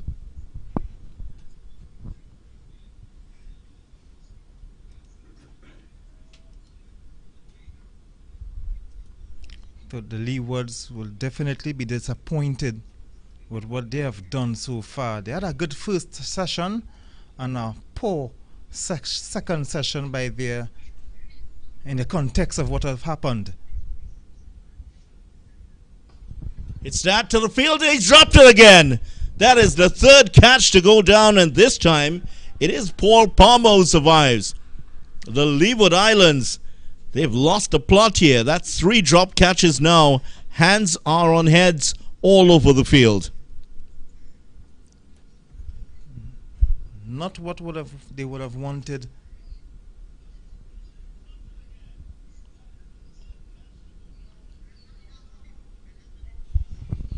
Well, this time that was to the right of the fielder, came off his chest, and he tried to adjust, but Berridge puts that one down.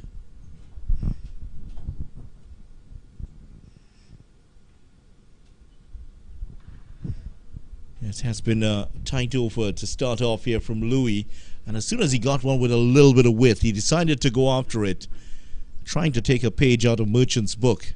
If it had been Merchant, he would have hit that somewhere away comfortably. But he tried to take a page out of his book, straight to the fielder, and I don't think Berridge got himself in the best position to take that catch. So the Leewards continuing what they would have done in the second session, drop catches.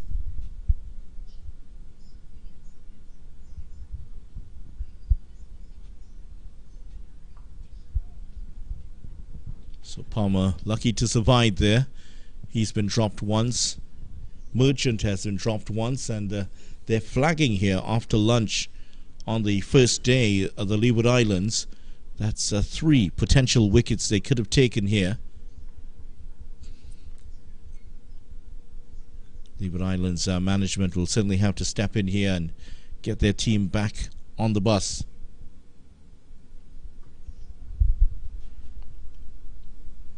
End of the over, 198 for 6. That could have been a pivotal over here for the Leeward Islands. Jamaica surviving, Palmer surviving. He's 82, 198 for 6. Jamaica given another life, not what the Leewards would have won. That's certainly not what they would have said during the tea break. They lost 2 chances when they dropped Merchant twice. This time Palmer getting his first chance. And Berridge not doing well with that effort. So of course Jamaica just 2 runs away from 200 and thinking that they were 10 for 3. This would have been far-fetched at that stage. Good delivery again from Archibald. He's looked a lot better in this particular spell, but that time just played down just at that length that is forcing the batsman back. Almost chopped that onto his stumps there. And the right-handed Merchant getting another half chance there. 199 for 6. Archibald has been good at one end, also at the other end. Louis has bowled well.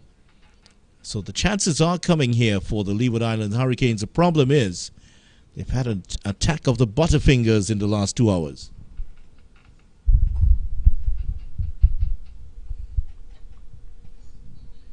Jens Jangu, Amir Jangu, the St. James, born in St. James, Trinidad, playing for the Leeward Islands. So we'll have to find out what that's an interesting story and how that happened. But he has found a home with the Leeward Islands Hurricanes, not in his territorial team. That's the Trinidad and Tobago Red Force. Still, you feel he needs to do a bit more work if he is to attract the attention of the Red Force. That one kept a little bit low. Hamilton does well. He's pitching just in front of him. So we're seeing still a lot of good carry for the keepers here. But these surfaces have been used over the past 3 weeks. This surface, in fact, was used 2 weeks ago for the Jamaica Windward Islands game. The surface away just to the right, which you're seeing prepared there. That was used last week for the Barbados game against Trinidad and Tobago. There will be matches coming up in the Trinidad T10 Blast, which is the second edition of that tournament. The draft was held yesterday. Might have seen the T10 Blast in your own country. It was in Jamaica, and we've had a couple of them up and down the Caribbean. Well, it's returning to Trinidad and Tobago next week. It'll start once again. There was an announcement that a third tournament will be coming in October. T10 cricket hitting the Caribbean in a big way. There's an interest, Palmer, in going after the hook shot. There is a long leg in place for that sort of shot. It's a real challenge for administrators around the Caribbean if they are to get fans back into the stadium. A few spectators here for this one. It's not a Trinidad and Tobago game. Most people would go up to watch the TNT Guyana game. There's a fairly sizable Guyana population here in Trinidad. So that game will be closely followed.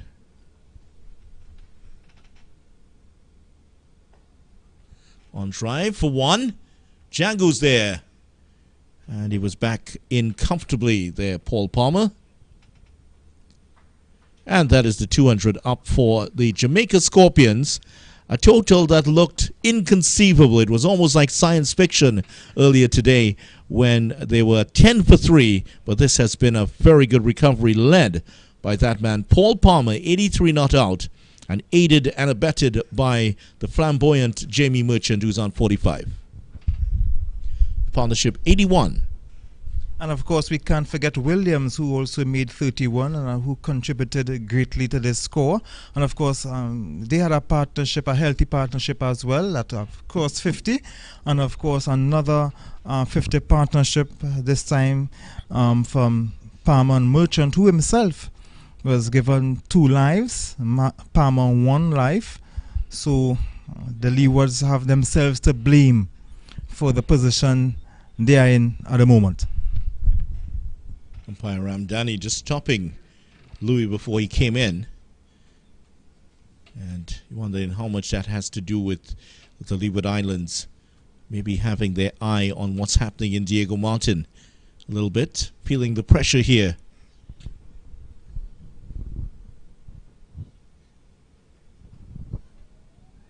Talk about teams like Barbados who've racked up 25 titles. They're used to being in positions where they go on to win tournaments. It hasn't been so for the Leeward Islands in the past 2.5 decades. So this might be what is adding that extra layer of pressure to this Leeward Islands Hurricanes team.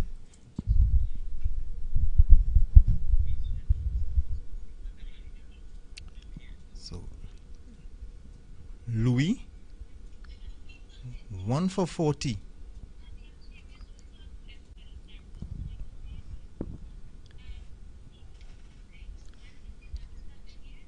Some movement away from the left-handed batsman, from Palmer. You will be encouraged by that.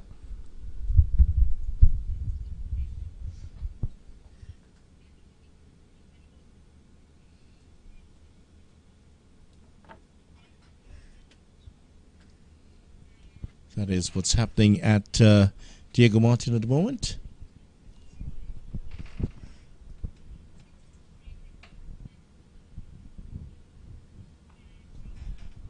Off the back foot this time. He's very strong in that area. Palmer plays that shot well. It's up to 84 now. Just 16 runs away from his third first-class 100. Merchant, 5 away from a milestone of his own here. And for Merchant, who got 58, his highest first-class score at this venue the last time he batted here, he'll be saying, I absolutely love playing at this venue. Why did we do this again next year? And he took 5 wickets. He was man of the match in the last game. He would want to carry this pitch and take it with him. He'd want to take the whole stadium if he could. He's had a good time here, Jamie Merchant. Jamaica making 2 changes. Leroy Lugg and Orrin Williams left out. Mackenzie in and Harty also in. Harty still to bat.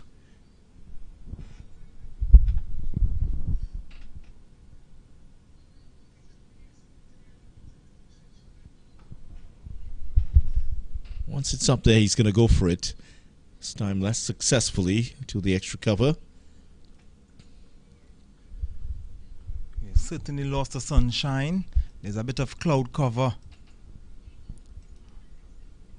So the fielding team might be feeling a little better in terms of the temperature, but not with the state of the game right now.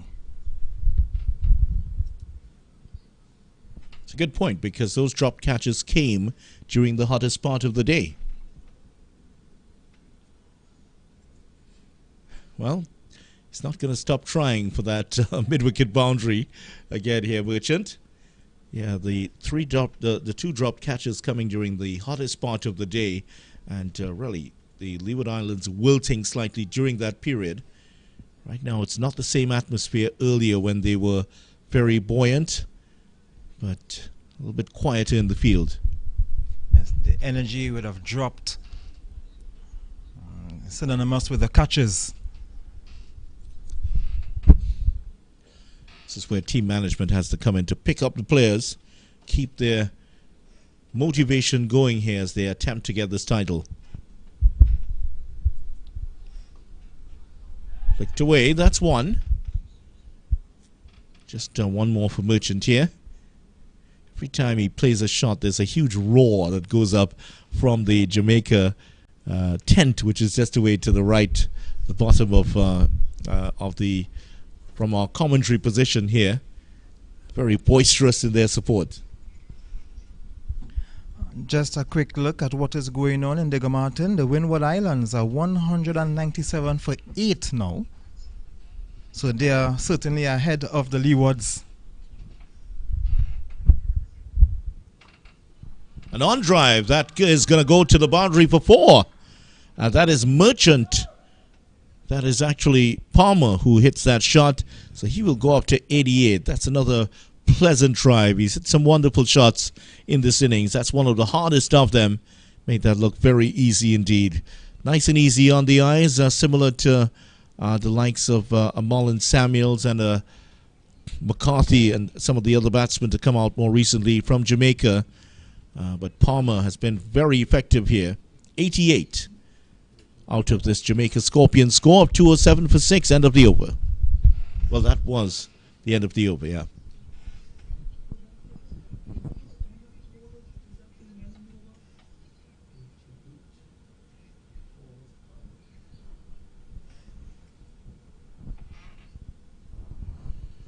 So the bowler just summing up what's happening here with the Leeward Islands Hurricanes. In fact, the bowler hadn't realized that he was supposed to be up next, Archibald. He was stuck down, maybe having a mid-pitch conference. Well, he was talking to his captain, but he was nowhere close to where he was to bowl here. So maybe just a few more signs that all is not too right in the Leeward Islands camp at the moment. Well, I think what has happened, he was the man who was chasing the ball. That's why he had a very long chase on. So he's just gotten back.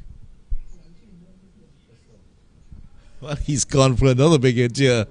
We could be in for a very interesting period as Merchant decides he's going to take on Archibald.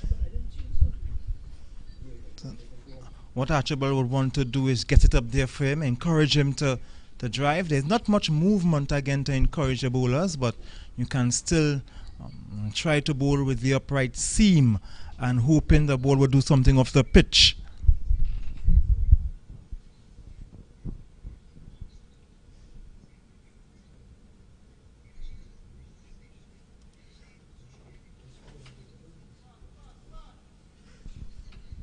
Jamaica and Ghana have been two of the dominant teams in the last decade and a half.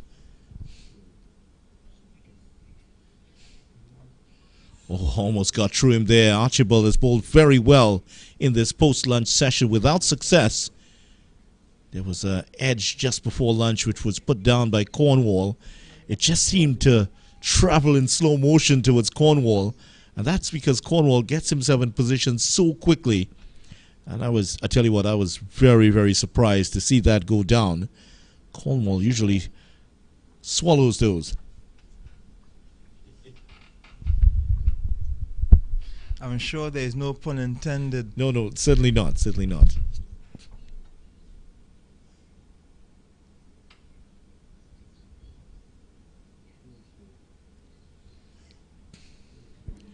Yeah, in his first spell, Archibald bowled a lot fuller, but he was not forcing the batsman to play a lot. In this spell, he has bowled a little bit shorter, just about that hard length, maybe a little bit further down the pitch.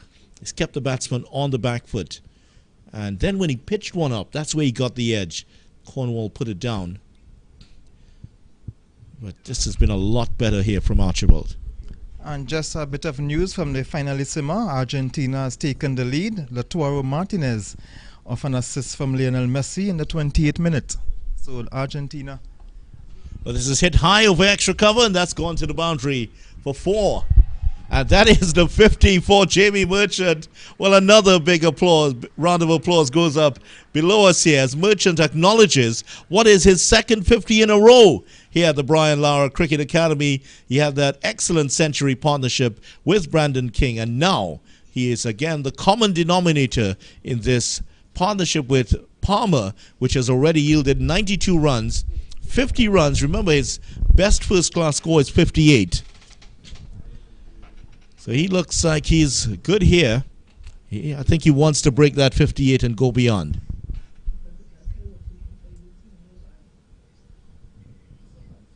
Wasn't a terrible ball by any means from Archibald, but Merchant is just so powerful. He just powered that over the extra cover region.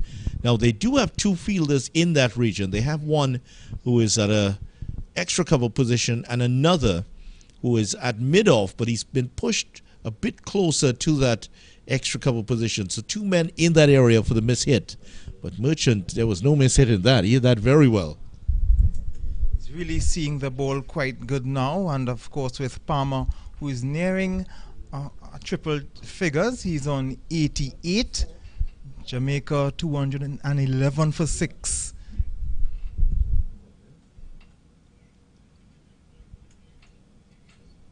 A little bit frustrated here, Archibald. That's the over, which has come to an end here. 211 for 6. Merchant bringing up his 50 off the over, and Palmer on 88. The partnership now up to 92. So Jamaica dominant in the first-class seasons between 2007, 2008, and 2011, 2012. Won 5 titles in a row.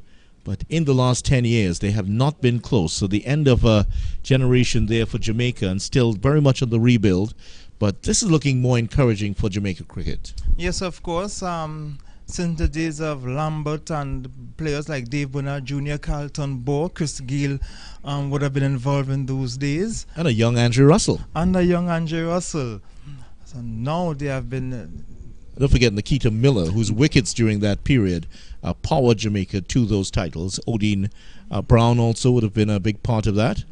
So that was the golden days of the Jamaica in the recent years, but they have given way to the likes of Barbados and Guyana. Yeah, in fact, after that last win by Jamaica, it's just been Barbados and Guyana that have won the titles. Barbados winning 3, Guyana 5 in a row. And now Barbados looking for number 4, and very much favourites to do so in this 5th round of the West Indies 4-Day Championships. Vidya Rampal here alongside Ian Wason as we bring you what we hope will be 4 days of play. We haven't had 4 days of play here in the last 2 games. It's ended in the second session on day 3 both times. Hope to have some more entertainment for you here. Here's Cornwall back on the attack, right arm round the wicket. And then again, attempt to paddle this around here by Palmer. There's a slip in place. There is a silly mid-off in place, backward point. Point fielder, short extra cover, mid-off, a long on, and a mid-wicket. Shorter from Cornwall, cut away, but straight to the fielder. So Cornwall returning. Still have Merchant to deal with.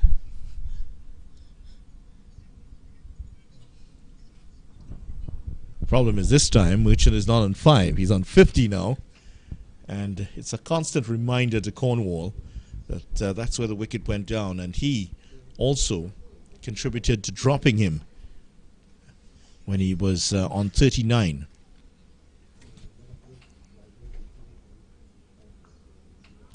Wow, this is swept away. At that time, he got full contact on that, and it's rolled away to the mid-wicket boundary for 4. That will take Palmer into the 90s here. 92 for Paul Palmer, 215 for 6. He's inching closer to that magical 3 figures.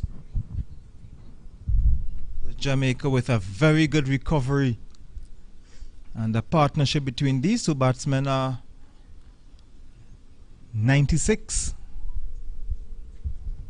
Over the last few runs, Jamaica have found someone in their lineup to get the runs. It was Jermaine Blackwood, 114 in their last game. Before that, Brandon King, 119.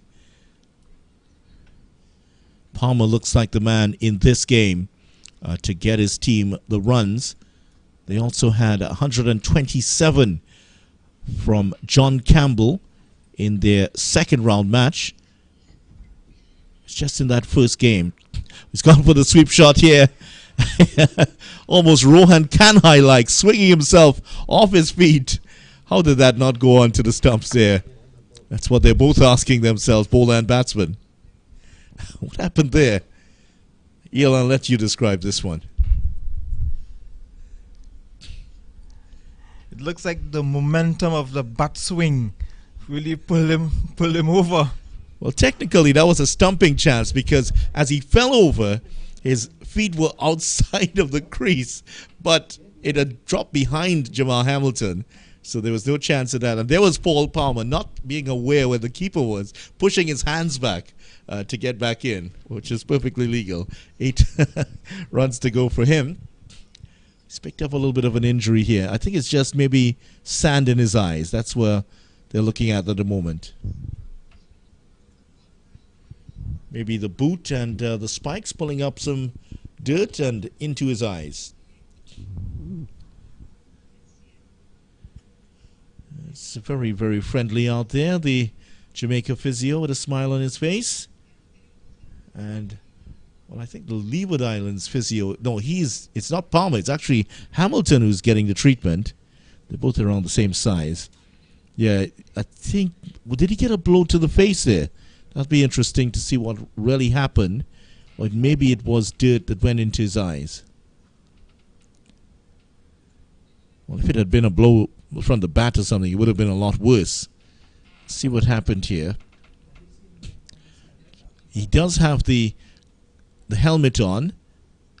That's what happened. Yes, the ball came up and the topspin on it could have taken it maybe onto the jaw of Hamilton. Yes, there it is. You can see there he is motioning. That's where the ball came off his jaw. So he got the treatment. So it could have been also an edge onto the ball. Either all of those possibilities. But the end result, Hamilton took it on the jaw. But luckily, doesn't have a glass chin. And he's going to stand up to this one.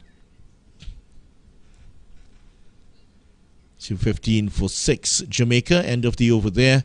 Palmer 92 and Merchant on 50. And he'll renew his battle here with Archibald.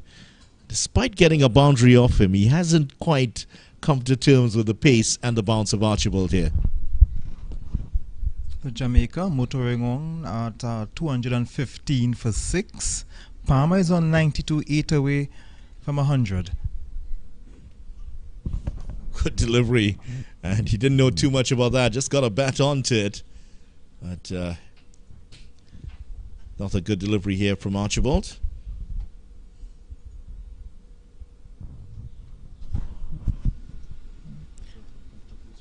Okay, so gonna get some news coming out of Digger Martin. The Windward Islands bowled out for 203. So Barbados doing what they have to do in Digger Martin. And the youngster, 20-year-old, Ramon Simmons, 3 for 25. Roston Chase, 3 for 46. Again, impressive today. Miguel Cummings, 2 for 32. And Jamel Warrican, 1 for 27. So that's the situation in that match, Barbados versus Windward Islands. The good news for the Leewards, 4 of those wickets were taken by spinners, Roston Chase and Jamal Warrican. So far only Rakeem Cornwall have taken 2 wickets. So if they can get the remaining 4 wickets from the fast bowlers, they will put themselves in a good position. But they need to take the wickets. Barbados is going to bat now, and of course the Leewards will want to get themselves at the wicket as well. Of course, there's a small matter of winning this game, which is not going to be easy because the Jamaica Scorpions already showing they're not going to be easy pushovers here. Recovering from 10 for 3, they're now 216 for 6, and this partnership is up to 98.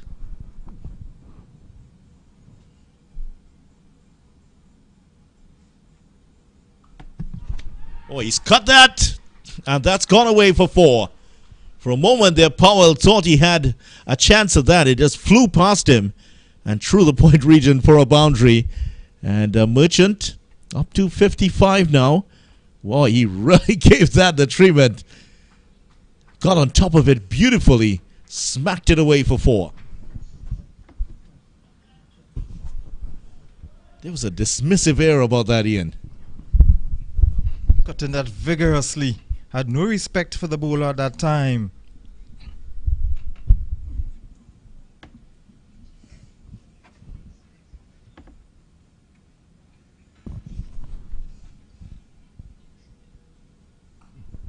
Good delivery. The boundary bringing up the 100 partnership for Jamaica. So 102 now. Merchant has had the lion's share of it. 55 runs. Palmer is on 93. So we might see a little bit of a slower period of scoring from him as he just hopes to get across the line to get that 4th first-class 100.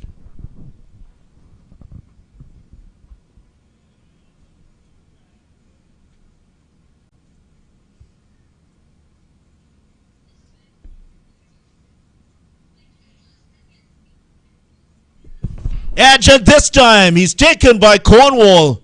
Has he? Cornwall will claim the catch. Yes, he does. And that is the end of Merchant. Merchant falls just short of his highest first-class score, but it is his second 50 at this venue. And finally, after 102 runs, the Jamaica Scorpions have lost wicket number 7. And that is the end of Merchant for 55. And Cornwall has taken a very good catch because that was going to second slip and made up the ground very well to take the catch.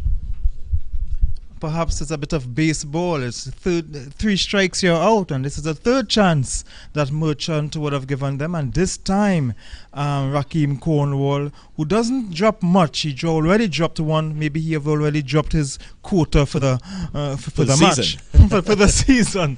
So he would have taken up this one. So Jamaica 221 for 7 now, and hopefully. For the Leeward Islands point of view, they may want to just wrap up this innings as soon as possible. Well, he's getting a good hand as he comes in as their Jamie Merchant. His teammates applauding him as he came out, and rightly so. That's a good performance from Jamie Merchant, and he really did dominate that partnership with the set batsman Paul Palmer. And 102 runs in the context of a game in which your team is a 10 for 3, and now 221 for 7. Brilliant performance from Merchant here. Now the attention will turn on Palmer once again, who is 7 runs away from 100. Marquino Mindley is coming out to do the battle with him. Mindley had 5 wickets in his first game here at the Brian Lara Cricket. Well, in the last game that he played here at the Brian Lara Cricket Academy. And let's see what he's done. I'll tell you what he's done for the season. Just 42 runs for the season for Marquino Mindley, averaging just about 7. So let's see if he can add some more, at least provide some support here for Palmer as he gets across to his 100. He's in what the people would refer to as a nervous 90s. Yeah, nervous, unless your name is Bradman. And then he was never nervous in the 90s. Bradman never dismissed in his career in the 90s. Shorter delivery to ball at the fellow fast bowler. That is a wide. That was way over his head. Fast Bowlers Union has been defunct for some time now. It was a time many years ago that fast bowlers would not bowl short deliveries at each other. Well, Marquino Mindley's gotten a short delivery to start off here from Archibald. Well, Archibald says, I've gotten 100 in my last game. I can handle myself with the bat, so you can throw anything you want at me.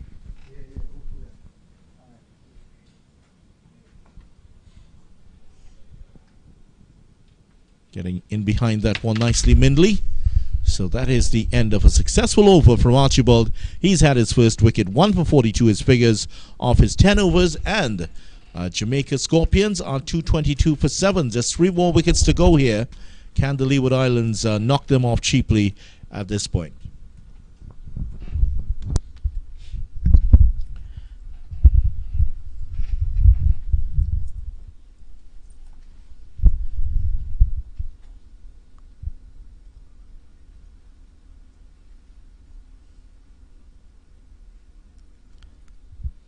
So Palmer just 7 runs away from 100. Minley yet to get off the mark.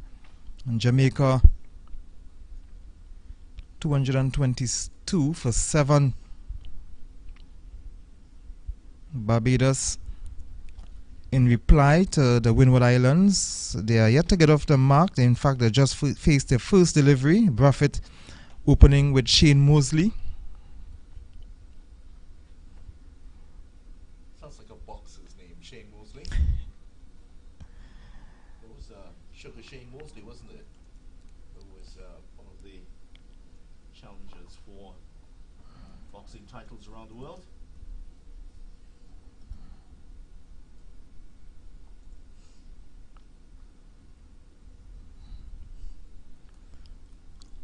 And across the Queen's Park Savannah, Solazano and Jason Mohammed, both on 67. Trinidad and Tobago, 173 for 2. So both Solazano, who, of course, played one test but didn't get to bat. But of course, he would want to put his name up as well, because he would be looking at Shanda Powell and the incumbent Campbell doing quite well.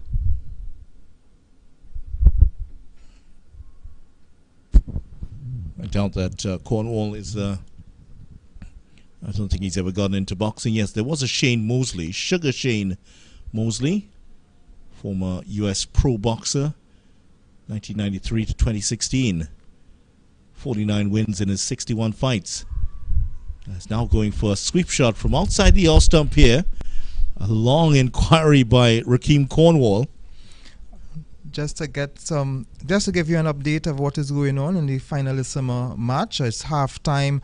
Argentina has added another goal through Angel Di Maria of an assist from Latoro Martinez. So Martinez having a hand in both goals. This one's pulled away. There are two fielders in the deep. It's going to be a challenge for one of them to get it.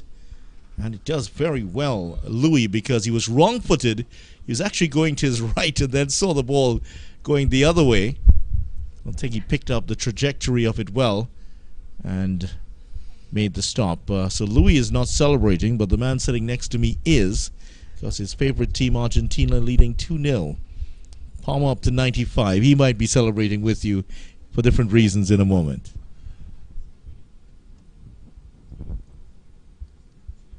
You're convinced that Argentina are going to win the World Cup, aren't you? I'm trying to keep my...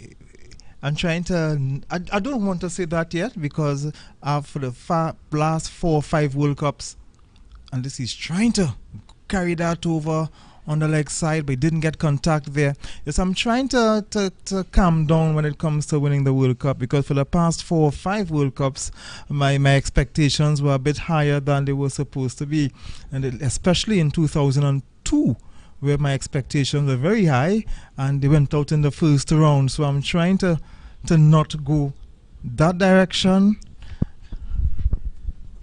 Yes, it's ended in tears for Ian Wason with Argentina since 2002. It's a lot of tears, by the way. Jamaica trying to fight against this Leeward Islands team that's attempting to win their first title since in almost 25 years. And in the Trinidad and Tobago game, 174 for 2. Solozano 68 and Jason Mohammed on 67. Now that is going on right now. Oh, that's a good delivery here from Archibald. He's bowled with without a lot of success today, but Archibald continuing to fire away at this northern end. He might be in for a break pretty soon, now in his 11th over. And Barbados, they are 2 without loss in reply to the Windward Islands score. They were bowled out for just over 200 and Diego Martin.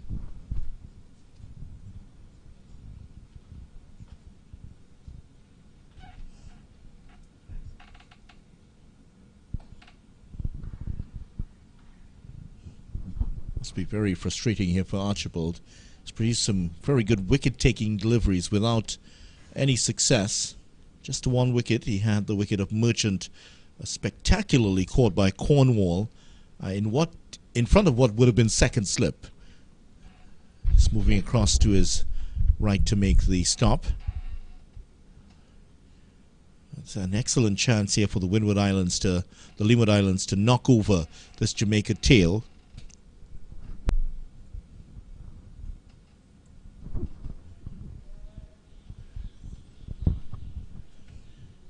So as Mindley is in here, Mindley and Harty still to bat here for the Jamaica. Mindley in right now. There's Gordon still to come, and Patrick Harty. Those are the remaining batsmen for Jamaica. So not a lot of batting here to come for Jamaica. They will at least try to ensure that Palmer gets over the line to get his 100. He's 95.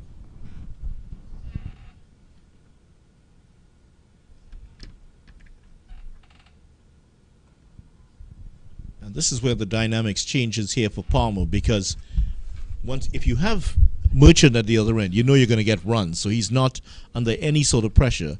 The runs will not come with Mindley and company still at the crease, so he has to balance between his personal goals and getting the runs for his team. And that, of course, would make his job a bit harder, and of course it would bring into play the saying, the nervous 90s. That would play on your mind. Sometimes leaving that one. Sometimes the first 90 runs would be a bit easier, and the next 10 runs, it would be really painstaking. Yeah, just getting close to that milestone is enough to cause all sorts of stress. When the great Canadian physiologist Hans Selye came up with the idea of stress, he described two types: stress, which was the negative type, and eustress, which was the positive type. This is one of those positive types of stress, like a birthday or a wedding anniversary or so. Well, you know about that. Palmer's experiencing that positive type of stress. 5 away from a 100 here.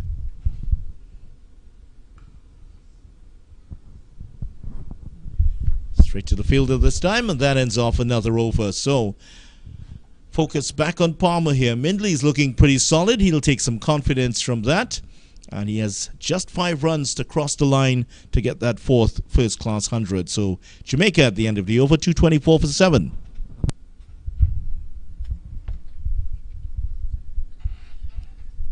Thinking of where Jamaica would have started, they had a horrible start at 10 for 3.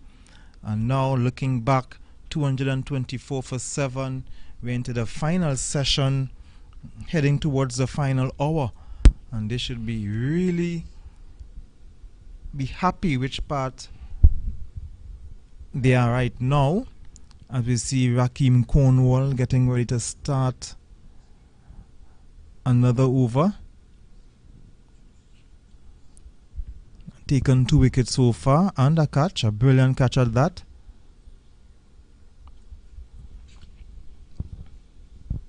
So here's Palmer, 95 of 163 deliveries.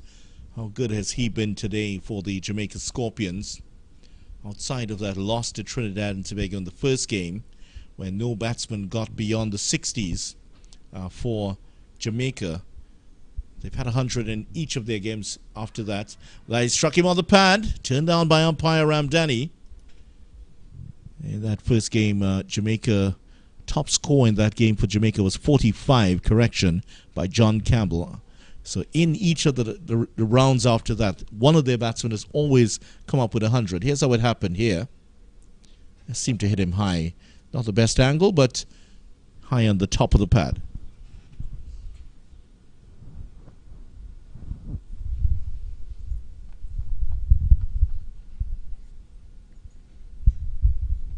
Raheem Cornwall will try again.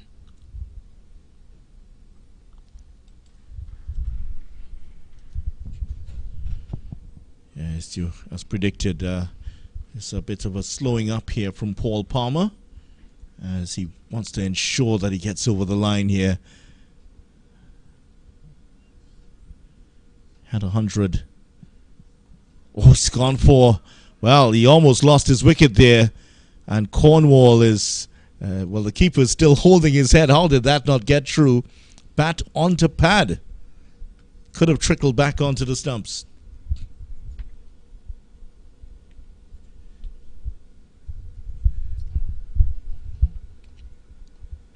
Hasn't had 100 so far for this season. Had 2 in the 2019-2020 season for Jamaica. That's better from him.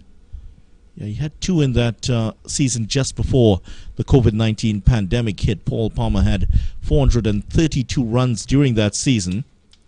Also in the 2017-2018 season, 483 runs, 102 50s. So he was building up nicely. And he needs to produce another season. Well, next season it might be too late for him. This one. But next season, if he can sign off here with 100 and perhaps build some momentum in the early games, might get a shot at that West Indies team, perhaps a place in the middle order. 224 for 7 at the end of the over. And it's a good position to be in if you're a West Indies selector. A lot of options to look at now, especially at the top of the order. You have options in Campbell, Tejan Chandapol, you have Solazano, Kyron Powell. And among the bowlers, you have some options as well. McSween had a decent season. Reefer, who have been really consistent over the years. You have Permore, Rakim Cornwall among the spinners. Archibald gets the edge, and that's gone past second slip for 4. Off the edge of Marquino Mindley's bat, and that would not have carried to slip anyway. He's off the mark on 4. And so what happened, he's come round the wicket here, and the change in angle getting the edge. That's where, look at where second slip is. That would have landed well short of third slip. And Powell could not get a glove onto that, and it's run away for 4 runs.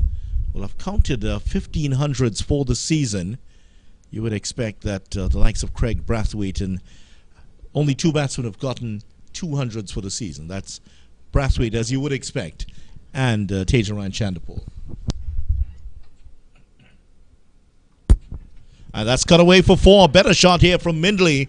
This one was wide outside the off stump. And more like a batsman this time, Mindley, cutting that away between point and gully for 4. Good shot from Mindley. He really looked like a top order batsman there. I'm looking at the overs and I'm concerned about that. When you look at the time, we are close to 4 o'clock. So we are heading towards the final hour, and only 60 overs have been bowled. Spot on there, Ian. Yeah, it's still 29.4 overs to go in the day, and we're in the final session. Certainly not going to get all that in unless another spinner comes on to the attack here. Leeward Islands have banked on their 4 seamers to do the trick for them. Hasn't quite worked out in the way they hoped, and aided Jamaica Scorpions by those drop chances. Hamilton just trying to make sure and get things right. He's not one to set the field from behind the stumps. He comes right up to the stumps, making sure he gets the angles just right.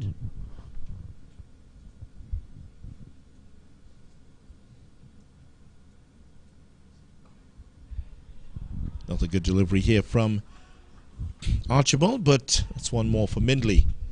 It's up to 9 now. 2 boundaries in the over.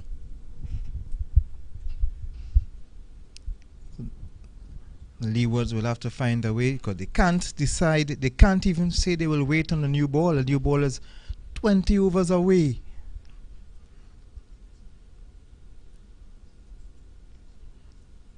Jamaica, having recovered from 10 for 3, 233 for 7.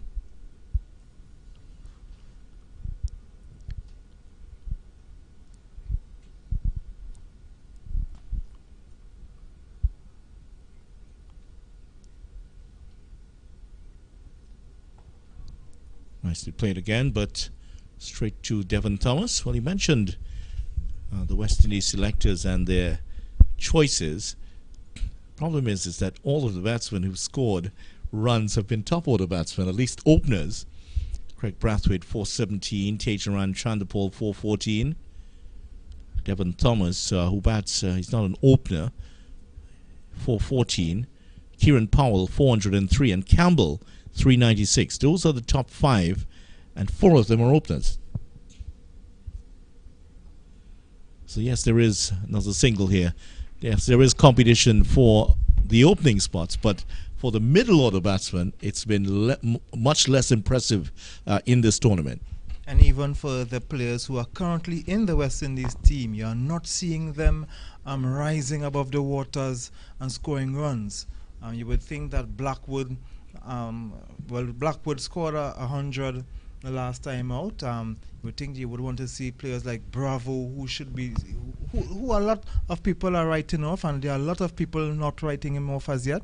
They still believe that he has some contribution to make still to West Indies cricket.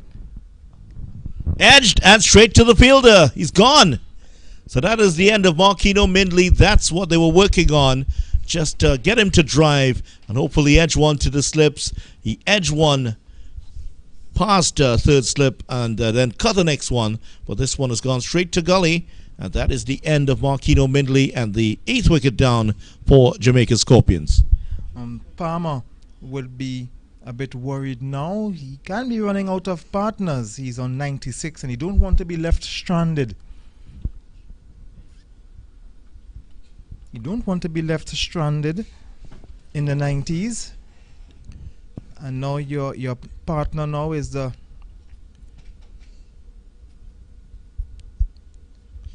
Archibald has taken the wicket. It is Gordon who's going out. Gordon is coming in. So they would want to... You would want to take some of the strike. When your partner is coming, your partner coming in now is the number 10th batsman.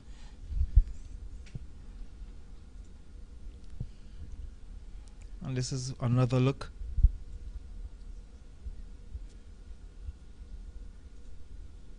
Grabbing hold of that.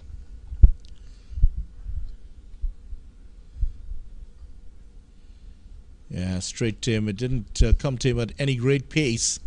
And he took it well. I think what surprised the fielder was that it really didn't come as fast to him as he thought. I think that is Louis there. Usually they would have Hodge in that gully position. That actually was the backward point position.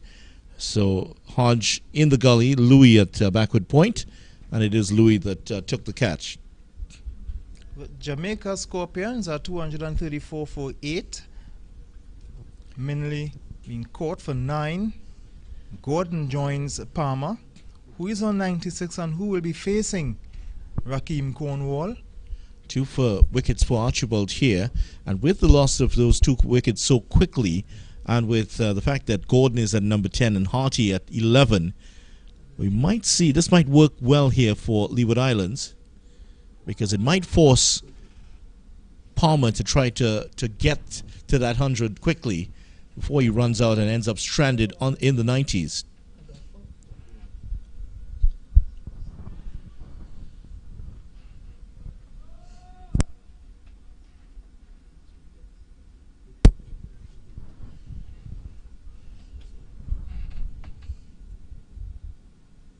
Palmer paddles this one around. That's a good shot. It's going to get close to the boundary, but not close enough.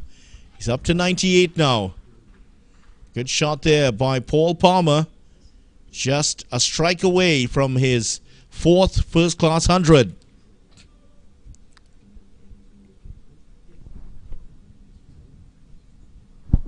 .236 for 8 from 10 for 3.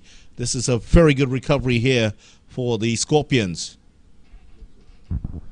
Driving, but not past extra cover.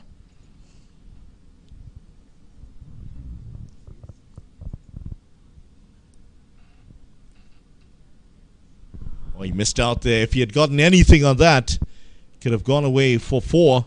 That would have been his 100. But I don't think he touched that at all.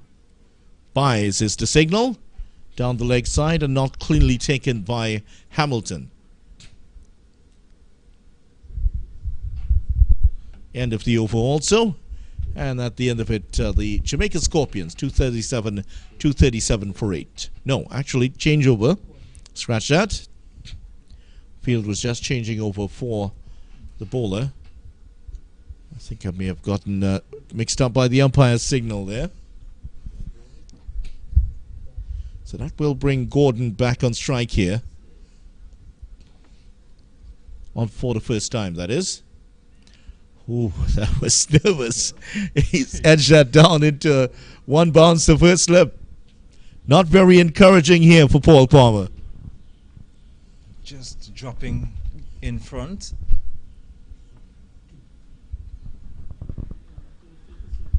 I think Cornwall can taste a third wicket here. 2 wickets already.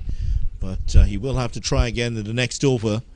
Well, they go for another over for Archibald here.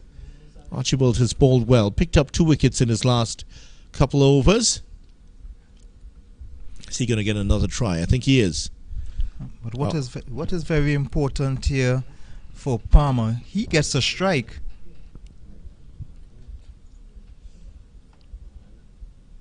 So he's on 98. He's batting with the number 10 batsman, so of course you would want to get to 3 figures as soon as possible.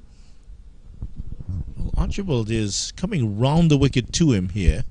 The left-hander, left hand round the wicket to the left-hander, so maybe a slightly unusual angle. Left-handers usually face a lot of right-handed bowlers coming over the wicket, round the wicket. Left arm over the wicket, but left arm round the wicket is not something they'll face a lot. So let's see how he handles this change in angle here from Archibald. Well, not well. He tried to force that off the back foot. It's one of his favorite shots. He plays that shot well. But Archibald almost getting the edge here.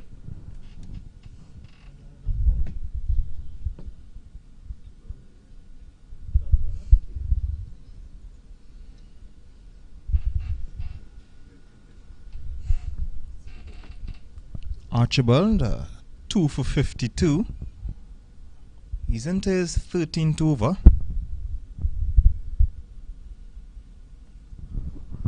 Well, you can sense the nervousness here for Paul Palmer.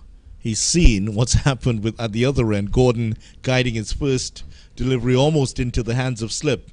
So he's just trying to keep himself calm. He wants to get that 100, but of course he doesn't want to give it away. Here with the Jamaica Scorpions, 237 for 8. He has to get the 100. He wants to get the 100, but also he has to try to push Jamaica to a total of 250 and beyond here. He knows that their opponents also have a lot of great batters to come. Appeal for LBW here. Umpire Basseret says not out. Unmoved by the appeal. Massive appeal, but he's left arm round the wicket. Very, very difficult to get that decision. That's going to have to pitch in line and straighten. And let's see, we'll get a good view of where this ball pitches. Because my money is that this one pitches outside the leg stump.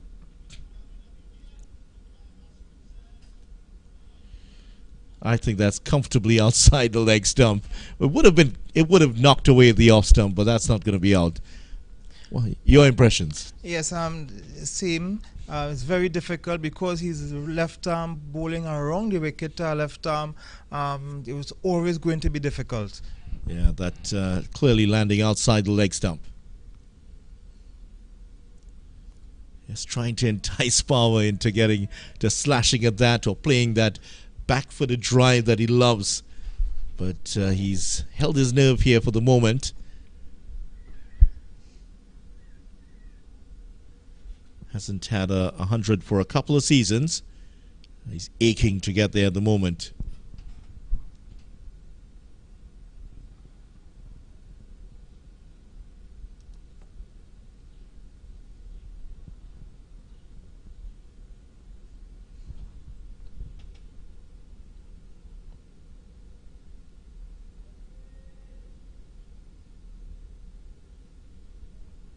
Palmer actually came in to bat earlier today within the first half an hour of play. Within the first half an hour, Jamaica were already 2 down. After an hour, they were 3 down. So he had already come in and seen a wicket fall at the first water break at 11 o'clock earlier today. And here we are, just after 4 p.m., and he's still battling away for his team. 5 hours he's been out there. And 98 runs later. More importantly.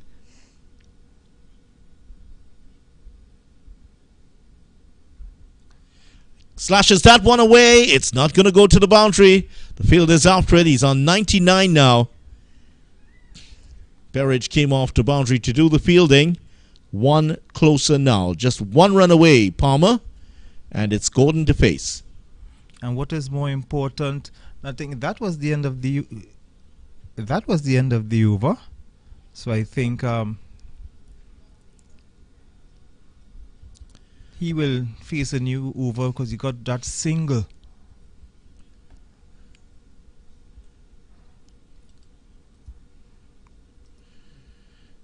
So he will face up. Paul Palmer just discussing things with his partner, probably telling him, once it's in the gap, you come through. We're going to take that single.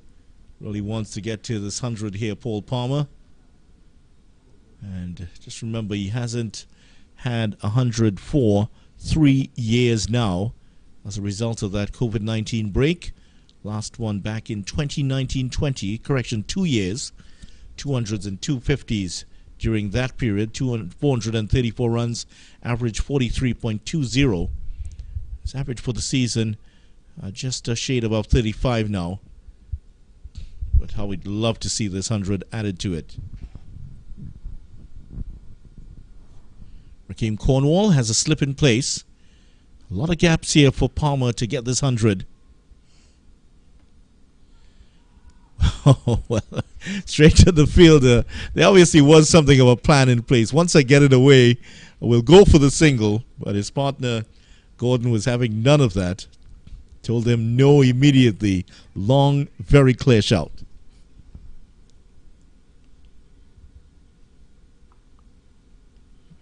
Rakeem Cornwall just keeping him a bit quiet. 2 for 70 in his 18th over.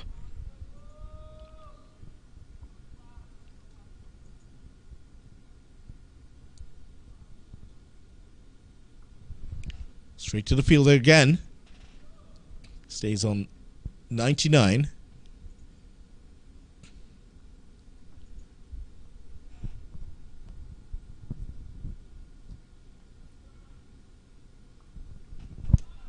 Could get it here. There could be a run out. He's missed it and he got his 100. That's 100 for Paul Palmer. And there are overthrows at the other side. It goes for 4.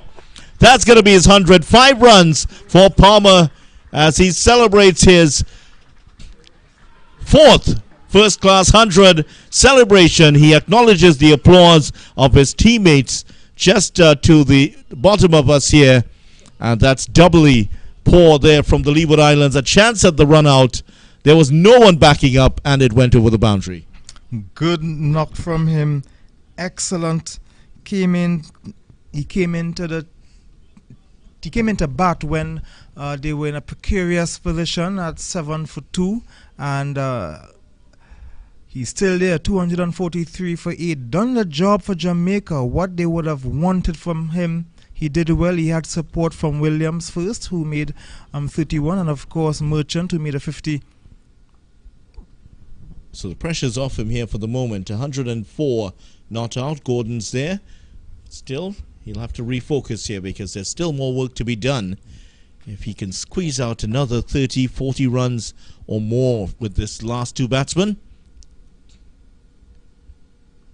These last 2 batsmen, that will certainly be his job done. He's calling for something. He wants some more gloves here.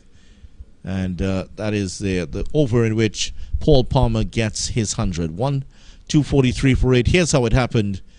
Paul Palmer pushing this one into the cover region. There's Cornwall just left asking, if you had only thrown it for me so I could catch it, I would have gotten him. Doubtful whether he would have been able to effect the run out because he was moving so fast, Palmer. Tell you what, he's going for 100 run. There's nothing going to stop him there. He went through really quickly and got it. And of course, he got the 4 extra runs for bonus, as they say, lanyap. As we say in Trinidad, that is. Might need some translation away from home.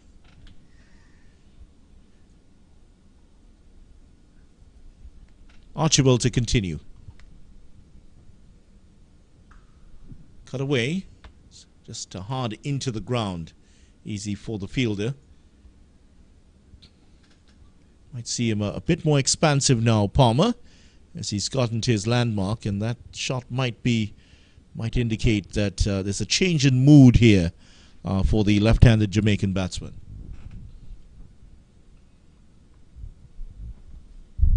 Jamaica will definitely be the happier of the two teams. No doubt about that.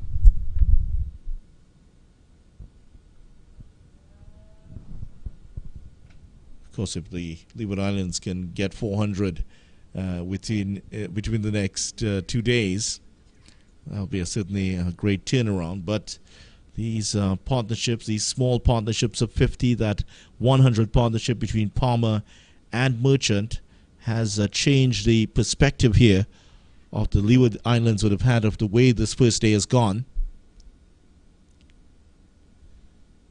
Well, the umpire just pulled back because I think one of the fielders was doing some warm-ups that he wasn't quite ready. It should be one. Amir Jangu there doing a little step over. He's a big Chelsea fan, Amir Jangu. Yeah, he loves Chelsea, and one or two of these Arsenal supporters in the booth here with us shaking his head. So those two teams always, I think he said he liked Jangu a lot more before he knew he supported Chelsea.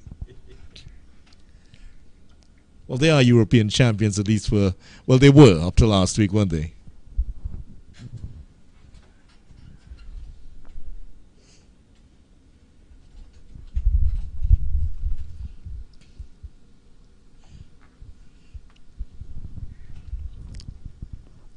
Archibald is getting ready to bowl another delivery, this time to Gordon. Well, Gordon has looked fairly solid here. He's come in for the long haul. He hasn't played any outlandish shots that we would have seen from Merchant. He hasn't really attacked any deliveries, just trying to get in behind the line of it. So who knows, there might be another partnership blooming here for Jamaica.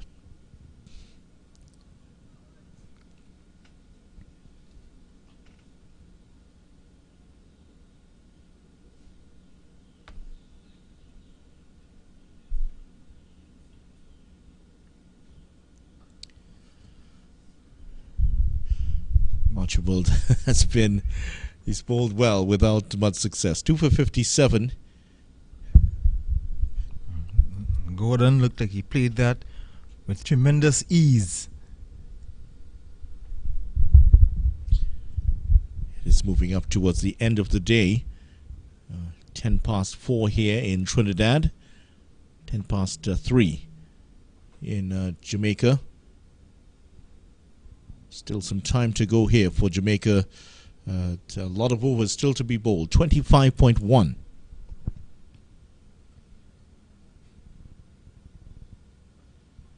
Almost played that on. End of the over, and well, Archibald has bowled almost unchanged throughout this session. We might see him come off after this. We've gone past the 1 hour mark of this session since tea. 2:44 for 8 at the end of the over here. So this is the umpires signaling their intentions, perhaps, that we might be going late here. 5:30 might be the cutoff time.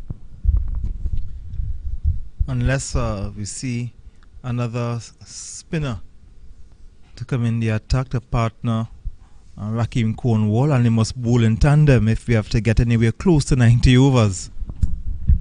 Not sure who that's going to be. They haven't gone for one.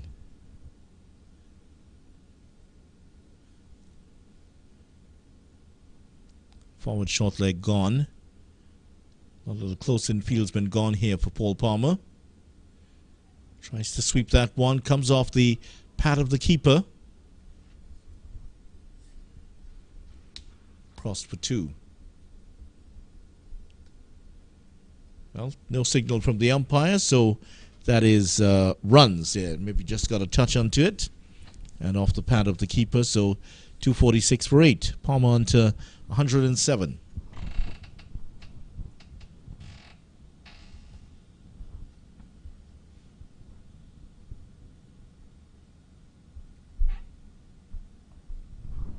Again, great resilience shown by this Jamaica team as they lost out to Trinidad and Tobago in their first match, but since then, yes, they lost to Barbados in their second, but they have found a century maker in each of their games since then. So they're showing that maybe they would have put forward a more formidable threat in a full season of 10 games. Might have seen them improve through that 6-7 game and moving up to the end. This one swept away. Good stop by Archibald. He's bowled a very long spell, Archibald, and then to have to dive and make the stop. Good work from him. End of the over, 247 for 8. Just to get a quick score from the Queen's Park Oval, Trinidad and Tobago Red Force 184 for 4. Karaya is on 2. The silver is on 1. So of course both Mohammed and Salazano would have been dismissed. He's gone for a big hit here, and has he gotten all of that? The fieldsman is interested. That's gone all. Yeah, he's gone over the ropes here for 6. So what did I say that Gordon was looking to play solidly? Well, he's found one he likes. Smashed that away for 6 runs. He's taken a leaf out of the book of one Jamie Merchant. And of course, didn't quite land there though. It didn't land there. And of course, again, seems like Cornwall is a man targeted. Mostly pushes them through. He just floated that one up. And Gordon says, I'll take some of that.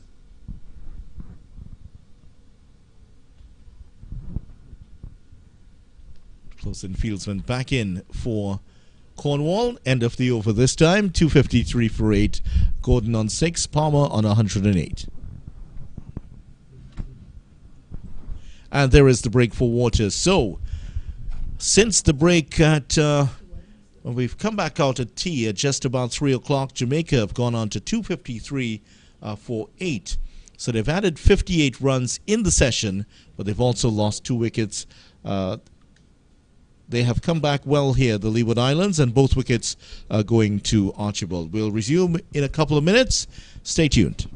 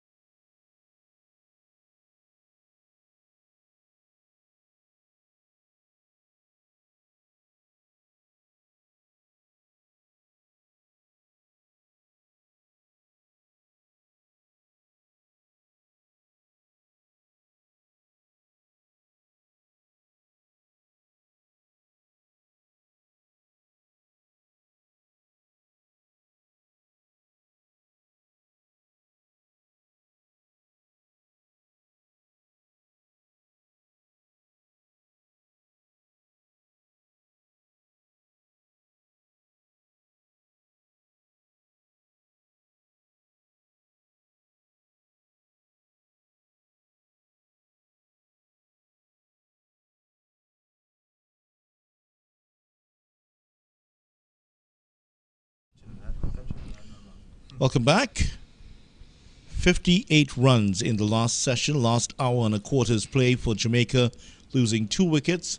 Palmer progressed from 79 to 108, getting up to his 4th first-class 100. So we are going a little bit later here. As Archibald continues, well, he's going very, very late. Pulled away. That is played with some authority. That is pulled away for a boundary. He's into the up to 112 now. The groundsman comes off. Well, that's a nice whippy-looking return. Yeah, I tell you what, that's a powerful return he has there. Gets it all the way back to the pitch. Palmer is progressing nicely. He's 112. And Gordon just on 6. Jamaica just putting the brakes on the Leewards.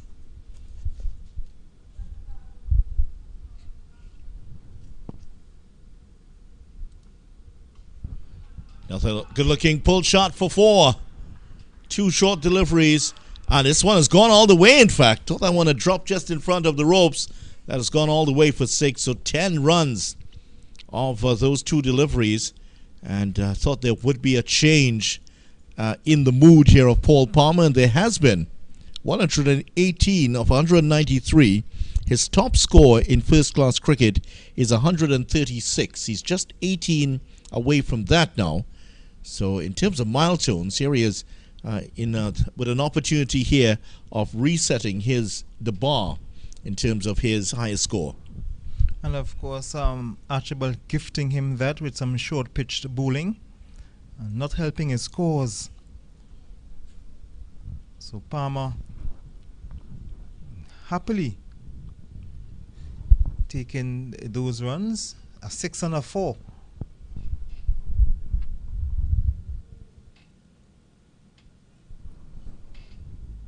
A little bit too wide this time from Archibald.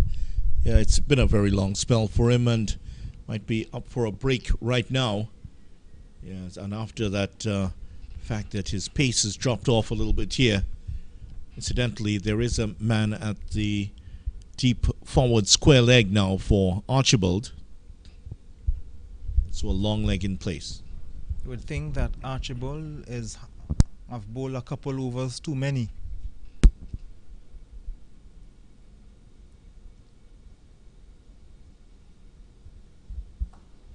Lovely on drive, but well fielded by Ross Powell, diving across to make the stop there. One of the 2 Powells on the field, Ross Powell and Kieran Powell. Sure that viewers across the Caribbean would be more familiar with Kieran. Ross Powell, one of the youngsters in the team, son of the former Leeward Islands off-spinner all-rounder Ronald Powell.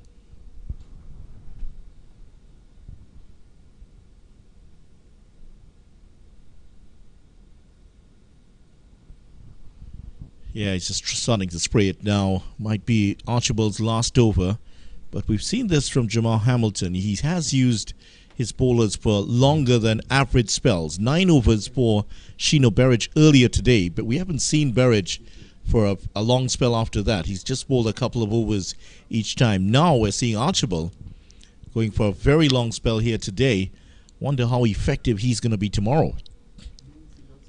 And seeing the poor wayward deliveries, you don't think that I really don't think he should have bowled that long. As I mentioned, he's bowled a couple overs too many.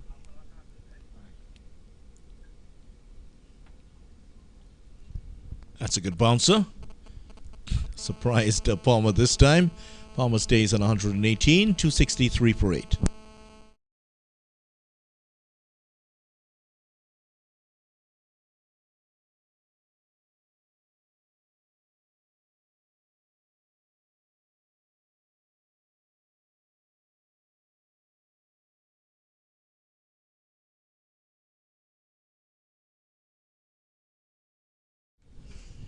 So 263 for 8, and that 10 for 3, which Jamaica Scorpions were earlier in the day, looks like a blip now. This is more normal service has resumed.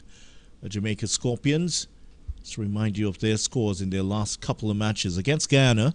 393 in their first innings, and they got 260 odd in their second innings against Jamaica, against Guyana in that game. Also in the last round, Jamaica got 346 against the Windward Islands, went on to win by an innings and 14 runs there.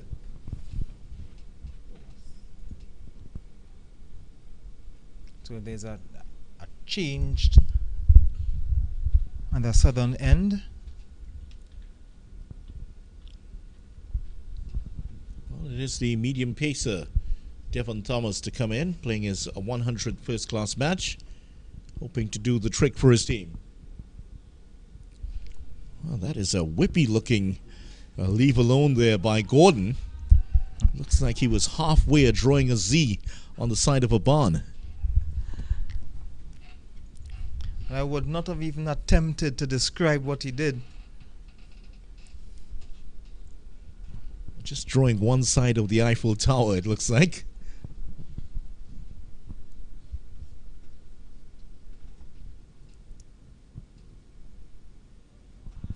I think he's learned that from Courtney Walsh. I was about to say that. I haven't seen something like that since Courtney Walsh.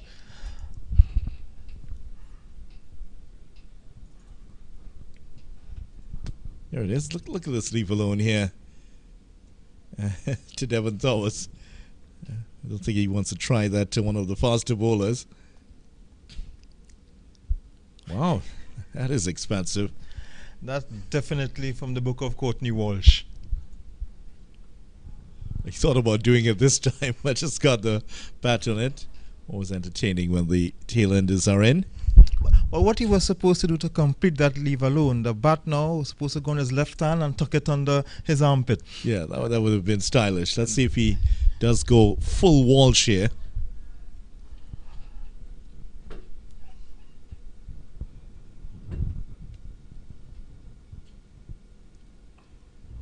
Gets a full toss, and we'll get one. Just poked that away off the bottom of the bat. 264 for 8. Brings Palmer back on.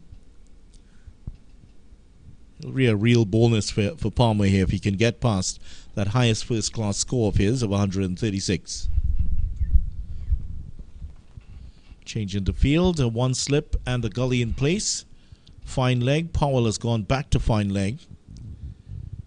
Deep square leg in place now for Palmer. In terms of the offside, there is a deep backward point.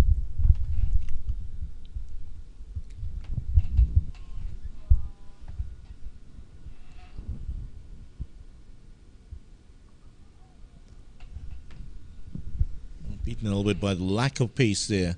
Palmer tried to turn that onto the onside. Now, outside of the mid-on fielder, just behind to the right of the umpire, there's no one on the leg side except for Powell at fine leg and a deep square leg in place.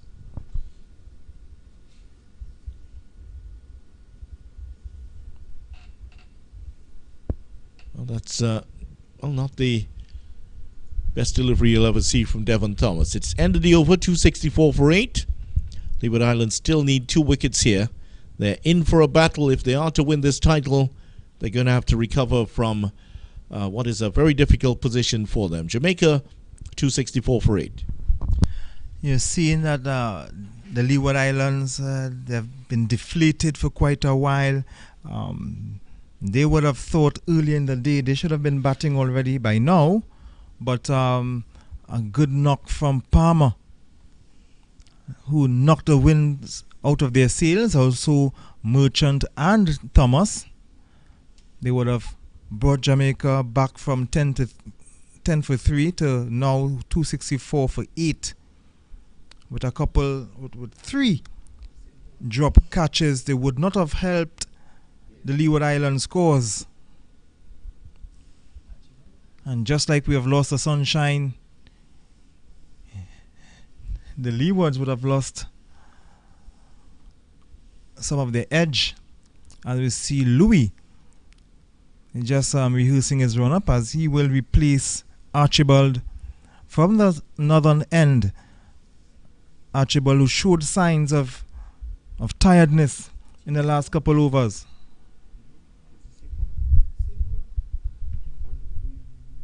So Louis will come in at 16 overs, 1 for 47. And Gordoning is playing that on the onside. He will just scuttle for 1. So he will bring Palmer, who is on 118 to strike. And the Scorpions are 35 runs away from 300. And I'm sure they will be having one eye on that. Well, the first total, they've had over 300 for the season. They got 364 against the Windward Islands. And also in their last game, 393 over Ghana. But the odds of them getting over 300 here, a lot longer. Just 2 wickets to go now.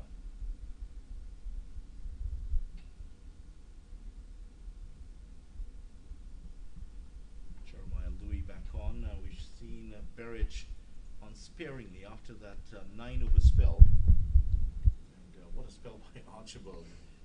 Not a huge amount of success for Archibald, but taking the 2 wickets, a little bit unlucky. Dropped catches off him, edges that went wide of the slips. His second spell, especially at the early part of it, was very good.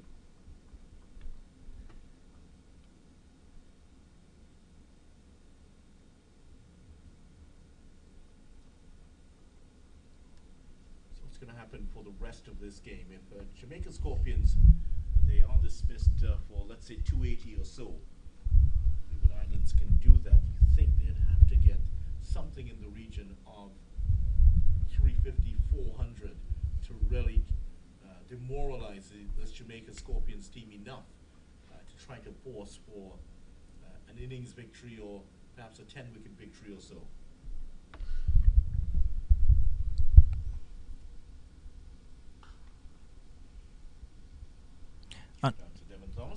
And for them to do that, we are coming on to the end of the first day, so they have to do it in 2 days and less to give themselves time to bowl out Jamaica if they're still thinking of a victory to overtake Barbados. I think it's better they just banish Barbados out of their thoughts, forget they even exist. Let's try to win this game.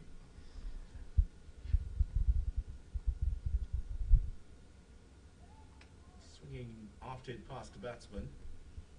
Yeah, you just have to control the controllables, as coaches like to say. Just play the team in front of you.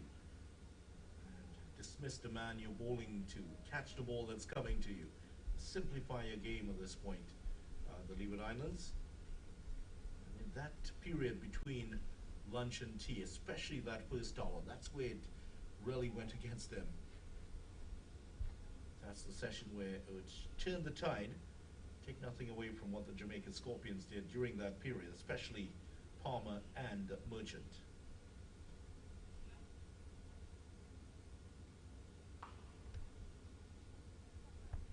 Seeing it like a cannonball right now. 265 for 8 at the end of the over. It's certainly sounding like a cannonball as it came off the bat.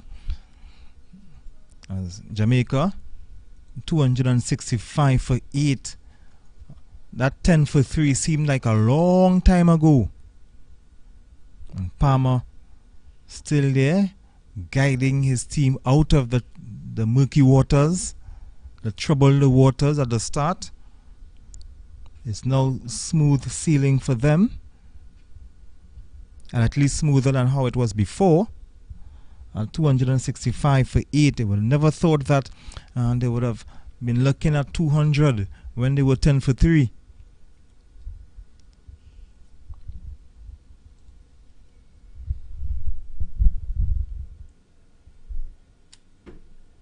Thomas has to pull away. Just before we go back to Thomas, Bangladesh tour of the West Indies starting on the 16th. 2 test matches, 3 T20s, and also be 3 one-day internationals in that tour between June 16th and July 16th.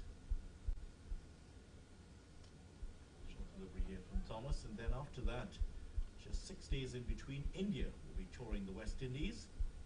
There will be 3 ODIs, 3, make that 5 T20s, 1 right here at the Brian Lara Cricket Academy, the first T20 here, 3 one-day internationals at the Queen's Park Oval, and then right after that, New Zealand will be coming here. New Zealand, they will play 3 T20s to start off, and then 3 ODIs. And again, Thomas has decided to pull out. It's one of the busiest years ever in West Indies history, especially with Ireland and India and England actually coming in earlier this year. We see another Walsh-like leave alone. So it's a lot of white ball cricket, especially as they are getting ready for the T20 World Cup, and of course looking for those points for direct qualification into the 50 overs World Cup as well. Also the reason for the decision to tour Netherlands. Of course, West Indies going there. A few other international teams going to the Netherlands. He hasn't gone full Walsh here, has he? Just waiting to see that one go under his arm. Maybe he just needs to look at something on YouTube to see how Walsh did it correctly. Yes, he has to get the proper Walsh leave alone.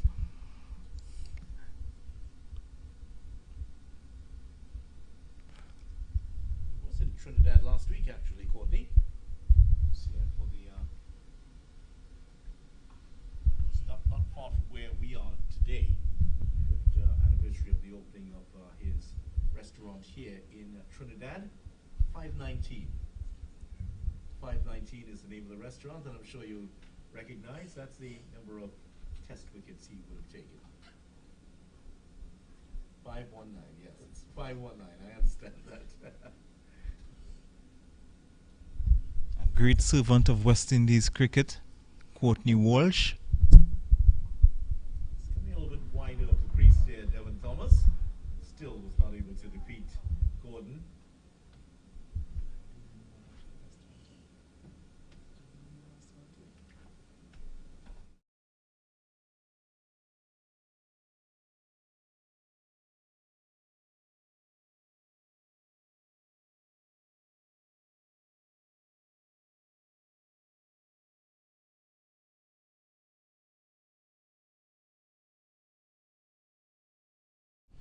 Continues to plug away here, Devon Thomas. Big smile on his face as Gordon defies him one more time. 265 for 8 at the end of the over.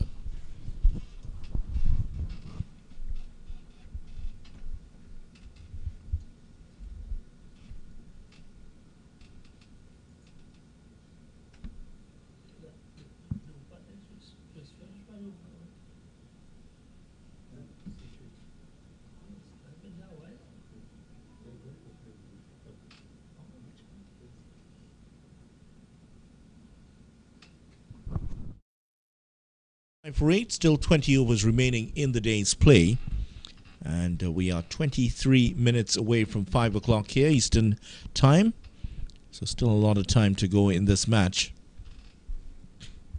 Certainly not going to get those 20 overs in with the seamers in operation. Cuts that away and over the head of the extra cover, and that will run away for 2. Palmer's into the 120s now.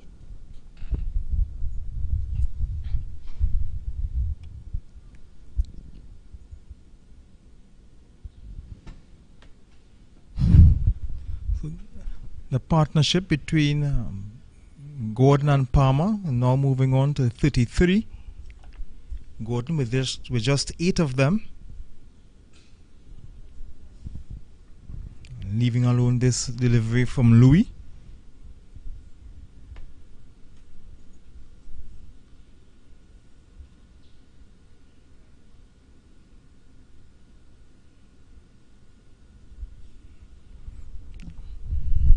It's still 2-0 in Wembley between Argentina and Italy. You're just enjoying that, aren't you? In the 89th minute, so Argentina will be getting ready to lift up that finalissimo trophy. So wide. That one landed off the strip. I think there's a guiding line on the edge of the pitch. That one actually went right of that. That was very, very wide indeed from Louis. Well, he knows that Palmer's going to go after him at this point. He's 120 not out. Jamaica Scorpions 268. Leeward Islands demoralized at the moment.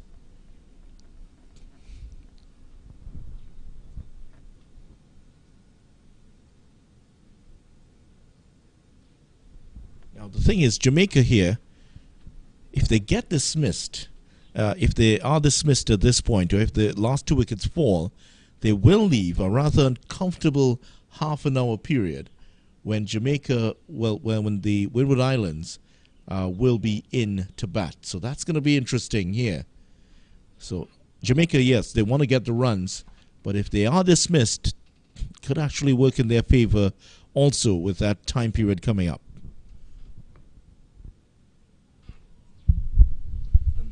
At that stage, batsmen are usually thinking about just seeing off the rest of the day to start fresh in the next morning. So they will be between two minds, whether to go or just consolidate and just survive the evening until tomorrow. Then sometimes when a wicket, if a wicket should fall, should you bring on a night watchman or not?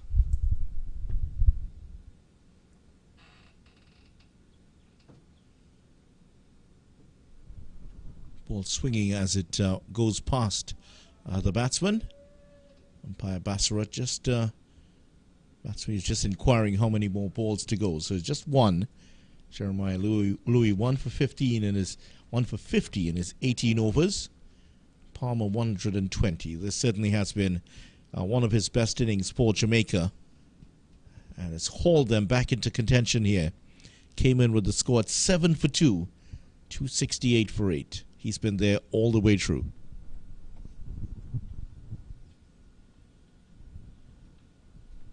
And continues to battle on. 268 for 8 at the end of the over.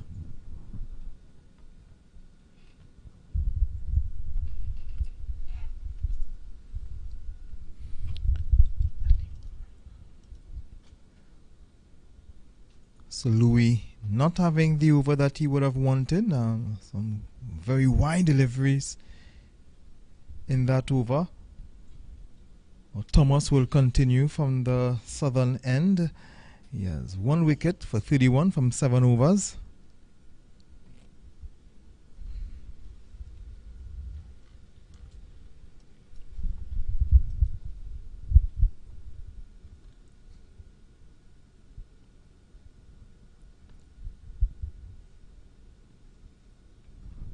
So 2 slips in place here as Thomas continues.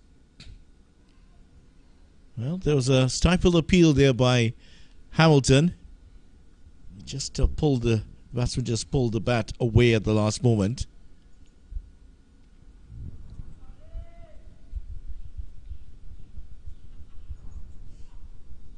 See what happens here.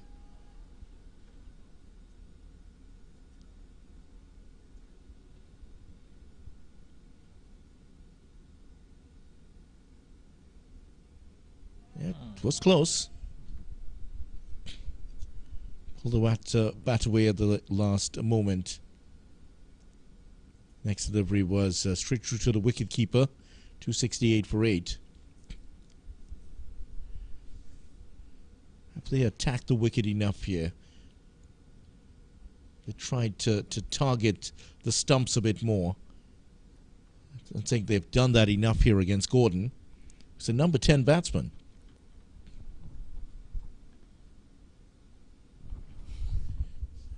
They bowled a bit too short to him. That is what you would call a waste of a delivery. The batsman just have to watch it go to the wicket keeper. Didn't need even to duck. Didn't need to play. Just watch it and let it pass. Well, that was born out of frustration there from Thomas.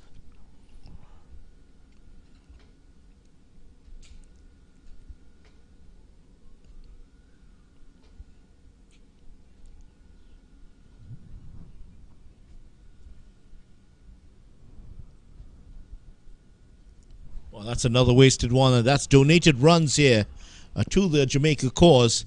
And Thomas has let his frustrations get the better of him.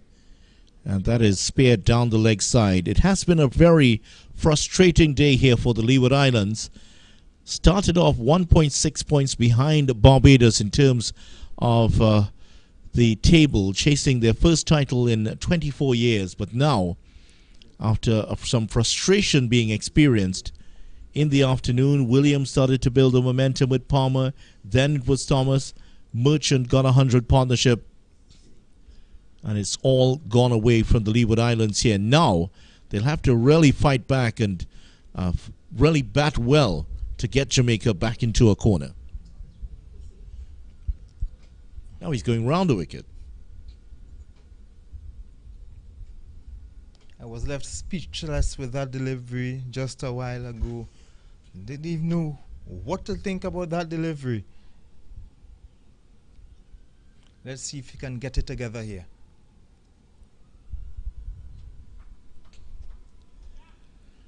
It's been a lot of short stuff here to Gordon, which he's left well alone. 272 for 8 at the end of the over. Palmer is not out on 120.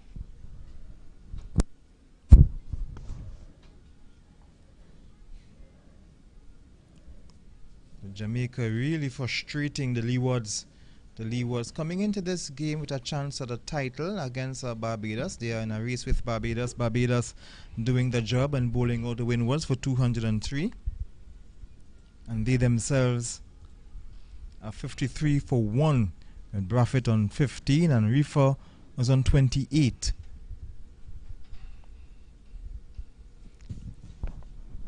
Physio on here for to administer some treatment here for his, maybe some drinks here to revive his two batsmen. Certainly Palmer hasn't needed any reviving. He's looked pretty good. 120 of 210 deliveries. Gordon 8 of 27. And just had a 6 in there. Just some news coming out from Wembley. Argentina have added a third through the substitute Paulo Dybala. So Dybala scoring since coming on, and he got his assist from Lionel Messi.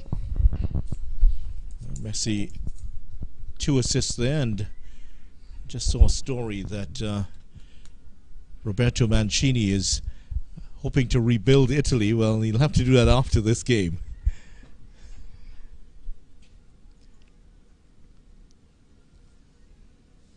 It's a massive clash at Wembley. This one also pretty good clash here between Jamaica and the Leeward Islands. Jamaica in front on points.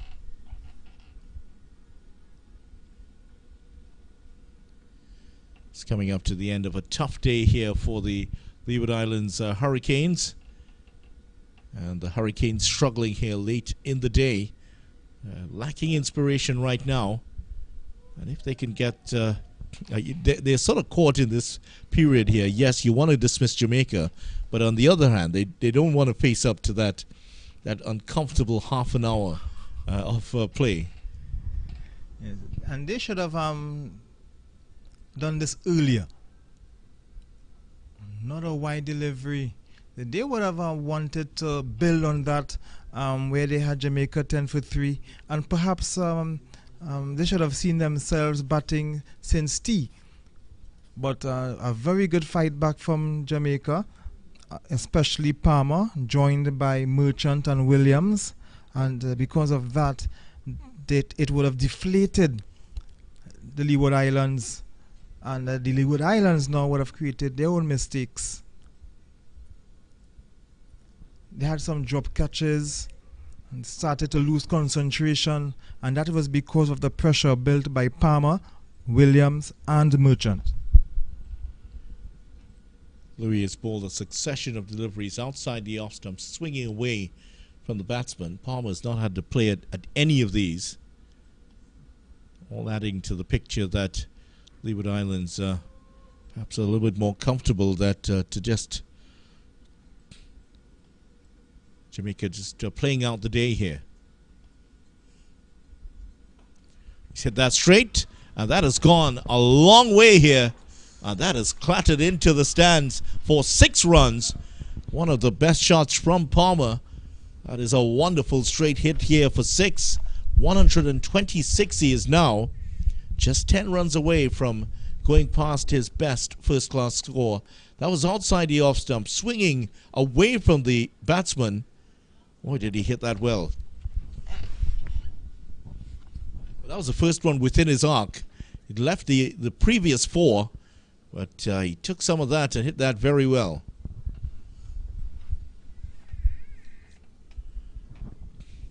Might want to get the single here. But Gordon has looked quite comfortable at the other end.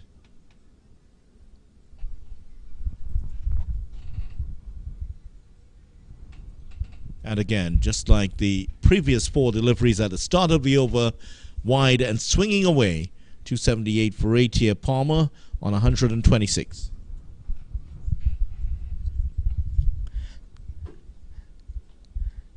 This is a day you would call it a day of 2 halves. One half belonged to the Leeward Islands, Jamaica at one time, with 56 for 5.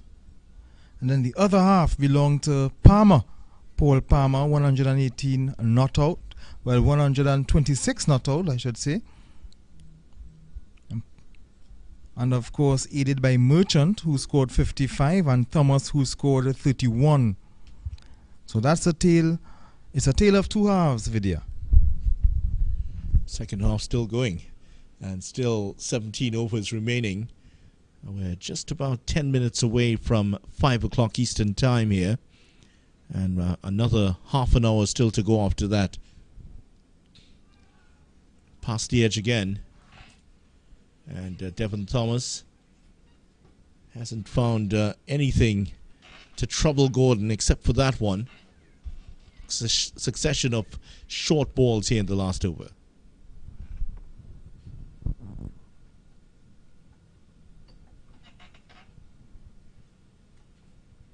Powell has now come back into that second slip position.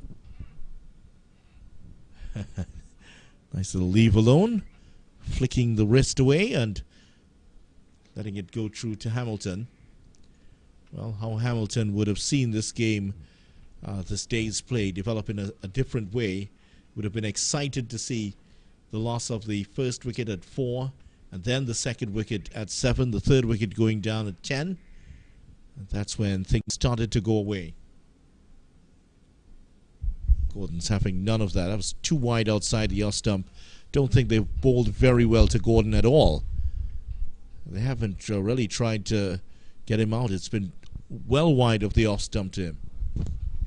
Back in the days when you have a number 10 batsman and you would see the bowlers immediately looking for the Yorkers and things like that. You haven't seen that today. They have been trying the short balls, and the short balls have not been on target. It's simply swaying out of the way or ducking.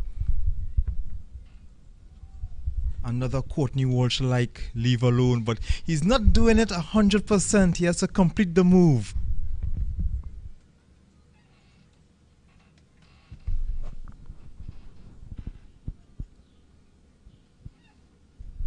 Sometimes I remember watching Courtney Walsh himself bowling to Glenn McGrath, and Glenn McGrath came in, only 3 deliveries he needed, 2 short balls and a Yorker, the dead on target, and those were the only deliveries he needed.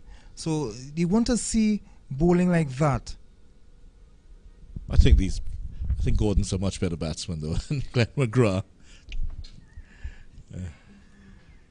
Australia actually attempted a policy of having one of the batsmen, the main batsman on the team, adopt one of the tail enders to get them to improve their batting.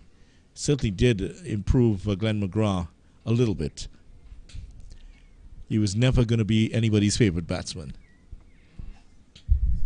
One of the most respected bowlers of all time, actually. Certainly was. There was a nice photo of him and Brian Lara last week at the funeral for Andrew Simons. Finally, one that's pitched up, and Gordon plays it away comfortably again. Yeah, at the funeral for Andrew Simons, there was a lovely picture of Brian Lara taken with his old rival Glenn McGrath. Two of them smiles and hugging each other. Great to see that the players can enjoy each other's company after their careers are over, as I'm sure they did during that time. 278 for 8 at the end of the over. Actually, Lara was also in Australia to support his good friend Dwight York, the former Trinidad and Tobago and Manchester United player who was starting his coaching career. He coached an all-stars team in Australia against a Barcelona team. Barcelona won 3-2, and York signing a contract to coach MacArthur FC in the A-League, as it's called. So, of course, Dwight York following in the footsteps of his good friend Russell Atterby, who is now the Barbados national team coach, who would have coached Trinidad and Tobago some years ago, coaching national under 17 team as well. So Latapi has certainly done his bit of coaching. And of course, also another teammate of theirs, Angus Eve, is currently the coach of the Soca Warriors, and Stern John, who is now the coach of St. Lucia. So they have been doing their coaching, and of course their rival from Jamaica, Theodore Whitmore, was just relieved of his job as a coach of Jamaica. So it's good to see a lot of these players who would have played among and against themselves are now getting the jobs of coaches in the region. It's Cornwall from the northern end, and he's greeted with one that is bashed straight past him for 6 runs. And Palmer's decided, hey, I'm going to go past that record now. That is 132 he's up to now. And that is hit wonderfully straight here by Palmer. And just to remind you, his top first-class score is 136. He's just 4 away from that now. Today is definitely not Cornwall's best day.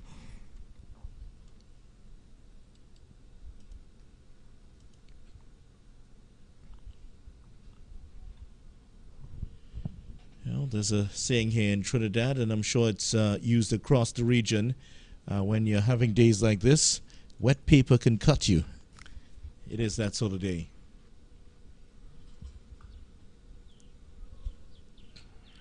You'll get 1. Well, they decide against the second, and wisely so, because the throw was right beside the bails. It would have been run out for sure. 133, and the partnership crossing the 50 mark. So 51 here. And these succession of 50 partnerships really have annoyed the Leeward Islands to no end here. Jamaica 285 for 8. Who would have thought they would have gotten there when they were 10 for 3? And this is their 3rd successive partnership past 50. Well, that was not well handled by Gordon. Cornwall might see himself in with an opportunity for a 3rd wicket here and a 24th overall in the tournament.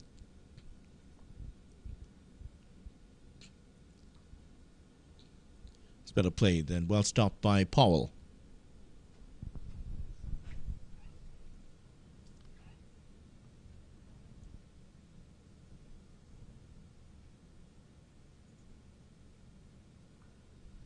Yeah, he's just trying to float it up there, hoping that he'll get Gordon to play a more expansive shot. Well, he has restrained himself well. Gordon, he's 8 of 35. Jamaica Scorpions are 285 for 8 at the end of the over.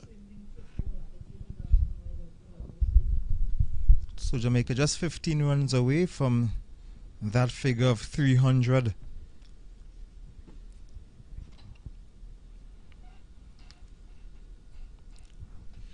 15 overs to go here still for the day. We're now just about close to 5 o'clock, which is the scheduled close of play. And the umpires can still take play to 5:30.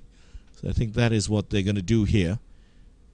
The other part about it, of course, the Leeward Islands, if they dismiss Jamaica, as we've mentioned, they now have to bat through the remainder of the day, possibly about 25 minutes. Well, there is that 10-minute break, so it's about 20 minutes they will have to face. So it's an uncomfortable period of time here for them. They haven't gone to their main bowlers, so that's one of the what we're seeing here. They perhaps have that in the back of their mind. better delivery. And that's the kind of delivery he needs to be bowling to Gordon. But Palmer is equal to it. He's up to 134 now. Just an update of what is going on at the Queen's Park Oval, Trinidad and Tobago. There was a collapse. And Trinidad and Tobago, the Red Force, are now 203 for 9 after having a good start. So they're also having a sort of two halves. One half, Trinidad and Tobago doing quite well. And in the second half, this collapse. And now 203 for 9.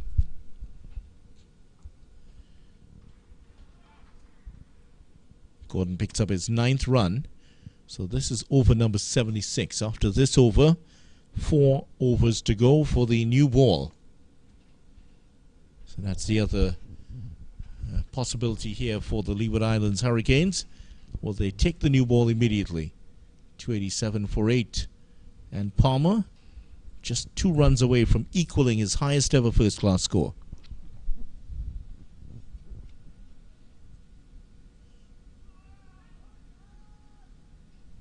Who would have believed that we would have been talking about the second new ball after 56 for 5? Great recovery here for Jamaica, led by this man, Paul Palmer, who's already put his name up for a possible man of the match. Of course, it's still a very long way to go. 3 days and 14.3 overs still to go in this game.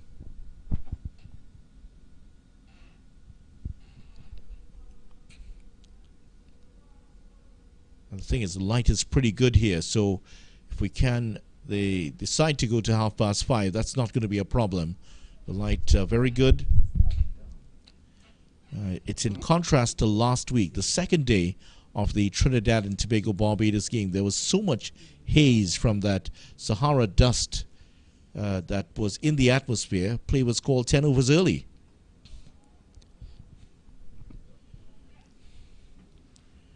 Yeah, I'm sure that, hope that you have taken your precautions for the Sahara dust, especially those so susceptible with the runny noses and the swollen eyes,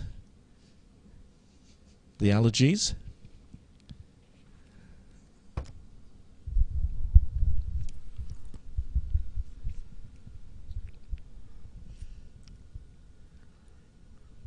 That's a wide. That's dropped off the pitch here again from Devon Thomas.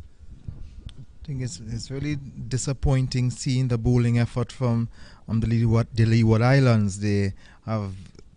It's a fact that they have been deflated. Their confidence have dropped, but they need to do a better effort and make a better effort than what they are doing right now, especially from the bowling from the southern end. Just full and wide here from Devon Thomas as the over comes to an end. That's not going to be called wide, and they're not going to score off it. 288 for 8, Jamaica Scorpions. And Palmer, 134, is second best first-class score on record so far.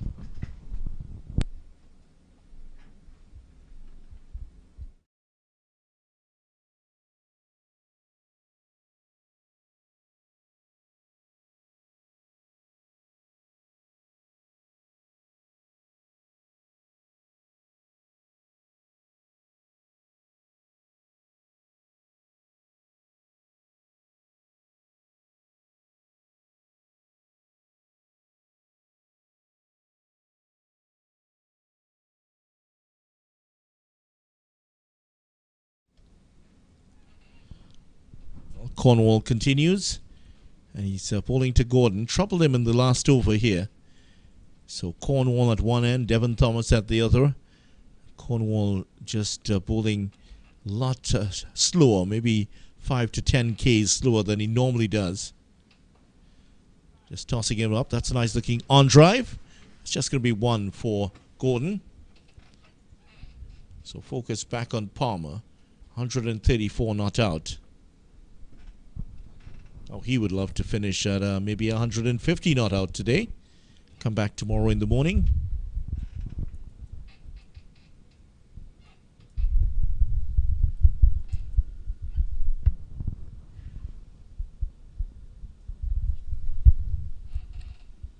Cornwall. Cuts that away. That's 1. Could go back for the second here. And that's it. He has equaled his best first-class score in history, 136. His fourth 400 here in first-class cricket. Just one more needed, and this will be his best effort ever. And what is also important, it takes Jamaica to the 290s, just 9 away from 300. Coming forward confidently to Cornwall. And of course, if he will go at the end of the day's play and return tomorrow, that will be good for him, inching at closer to 150. Off the edge, and he gets the run. That is now his highest ever first-class score, and I'm sure he's aware of it. 137 now. He will feel that he wants to push this on towards 150, get a really big one here for Jamaica as they move on up towards that 300 mark. And still, we are into the 76th over for the day. Will they take the new ball after 80 overs? Just to look at what is going on at the Queen's Park Oval, Trinidad and Tobago Red Force closed the day on 203 for 9. Straight back to Cornwall at this time. So 203 for 9, a slow rate. Just from 160 odd for 2. So disappointing for the Red Force in the end. End of the over here, 292 for 8. So after Solozano made 72 and Jason Mohammed 68, Raja 26, no one else got to double figures. So very disappointing, but good news for Kimo Paul, he took a 5er. Kimo Paul doing well, finishing with 5 for 41 from his 17 overs. Well, in some quarters it's called a Michelle. Of course, it's after Michelle Pfeiffer.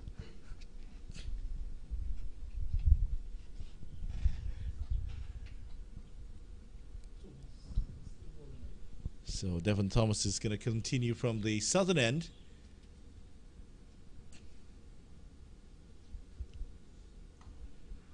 Hit back past him. They will get one. Django just slowly off the mark there to get that one. Palmer 138, Gordon on 10. And Gordon, he and Palmer put on 59 here. So 3 consecutive partnerships, 50 and over. Really, well, except for that partnership with Mindley, of course.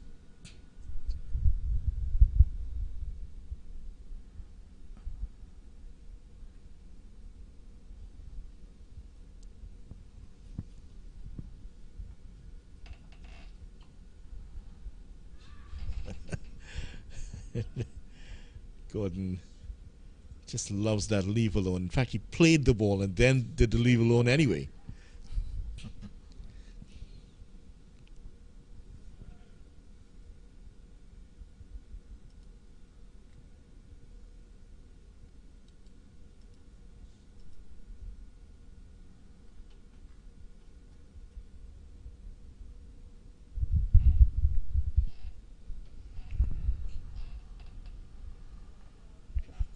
Just playing in his 13th game, Nicholson Gordon. Just 72 runs before this, a high score of 18. He might have his eyes on a landmark of his own.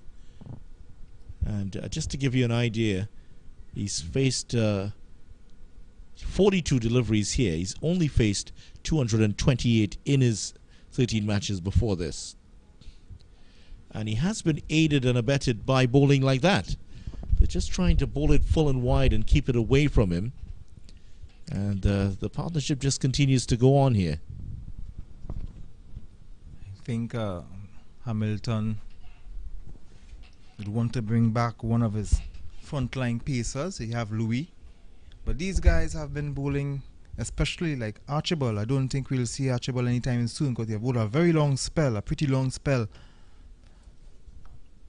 This is a time you would need Shino Berridge you would want him with a ball in his hand. But of course a new ball is getting closer.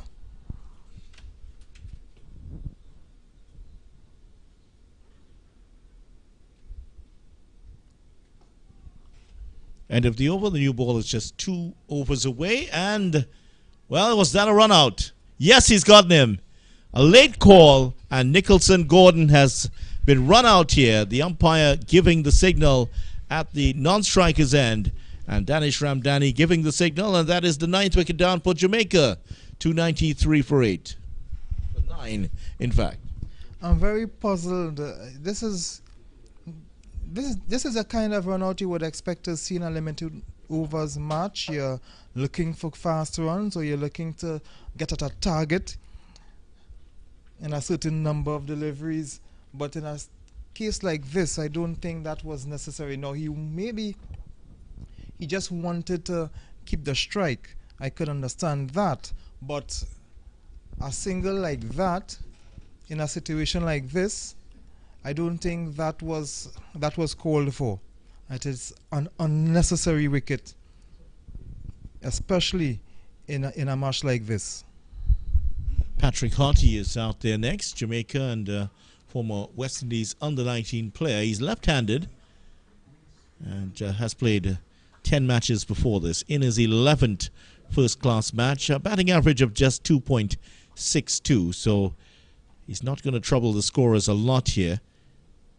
In fact, in his 11 matches before this, he's faced 127 deliveries in 16 innings.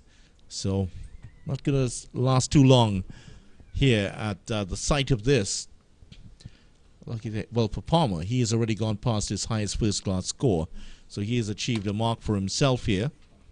Patrick Harty, 29 wickets in his 11 matches so far. But the business with the bat, his highest score is 8. So what can we expect from him? Rakeem Cornwall looking for a 3rd wicket here. Still 12 overs remaining in the day.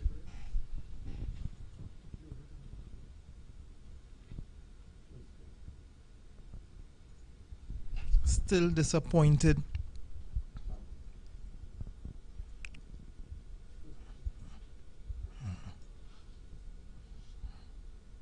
Still disappointed by that, the manner of that dismissal, that run out, a needless run out. Very disappointed. So 5-11. If the wicket were to fall now, that would mean a 10-minute break. So there would still be a small window for the Leeward Islands to face, maybe just an over or 2. So here, that's the situation. Now, if the wicket falls just around 5:20 or so, that's going to be fine. That's going to end off play.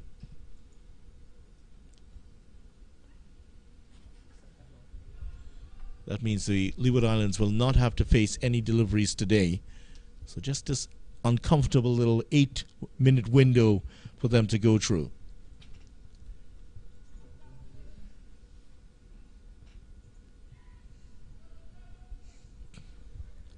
He's gone behind square. That's 2. He's off the mark there, Harty. And he gets 3. Good running there from the 2 batsmen.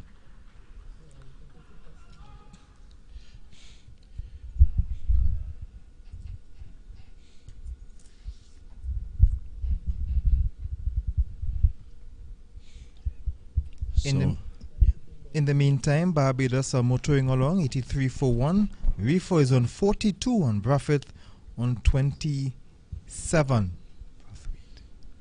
For a moment there, I thought you said that Braffett was motoring along. Swept away, and there's no one that's going to catch this one.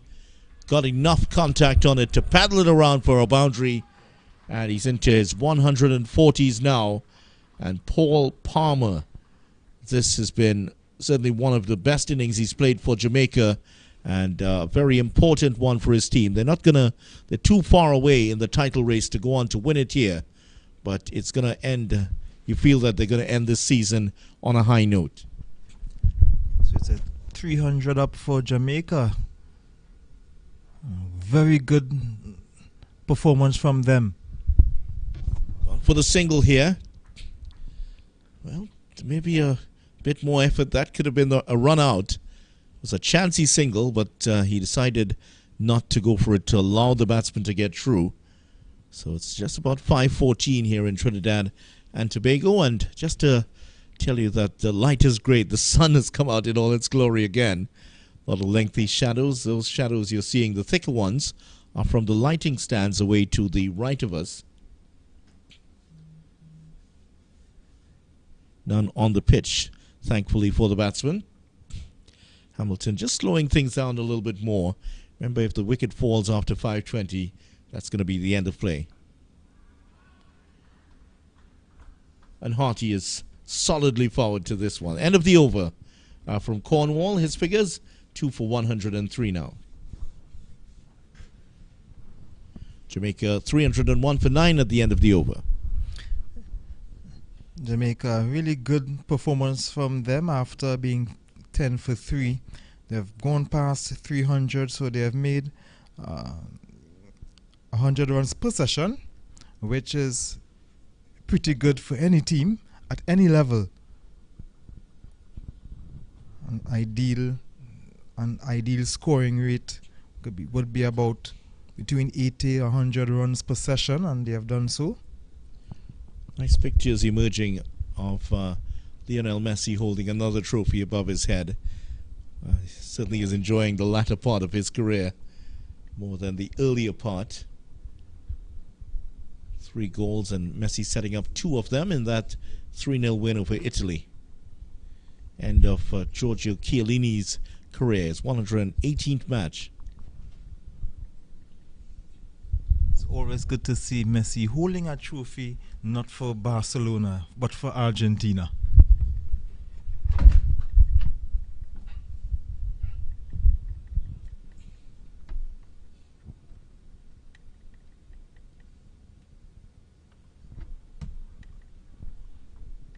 Finally, Ward comes into the attack. He doesn't bowl very much, but his first delivery just played away. So Colin Ward now in.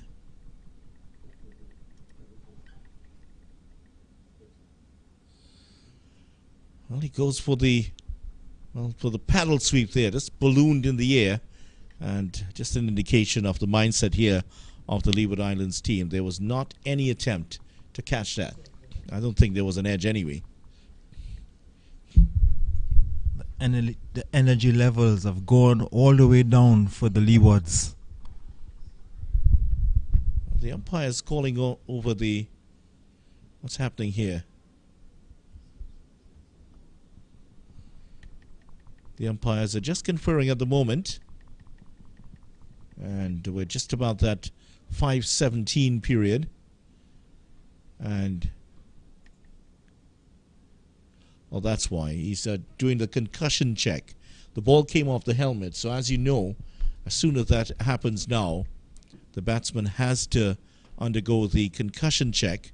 And that is what the physio is doing at the moment. Just outside of your picture. Hit him on the helmet, so he's okay. He looks like he's all right. Maybe just slightly shaken up here.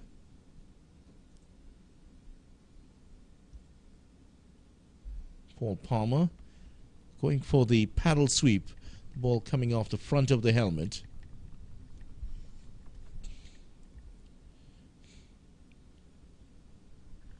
Yeah, he's okay to continue.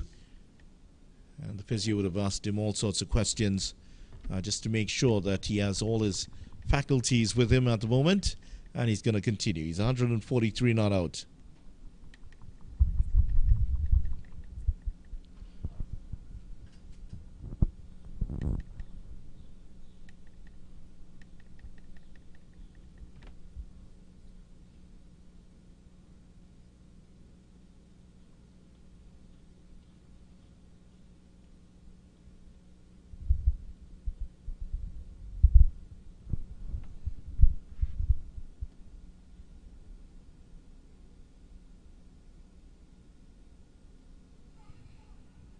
Appealing for the catch of the wicket here.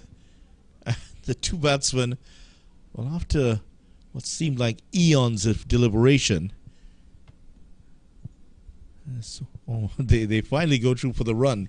They could have run 4 during that period.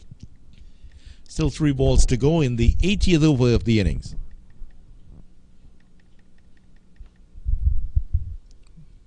So Jamaica really deflating the effort from the Leeward Islands. And 10 for 3, the Leeward Islands should have been batting already. 3 drop catches would not have helped their cause in the second session. Telegraphed his intention there, Ward, to bowl the faster one. Batsman Harty was equal to it.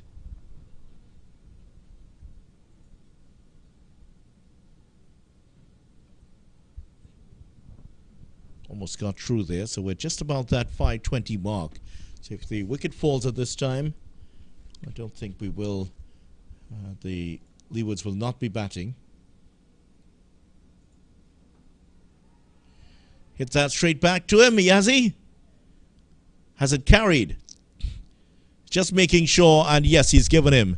So just on cue, Ward has taken the wicket. His figure's 1 for 1, and Jamaica have been bowled out for 302 here, and that should be the end of play for the day. So Harty is gone for 3, and that has left Paul Palmer not out on 144.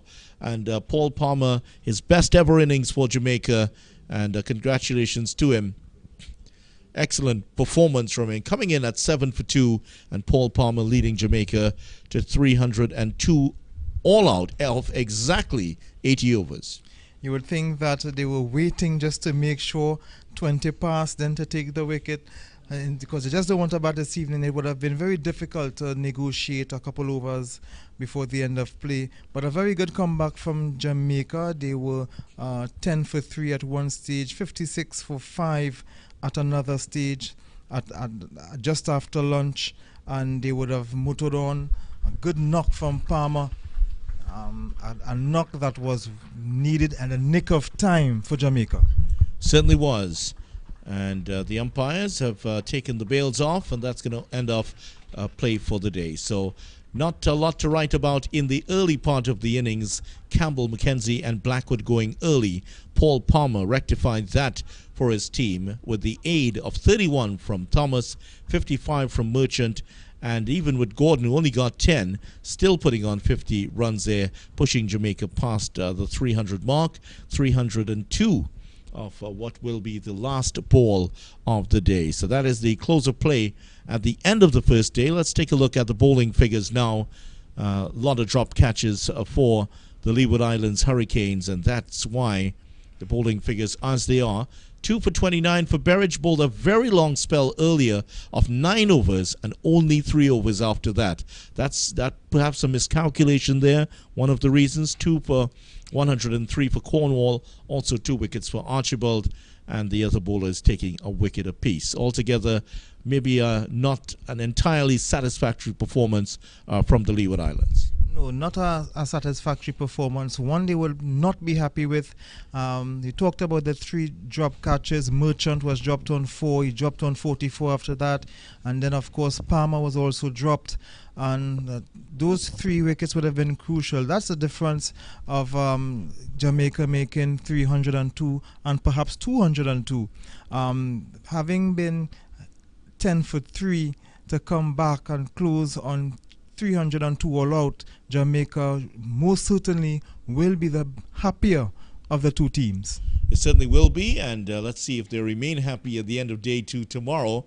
But we hope that you will join us for the second day and coverage of the second day here at the Brian Lara Cricket Academy in this West Indies 4-day championship match between Leeward Islands Hurricanes and Jamaica Scorpions. So close of play, Jamaica 302 all out. Leeward Islands will start their reply first thing tomorrow morning. On behalf of Ian Wason and the rest of the team here at the Brian Lara Cricket Academy, thank you so much for joining us. I'm Vidya Ramphal. Bye for now.